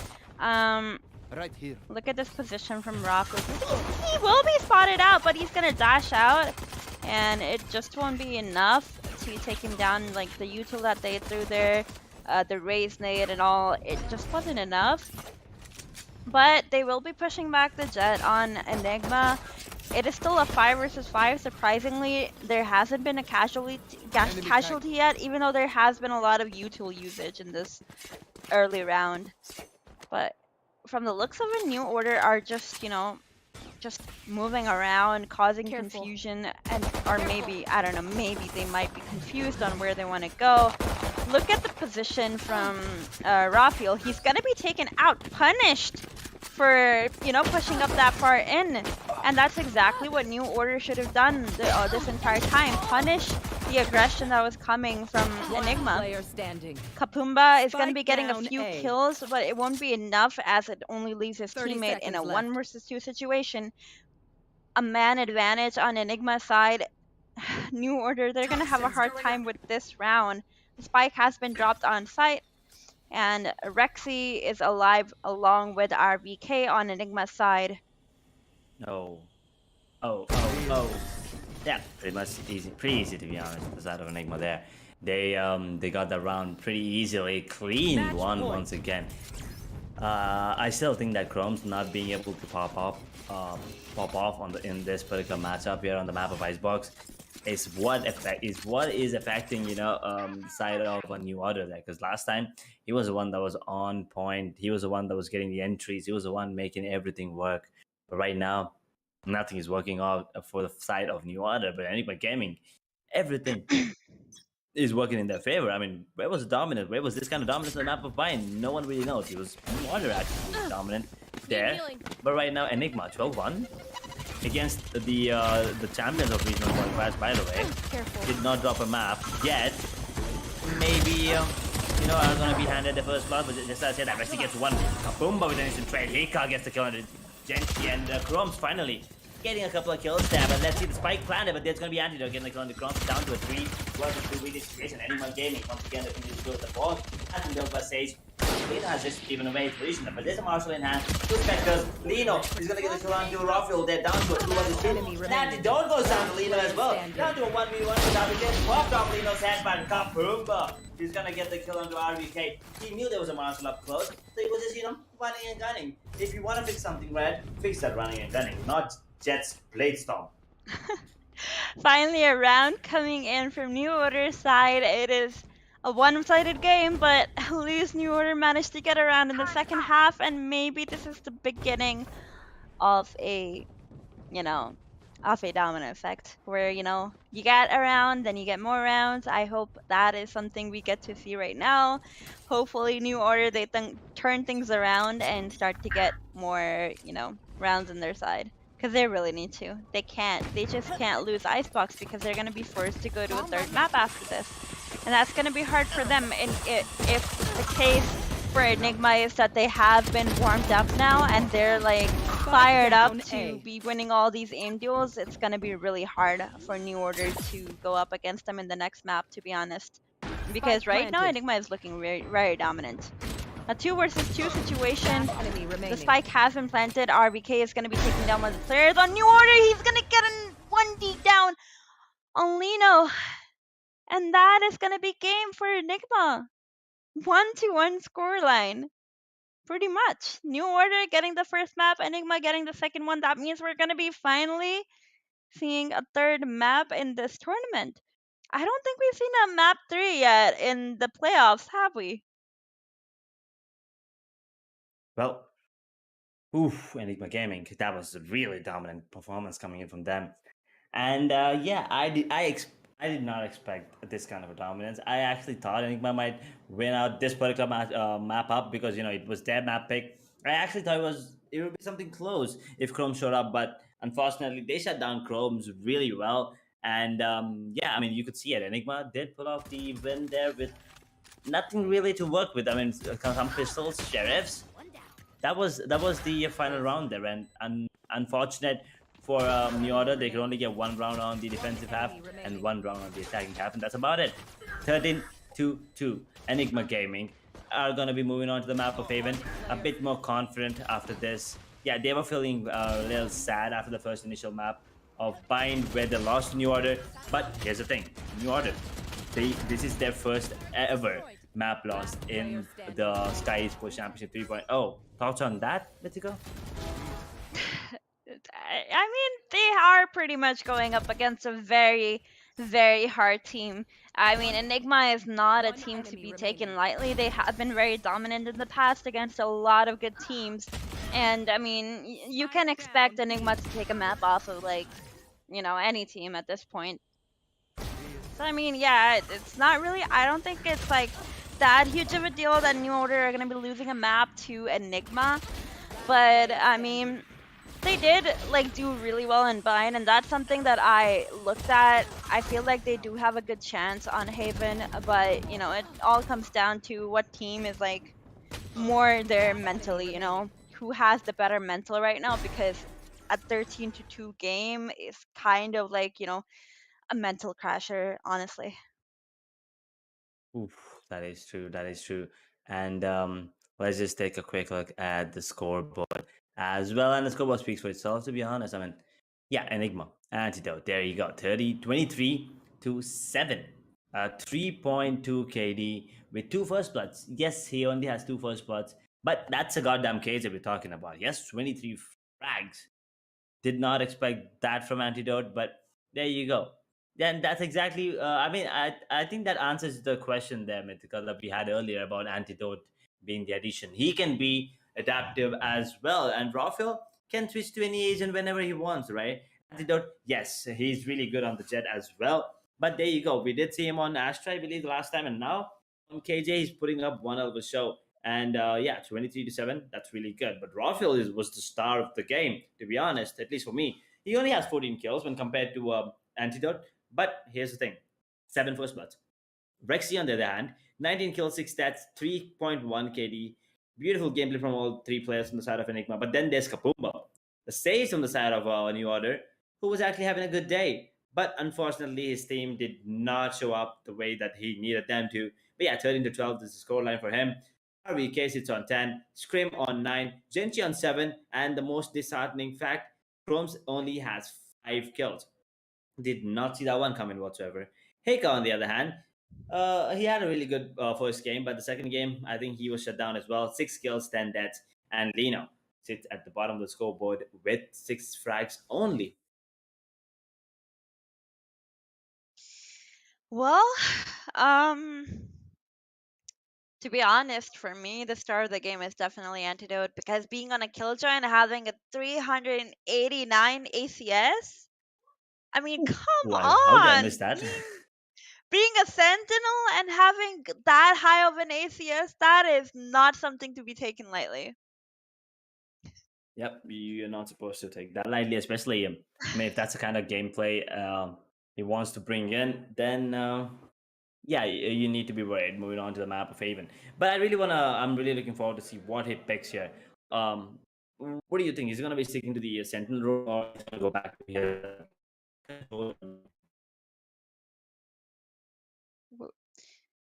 Uh, to be honest, I think like the sentinel role has actually, suited a lot of players with good aim really well.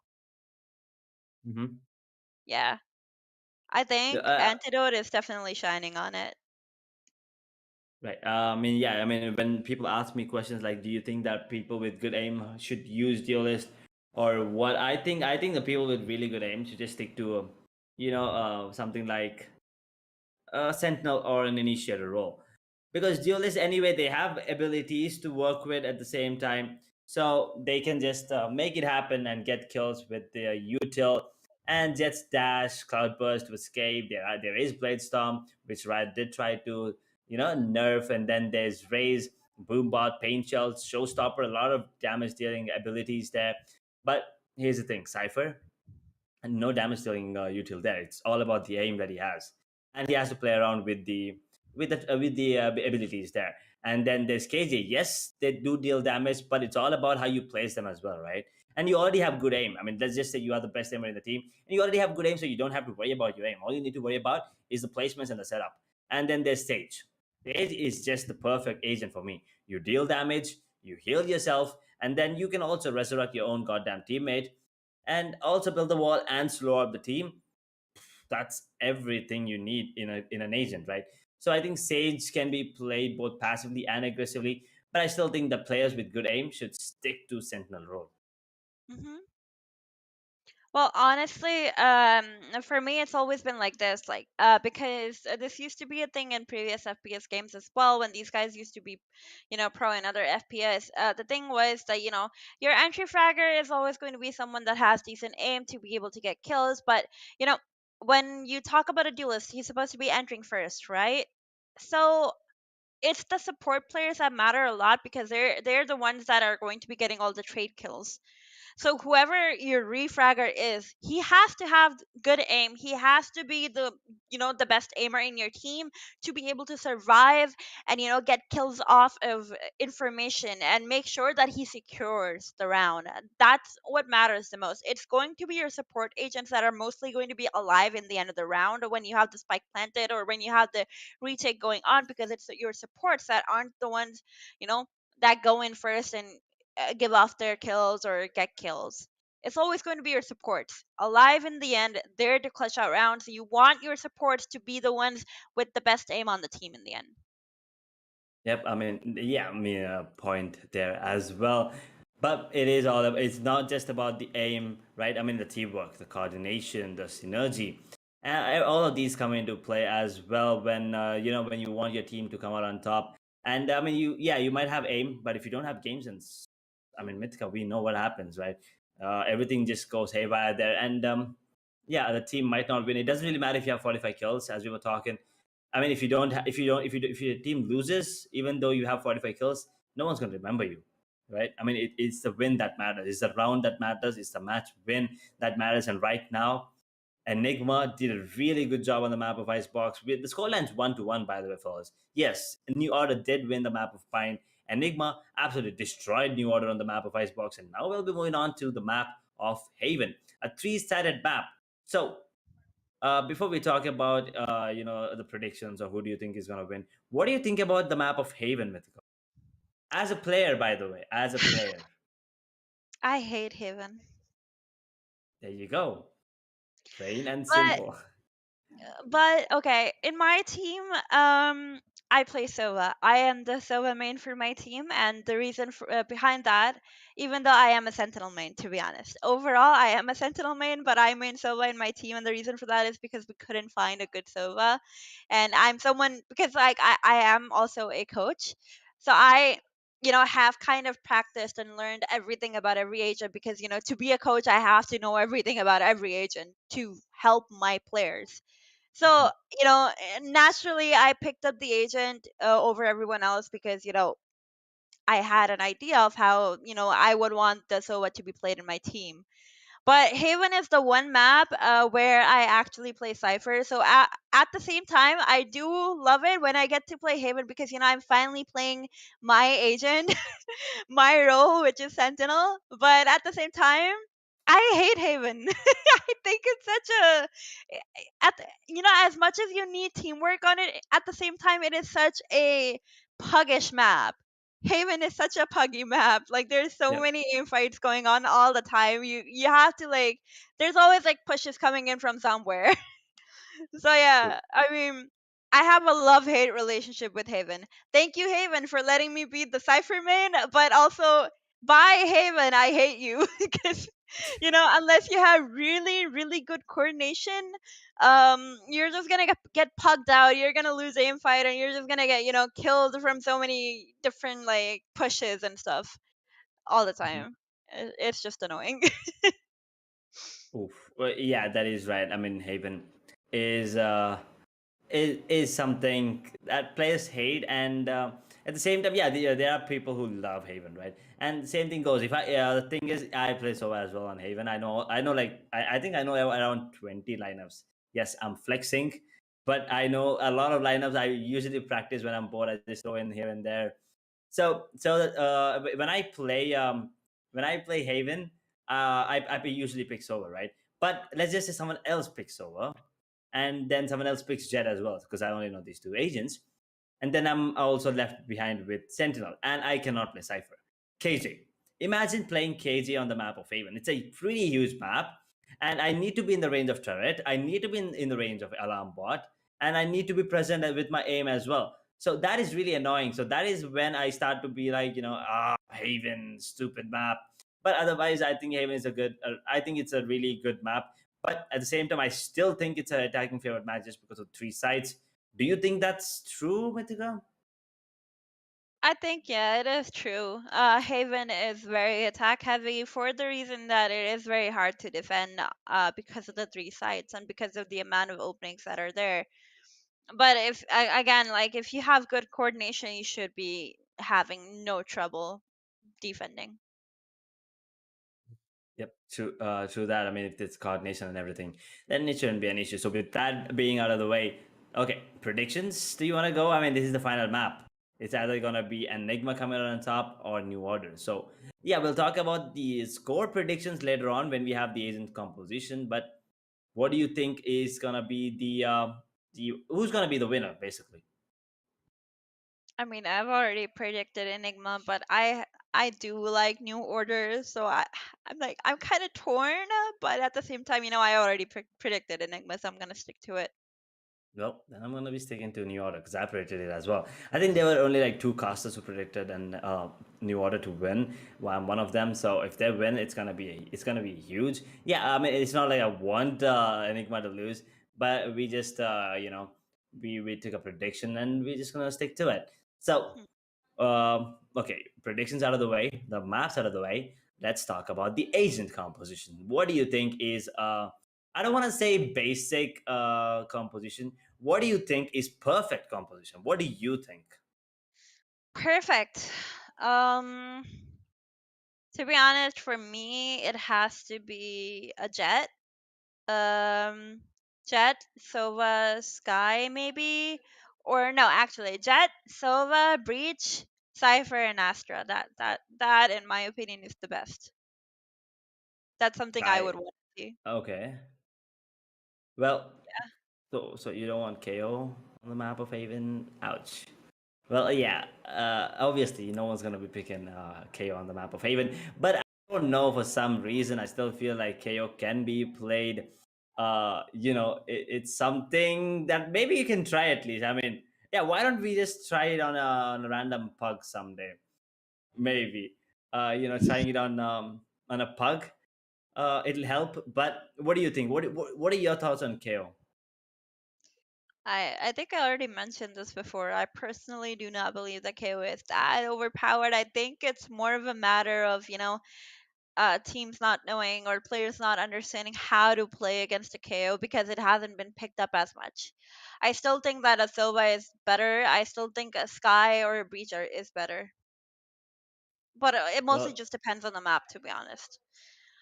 But personally, I think Breach is S tier on Haven, and I wouldn't really replace him. Yeah, I mean, Breach is a good agent, but with that, we have the cinematics here for the map of Haven. This looks absolutely beautiful.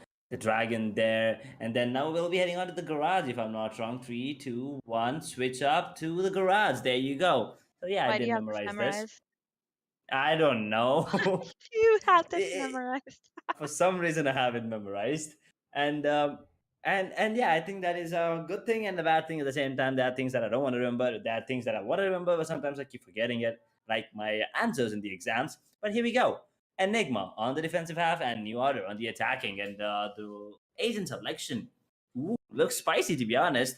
Rawfield on the Jet, Hiccups back on the Sky, RVK this time on the Cypher. Antidote back to his signature. I wouldn't say signature, but back to his Astra. Rexy on his signature. Sova on the side of New Order. Kapumba with the Astra there. And Gen Shi on that solo, and Chromes is back on his signature race. Scrim is not going to be going to Sage this time. He's going to be picking up Jet again, and Lino on that KJ. So here we go, KJ versus Cypher. So you think Cypher is a better? I mean, yeah, Cypher does have the I global think presence. Cypher is better, 100%. I think Killjoy is very weak on Haven. I mean, you could have her in the comp if you're running a specific comp. The other agents kind of complement her at the same time. But I do believe Cypher is something you very much need on Haven because information is key. Haven is all about information and communication. Yep, that is true. Communication is needed on the. I mean, it need to be a perfect, right? You need to be the information needs to be relayed at all times. Otherwise, it's gonna be really hard for your team to understand what's going on. And yeah, you need to keep moving as well on the map. And there you go. So a quick score prediction here, Mythica. I'm gonna go ahead and say it's gonna go 13-8 in the favor of New Order here.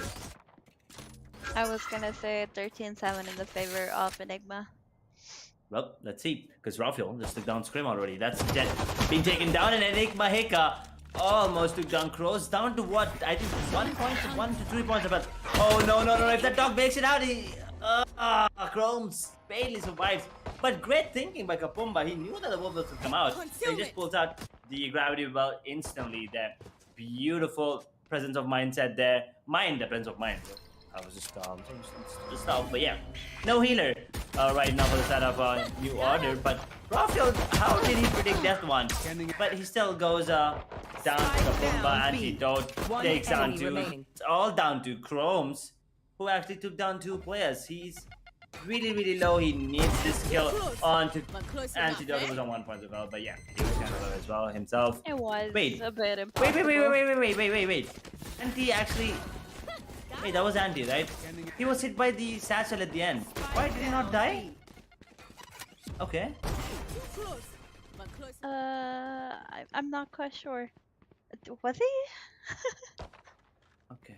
I think I need to rewind the stream and watch it later on. But yeah, first round on the board for Enigma once again. Yeah. I mean that kind of was an impossible almost round for Chromes because he was just waiting to get sneezed on pretty much to go down. 1-0 scoreline. but mine was 13-8 in the favor of the New Order though. Mine was 13-7. Let's see how this goes. Hika is going to be getting a pick onto Chromes, turning it into a 5-3 situation. As I believe, I'm not sure. I think it was either RVK or Raphael who got the first pick. RVK is going to get a pick onto Kapumba. Antidote taking down Lino. It's going to turn it into a 4 versus 1. Scrim's taking some of the advantage away from New Order. He's going to get a double kill for himself. A triple! What is going on with Scrim right now? He's just going insane with that sheriff.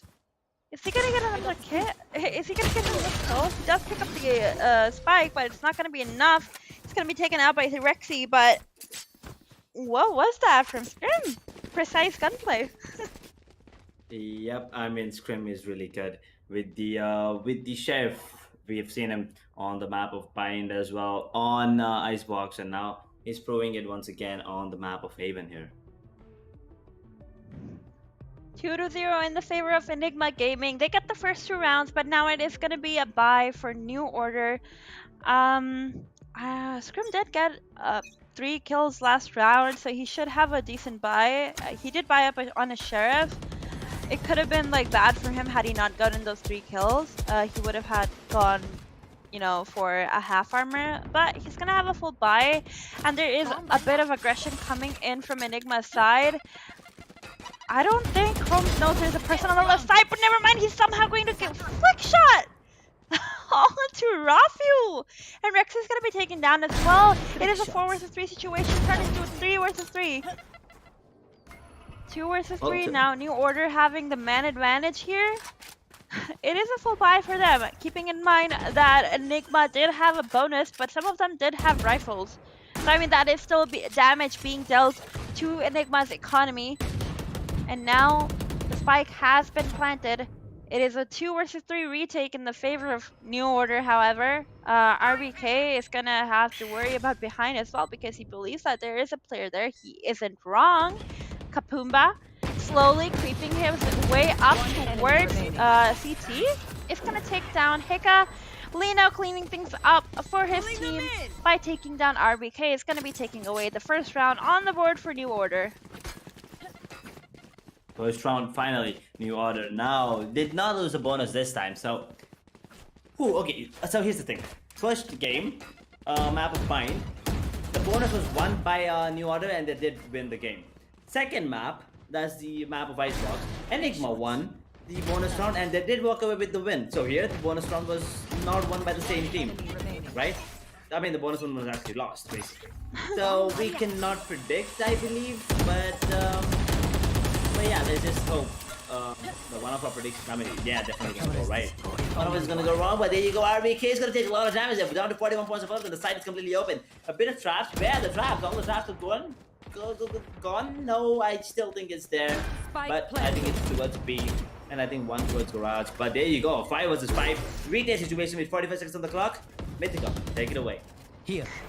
5 versus 5 situation. RBK is going to be pushing with the Sky Flash coming in to help him out, but it's not going to be enough because the players from New Order are going to be coming in with a lot of kills, turning it into a 3 versus 1 situation. Now, Raphael did manage to get a kill, but he only has an operator to his name, which won't be enough in a 1 versus 3.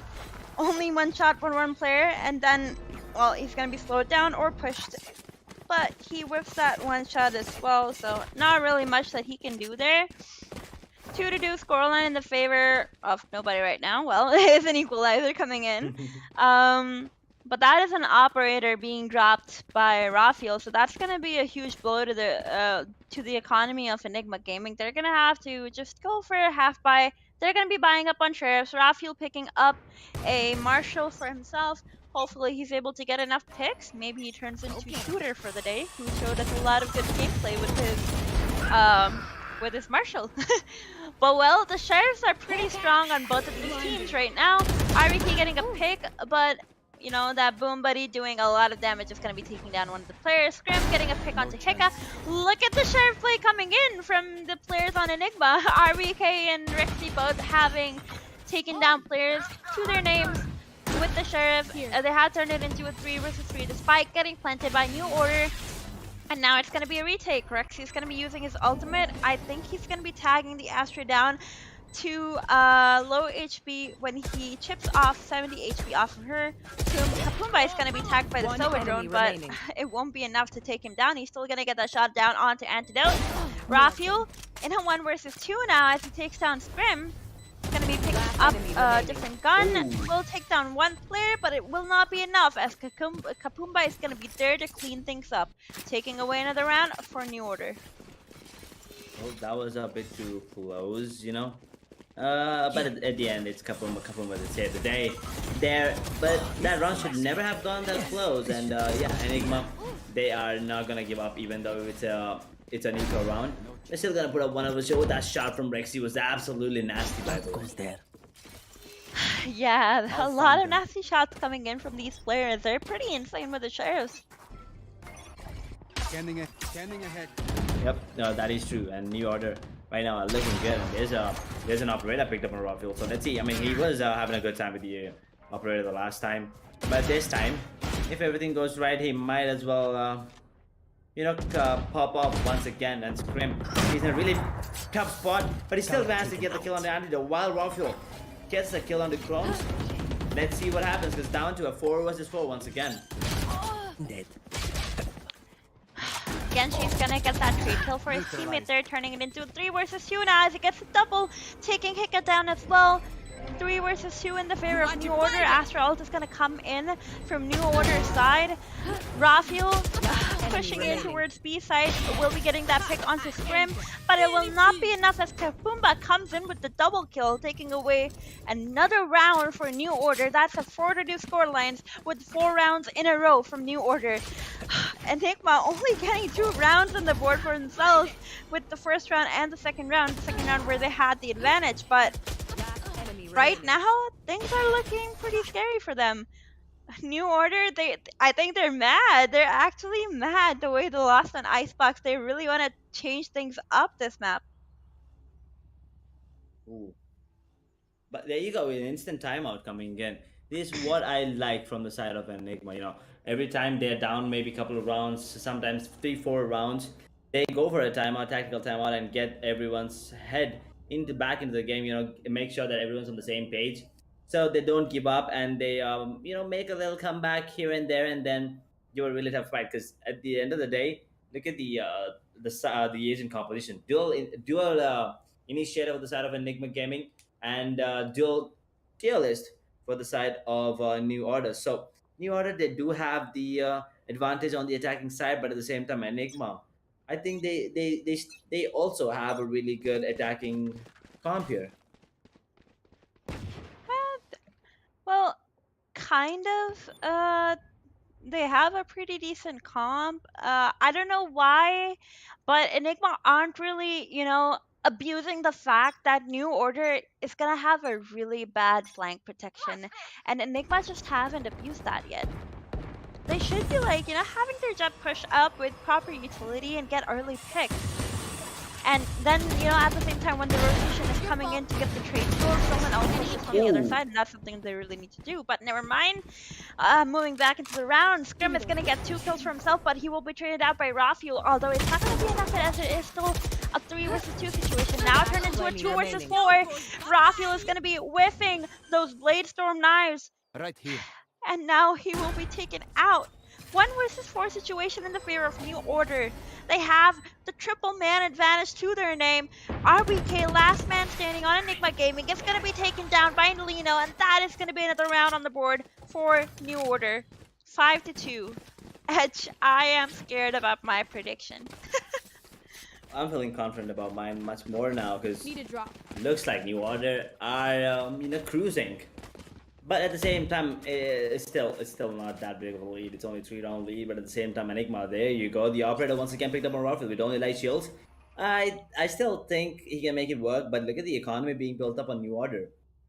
6.8k in the bank for Genshi. He's good to go for a couple of, I think, 3 rounds there, to be honest.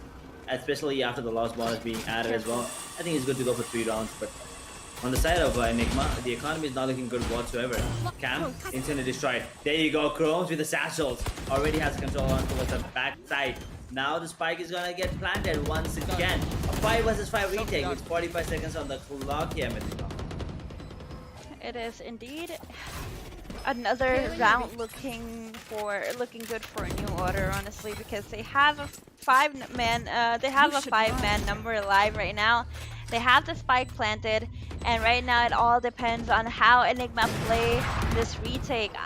Okay, see, this is the reason why I prefer having a breach on Haven. I feel like breach is such a strong pick, especially when you don't have a wiper. I think Sky is really good when you have a wiper in the map, because you can make a lot of plays with the wiper wall and the Sky flashes. But a breach is still good for you. But never mind the positioning. There weren't any good crosses being held by New Order. But at the same time, New Order are going to be taking away this round. Nice shots coming in from Enigma. I mean, it was a very, very late and slow retake, but at the same time, good shots coming in from them. A lot of damage dealt to the economy of New Order, but I don't think it is going to be enough regardless, because they still will have enough money to buy up for next round. And did you see that shot from Rexy through the smoke? A headshot with an operator? Hello? Wall hacks. Well, it's either going to be wall hacks or aim hacks, or maybe just luck this time coming into play there. But there you go, once again, the buy coming in from Enigma. I'm not really sure what to call that. Is that a force buy? Is that a semi buy? It's a weird buy for sure. But Scrim gets 1 kill on the RBK, opening things up once again. Hika. There goes down to Scrim as well, and then come on, Chrome, just use it. 3, 2, 1, and oh wait, what? 1 enemy remaining. What did I just watch? Something happened there, Mythica. I'm not Was quite that a sure glitch? what did look like a glitch. He updrafted and then he weird. died. That was really weird. He updrafted. I'm very confused right now. I'm not sure what happened there. Was that just our perspective, or? What did we just watch? Oh boy. Okay There then. you go. Well, getting back to the game at hand, and Rexy is gonna get a double kill for himself, turning it into a 1 versus 2 situation. The spike has been planted. There's not enough time left for him to do anything, and Scrim is gonna get that 4K for himself, taking away another round for New Order. It is a 7-2 scoreline in the favor of New Order. They have a lot of rounds on the board for themselves. They have secured themselves a very, very good half on the attacker side. And on defense, they must have, you know, a little more wiggle room to like understand the way Enigma plays on attack, because you know they've secured enough rounds on attack. So. Oh, this is a nice. That goes there. So yeah, there you go. Enigma on the back foot. 5-round deficit. A New Order looking really strong on the attacking half here on the map of Haven. The Desert's map, by the way, the first map, but fine. Did go to the favor of New Order, and wow.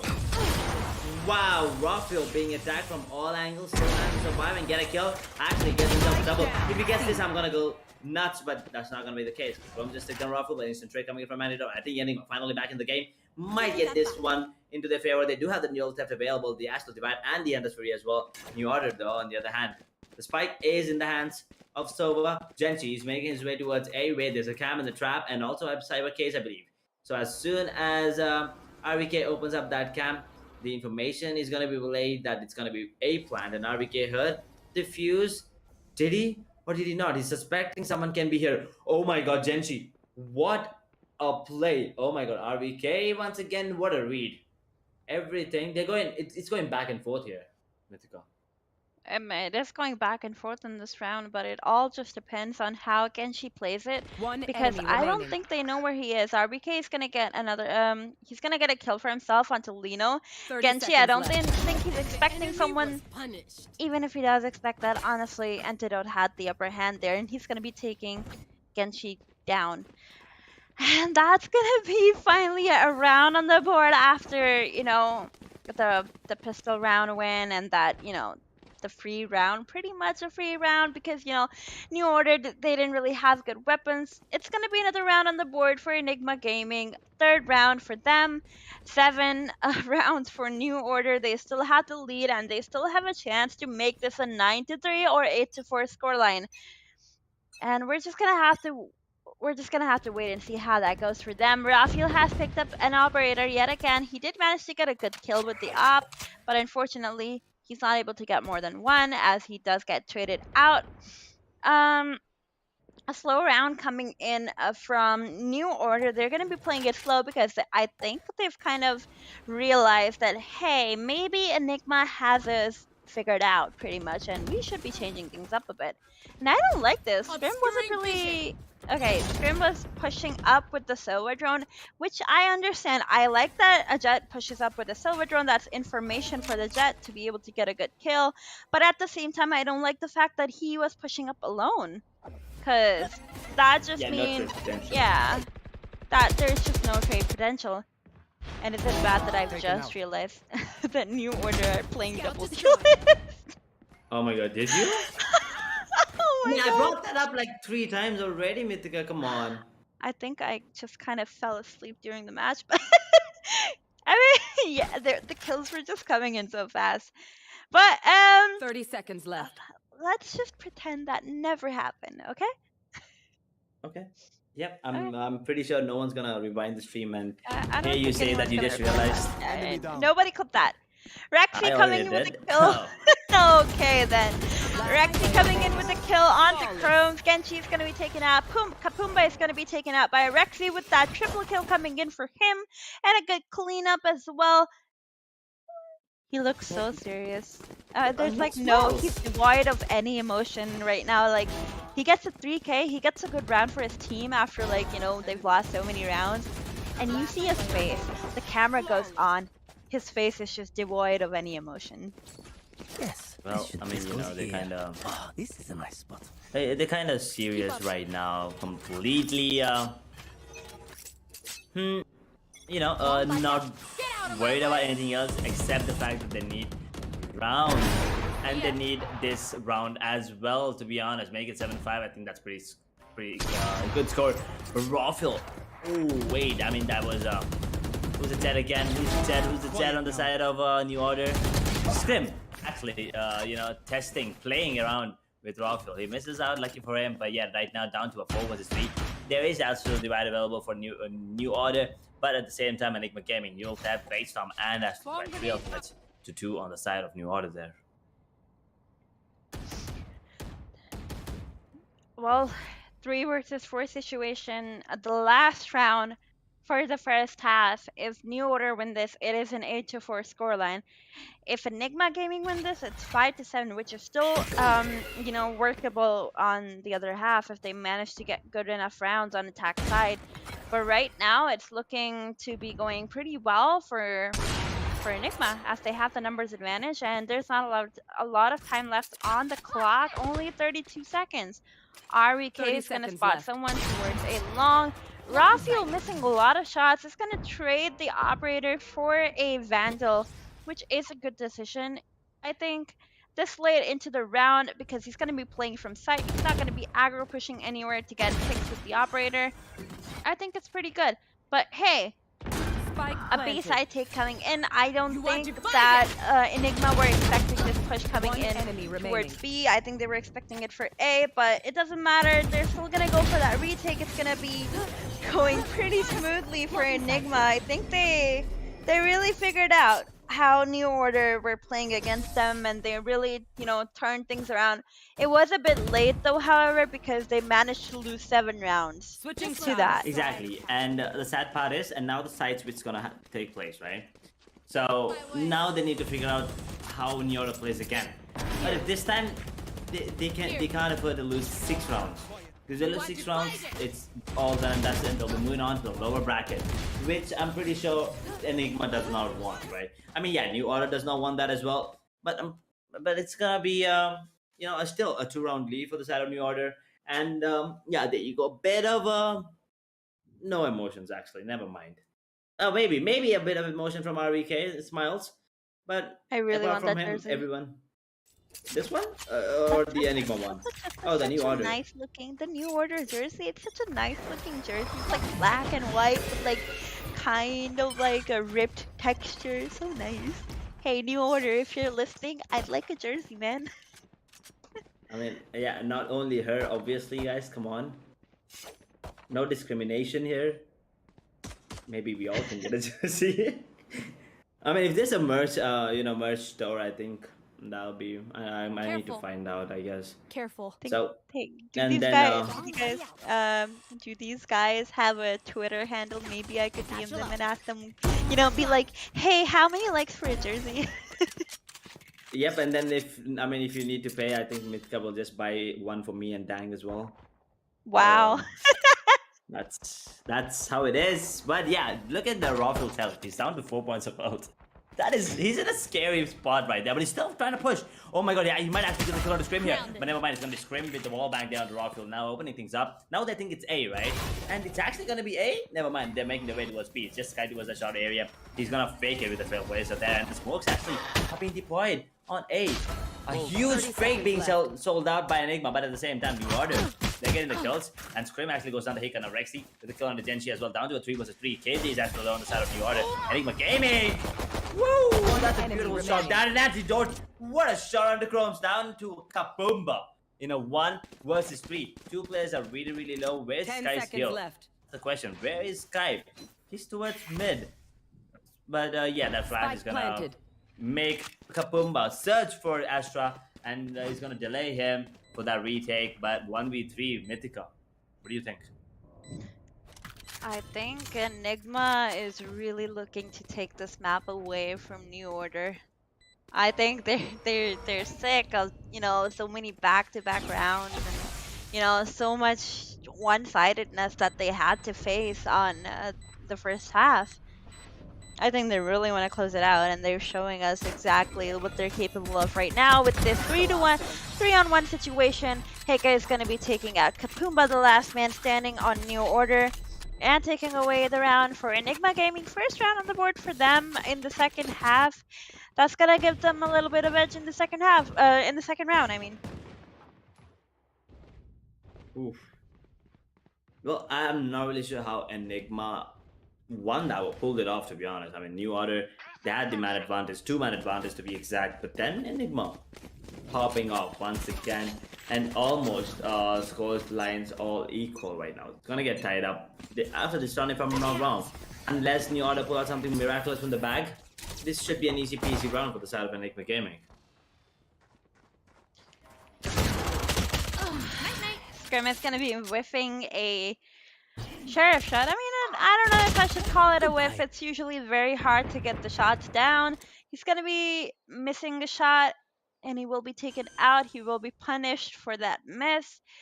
It will be a 2 versus 5 situation in favor of Enigma Gaming. Not much that New Order can do here, as they have, you know, they don't really have good weapons. They have the worst weapons, while Enigma, they have better weaponry and armor as well. So there we go. Another round coming in for Enigma Gaming. The scoreline is equalized. And now we're going to be moving into a full buy for both teams. Well, not for both teams. New Order are going to be going for that full buy. Enigma Gaming, however, they're going to have to go for... Well, they don't have to, but they're going to choose to go for the bonus. You know, keeping the weapons that they have from the last round, because why not? You know, you get a round with those weapons, that's a lot of damage dealt to New Order's economy, and you can still buy up next round, even if you lose. Well, there you go. The timeout coming in from the side of New Order for the first time in a long time there, and rightfully so. You know, the score lines all tied up. They did have a really good lead, but then once again Enigma made a small comeback, and now you know the score lines all tied up. So Enigma will be going into the bonus round there. So New Order, I think they're talking about are they gonna be? I mean, I actually think that you know when it's a bonus round for your enemies, I think you should just go ahead with Spectres because you're gonna be facing off Spectres anyway, right? So might as well get yourself another bonus as well. You know, maybe a couple of Spectres, maybe 3 Spectres as well sometimes. Depends honestly on how you're planning to play the round, pretty much. Because you know, if you're going for a full buy, right, and you're playing against Spectres while you have Vandals and Phantoms, you have the advantage of playing long range, while the other team, they have to like stick in corners and wait for you to make a move pretty much, and they don't really have a choice but to wait, because if they try to push up, you're going to be able to pick them off easier, like more easily than them picking you off at the range that you know these teams are playing at and on these maps, because well, most of your entries are either going to be from A long or C long. You're not really going to be going more towards mid as you are going to be going towards A or C. I think C is actually a much easier side to push up towards when you're playing against Spectres or Sheriffs and whatnot. So I feel like if they do make a way towards C or something, I think that might work out pretty well for them. All they need is the Sova drone, the Sova dart, a little bit of information for themselves, and they can like easily make a good execute on C. True, and let's see if that timeout did help New Order or Enigma gonna be on the same role that they are up until now. Rawfield once again opening things up, getting the first frag on to Genshi, and I think Chrome's position has been revealed, and he might just go down to Rex's Spectre.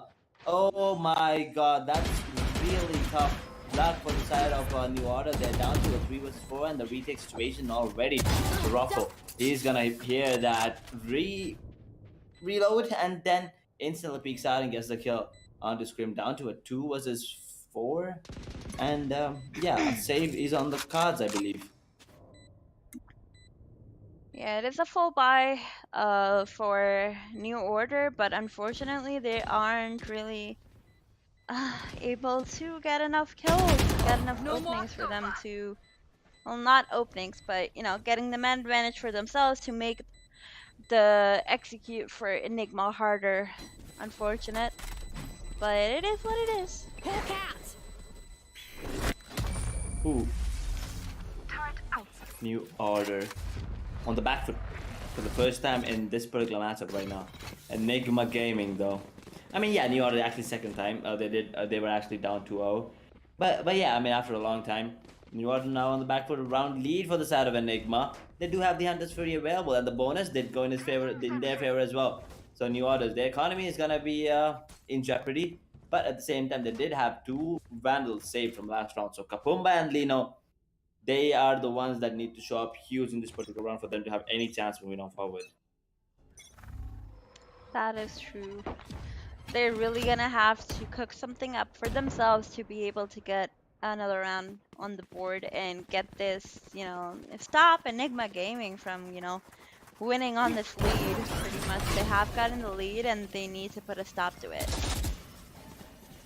Genji is gonna get a pick onto Antidote, getting the first pick in the round for the side of New Order, turning it into a 5 versus 4 situation. This is good for New Order, but it is still going to be hard. Never mind, Lino coming in with a pick onto RVK. There's not a lot of good weapons on New Order except for the ones that were saved last round. But they're somehow making it happen. What is going on? Calm coming in with that pick. Who's got the snack? With the Bucky. Gonna pick up a Phantom for himself and get that final kill. It's gonna be a round for New Order, 8-8 scoreline. It has been equalized once more. New Order clearly showing us that they're not out of the game yet. They're still here. But what happened? Ugh, two Vandals, that's all they had. I mean, yeah, they did have a Bucky, a Sheriff, and a Spectre as well. But at the end of the day, it was just those two Vandals that was doing a lot of work there. But at the same time, there you go, Scrim. With the Operator and the Light Shields as well. So, let's see if he can, do the same thing what Rocky was doing there with the Operator. And there you go, First Blood goes in the favor of New Order. For the first time in a really long time, New Order, a man advantage early into the round. Enigma Gaming, now they know that there's an Operator, and it was on C. How the hell did it come in on B? That's what RBK must be saying right now. And I think it might make its way towards mid right now. I think it's spotted him. Yep, Scrim has actually been spotted, so Astra will take down the drone. Now they get the information that there are two players towards B. Reno, the only one on A right now. He's in a really weird spot, but he's gonna catch Hiccup completely off guard. He's gonna get caught off guard by Rafael as well now there, Mythical. 4 versus 2 situation. Rafael's just going insane over here. Taking away any hope that New Order have to get the round, but New Order, they still have the man advantage, so this is definitely doable for them. Rafael, although he did do a lot of damage, but it will not be enough. He will be spotted out by the Silva Recon Dart, but he's not going to be able to do anything. It's going to be very hard for him as he's left all alone, and he loses that 1v1 as well due to getting, scanned. And that's going to be another round for New Order on the board, finally getting the lead back into their hands. Oh, feels good, man. But at the same time, Enigma, they're on the back foot. That was a really good round for Rafael, to be honest. But yeah, Scrim did get himself a triple as well. So the economy on the side of Enigma is now broke. 1900 on Rexy, 2100 on Hika. About nothing really apart from that. So Rafael and Antidote are going to be playing in with the Light Shield. So this round is going to be a crucial one, because if not, New Order are going to be going on to the double digit scoreline and maybe even potential 11th round on the board, because it's going to be an eco next one potentially for the side of Enigma. But Hika lands an insane shot, and then Rafael. Okay, I was about to say Rafael, but Rafael's right behind them with the kill onto Lino, and now RVK spots up Chromes. There you go, the flank. He's instantly taken down, and I think the not spot out Sova. No, since he took it down, he knows that someone's met. And at 2 versus 5, I don't think this round is gonna go in the favor of New Order whatsoever. Yeah, it is looking hard for New Order, especially with the man disadvantage and the fact that the spike has been planted. It's gonna be really hard for them to get enough kills in enough time and go for the retake. Genji is gonna take out RBK, who is trying to go for some extra kills. He will be denying those kills, but it will not be enough to get a round. So this is looking like a 9-9 scoreline, and another equalizer coming in yet again. Might be looking at an equalizer there. Yep, there you go. That means the round is gonna go in the favor of Enigma Gaming. They have 4 players still alive in New Order. Oh yeah, they do have the economy, decent economy, but they're still gonna be saving those 2 Vandals, because they wanna have that Operator out ASAP. So with the kind of money that they have, I think Chromes can drop off the operator once again to Scrim. There you go. So Chromes will be twisting a Vandal from Scrim, and one more weapon needed from Lino. I think it's going to be dropped by Genshi. And now the economy on Enigma. Look, it's there, but at the same time, it's not there, right? Yeah, one player does have 5100 in the bank, but at the same time, it's an operator on the side of new order. Scrim, if he goes down again, that like that, I think they might be in trouble here with the side of new order. Cage 5 versus 2, another round. Sorry, wait. Whoops, my bad. A 5 versus 4. Raphael is gonna get a double kill for himself, and Line is gonna respond in the same way, getting another, double kill in the round. RBK also coming in with the double kill. So many double kills coming in. And that's gonna be another round for Enigma. They're gonna be, taking away the lead once more. God, so many back-to-back rounds. I don't know how to feel. This is like such a close game right now. It could be anyone's game, honestly.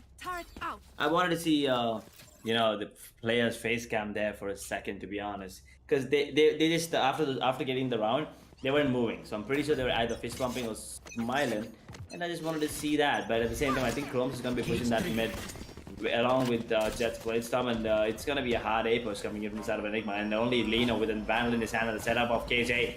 Oh my god, I don't think they're ready for it. There you go, the Lambo and the strong grenade being activated as well. That's a beautiful pawn. Pain shells being used, but not gonna deal any damage onto Roscoe whatsoever in the camp. Has been played actually, but Hiccup will still somehow manage to get the kill on the Chromes, down to a 4 versus 5 once again. A 4 versus 5 in the favor of Enigma Gaming. They still haven't gotten the spike plant yet, so this is still doable. And as I say that, Hika takes out Scrim from the round. RBK is gonna be annoying these players with the Cypher camp. But what happened? Did I miss something? No, like, why he's unable to spot the Cypher scam? I mean, to be honest, I don't really see it on his screen either. Not really visible on his screen. Oh my god, come on. Sure? Yeah, I think I'm just tired. 30 seconds left. A 4 versus 3 situation in the favor of Enigma Gaming. They had a 5 versus 3 advantage here, but it was taken away as another kill came for New Order. But it's not going to be enough though. The spike has been planted, and Enigma, they had the man advantage here. They have the upper hand pretty much. This retake is going to be hard for New Order. They don't really have a lot of the retake agents alive, and there we go. Hika coming in with a 4K for his team is going to be taking away the 11th round on the board for Enigma Gaming. Ooh, Enigma might just walk away with the win here, but New Order, they made it work last time with this kind of buy a couple of banners of Bucky or Sheriff, and then maybe a Spectre on Lino.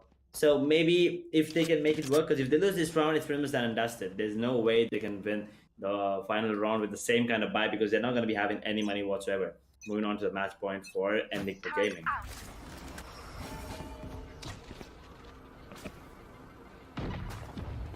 So a drone coming in towards B. I'm not sure what the point exactly is. Okay, never mind.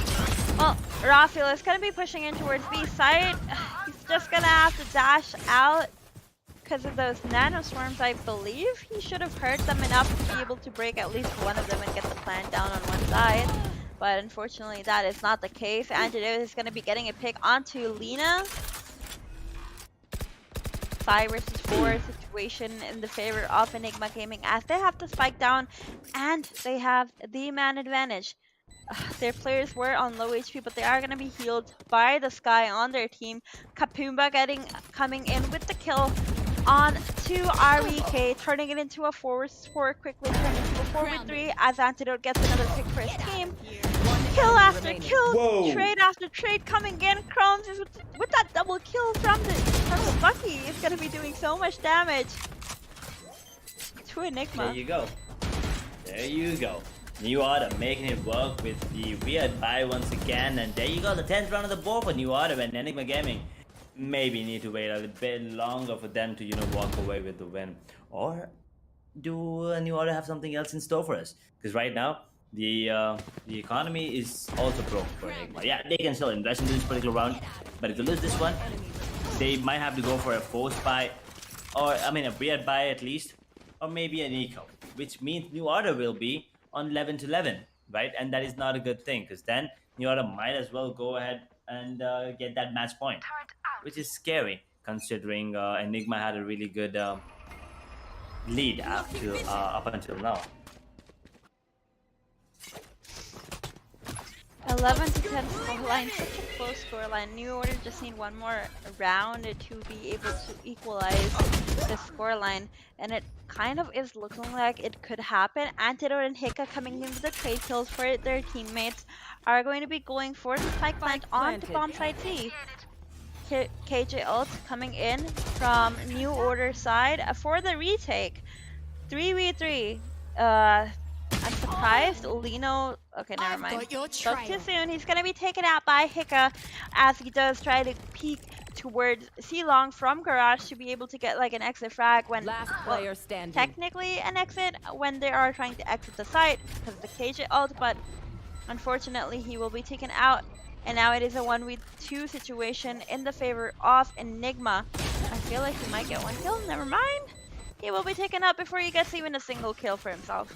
RVK right there to get that kill is going to be bringing his team to a match point. 12 to 10 scoreline in the favor of Enigma Gaming. Now they just need one more round to take away the series.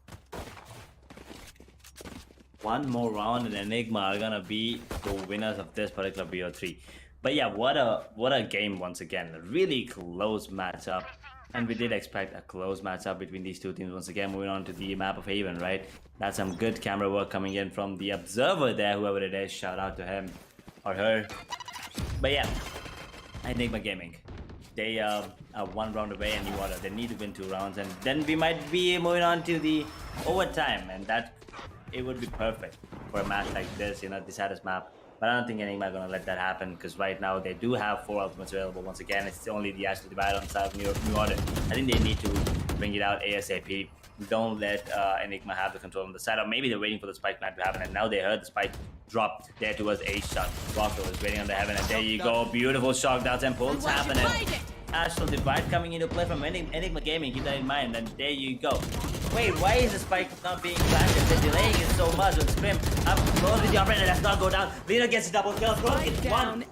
Genji goes down to the double Chrome with an instant trade. There you go, down to a 1 versus 2 RVK all alone. I know exactly. That was the CT side, and he was being used, and Pales was right where he is. 5 HP on Lino. Chrome's is really low as well. I mean, he's down to, I think, 90 points of health. Lino needs to get this team RVK. No, that's not going to be the case. Showstopper does not hit him. 35 seconds on the clock, and the spike is still on the side. RVK, he needs to land this shot onto Chrome, and it does!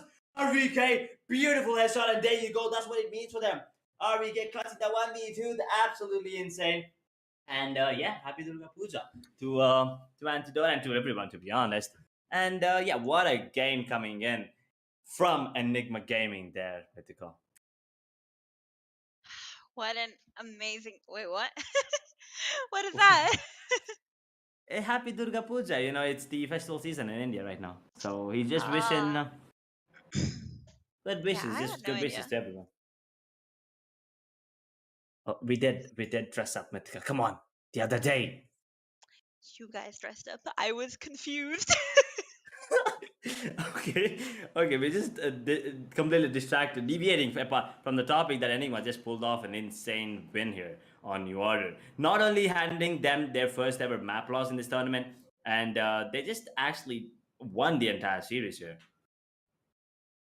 Yeah, I mean, Enigma 2-1 winning that series. It was such, it was actually one of the most enjoyable series for me in the playoffs so far. Because, I mean, every series that we've watched so far has been very one sided and just, 2-0s and whatnot. But this was the only series I believe that went to a 2-1 score in terms of map. And both the maps that well, not both. Technically, two maps were pretty close, except for Icebox. Icebox was kind of hard for New Order, but Enigma and New Order just went ham on both the other maps. I think it was such a good series to watch, honestly. Oof. Well, once again, I mean, if you take a look at the highlights there, Enigma did win the first 2 rounds, but then New Order made a comeback, right? They were having a really good time on the attacking half, but after that, a timeout was taken by Enigma, and then a comeback happened once again. A timeout was taken by New Order, where unfortunately they're not going to favor anymore, still leading. But then at the end of the day, at the almost end of the game, New Order almost made it work in their favor. And I think the last round, it was all RVK, obviously. Almost Chromes and who's the KJ? I'm so bad with names. I think the KJ, there on the side of New Order, almost had that round, but RVK has other plans, so he ended it then and there. And Enigma will be moving on forward into this tournament in the upper bracket, and they'll be facing, guess who? Team Exploit there. So yeah, they did win against New Order, but are they gonna be a tough fight to Team Exploit? Because Team Exploit, man, they are on another level. Yeah. It's gonna be an interesting game to watch, certainly, because Enigma, they have shown that they are a pretty good team. But at the same time, this was my first time actually watching how New Order plays, and I think I am a fan now. And I actually expect a lot from them in the lower bracket and in any upcoming tournaments that they play other than Skyesports. I would be on the lookout for them for sure. I do think they have shown that they can be one of the stronger teams in the region, other than the top dogs. Yeah.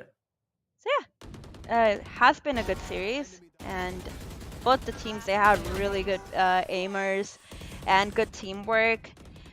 But I think one thing that I felt like the teams were lacking were early picks. I feel like both the teams were kind of struggling with that on defense, especially. I feel like on defense, they just didn't have the right idea about how to go about getting early picks with the operator, how to give proper support to your jet.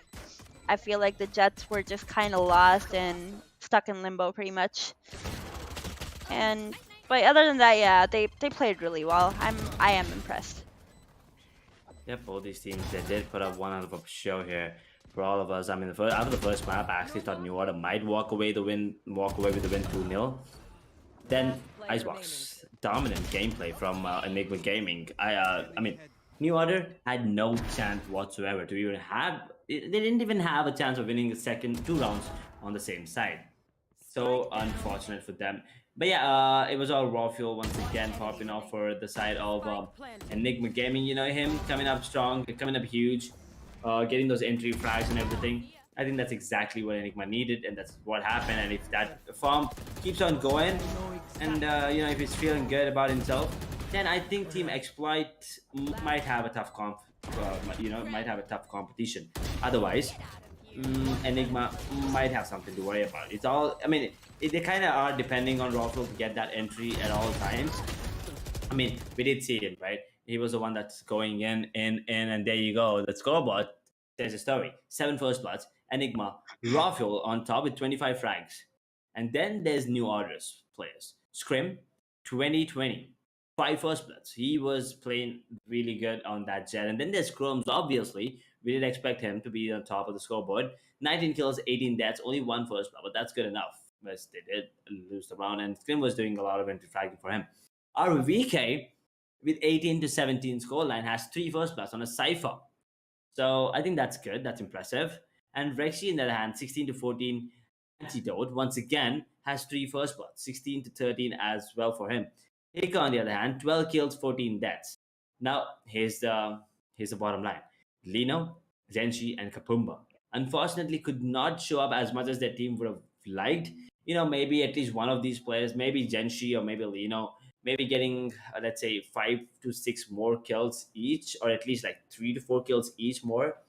I think that would have helped the New Order, put up a better fight, maybe take us into overtime, or maybe even walk away with the win. But at the end of the day, it's Enigma Gaming, and Rafael was playing out of his mind. Yeah, you're totally right about that. Rafael definitely woke up after that first map where he just wasn't able to get enough kills and wasn't really able to shine. But, on Icebox and on this map, he actually did pretty well, especially Antidote, actually. If we remember correctly, he did have more than 350 ACS, which is insane. That, too, it was on Killjoy. And this time he played Astra. This guy has a lot of agents in his pool. Not gonna lie. I mean, we saw him on Killjoy, and now we're seeing him on Astra. I mean, that's a complete role switch, which I'm actually pretty impressed with. Yeah, that is true. He does have a lot of agents up his sleeve, and there you go. That's the brackets we're officially done with. 4 matches from the winners bracket there, and so the winner bracket looks like this: Team VLT will be facing off Team EXO. Not yet. There's a bit of time for that. Team Exploit will be facing off against Team Enigma Gaming. So yeah, that gives enough time for both these teams to read each other, study each other, maybe come up with strats. But here's the thing: tomorrow we have the loser bracket, which means New Order and Lexious, they don't have a lot of time to do the same. Exili Esports and Salt Esports, however, did get a day. That's going to be your first match tomorrow. Exili Esports from Bangladesh facing off Salt Esports, the runners-up of the Pakistan and Afghanistan region. And then later on in the evening tomorrow, we have New Order. The winners of the Sri Lankan, Nepal, and Bhutan region will face off E2S Lexious. Now that's another team that was absolutely dominant. So in the regional qualifiers, obviously, that's gonna be and two of these 4 teams will be, out of the tournament. So yeah, it's gonna be do or die situation for all these teams, and it's really kind of sad to see that one of these teams is already gonna be. Two of these teams are actually gonna be leaving us. I mean, that's gonna be the end of the road for them in the Skyesports Championship 3.0. It's gonna be hard to watch, two of these teams go because they've all actually performed so amazingly in this entire playoff. Exili impressed me. Salt impressed all of us, I think, with that icebox map, although they did kind of bad on Haven. I mean, taking away that many rounds from VLT, that was pretty good. New Order definitely showing the sort of team they are. Lexious, taking off some rounds off of Team Exploit kind of goes to show that they have what it takes. They definitely could do better.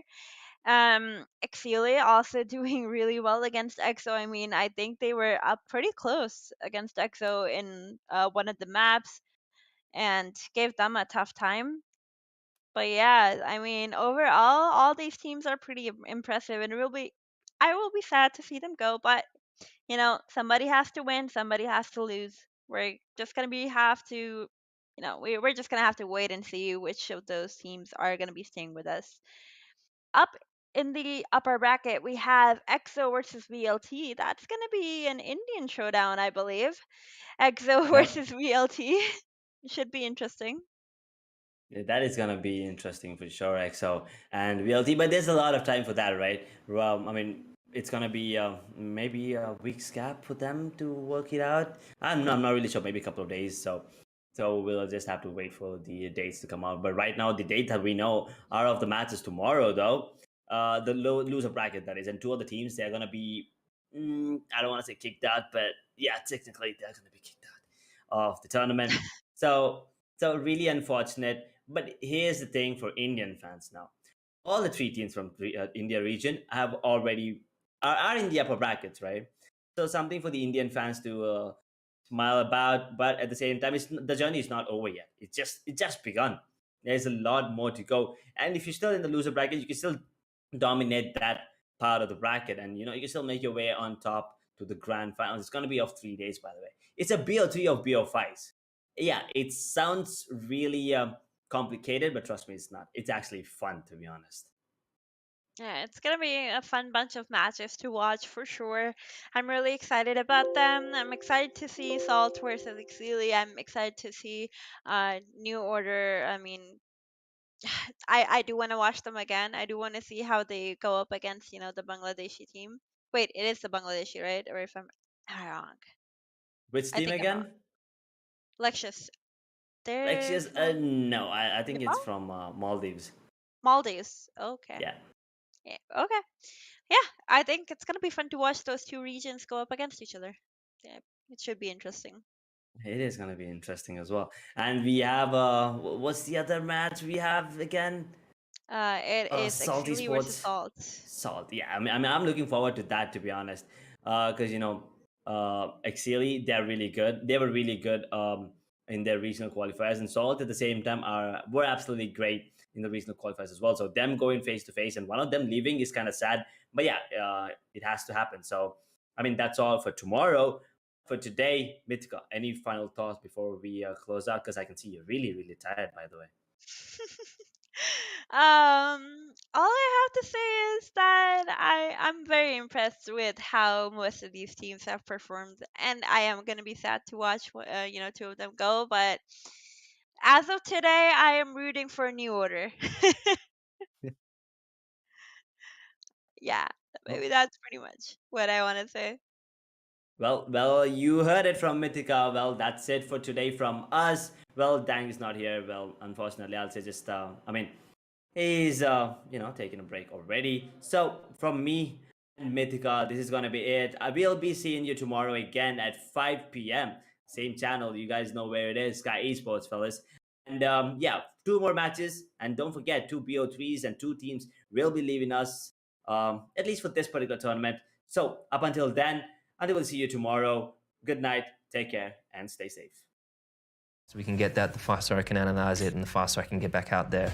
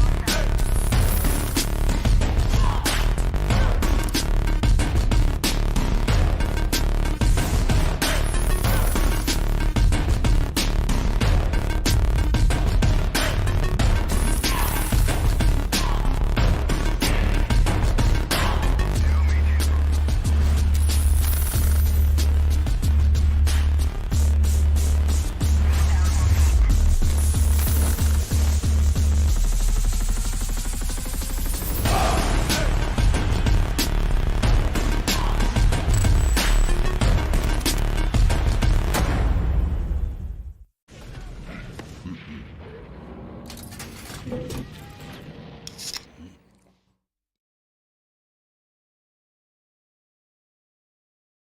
nails done now.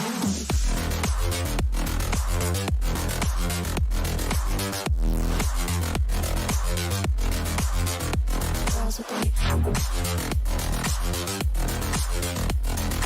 nails done. I like the girls with the nails done.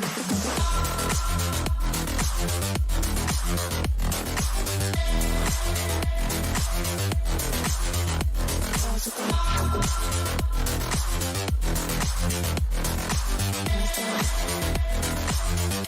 girls with the nails done.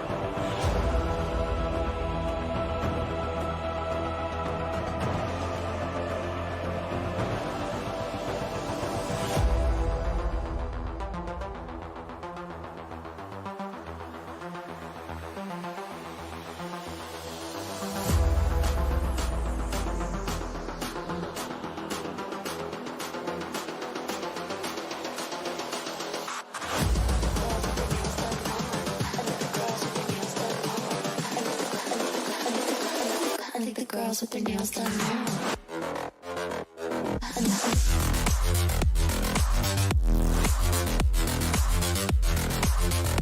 Girls with their nails done. I think the girls with their nails done.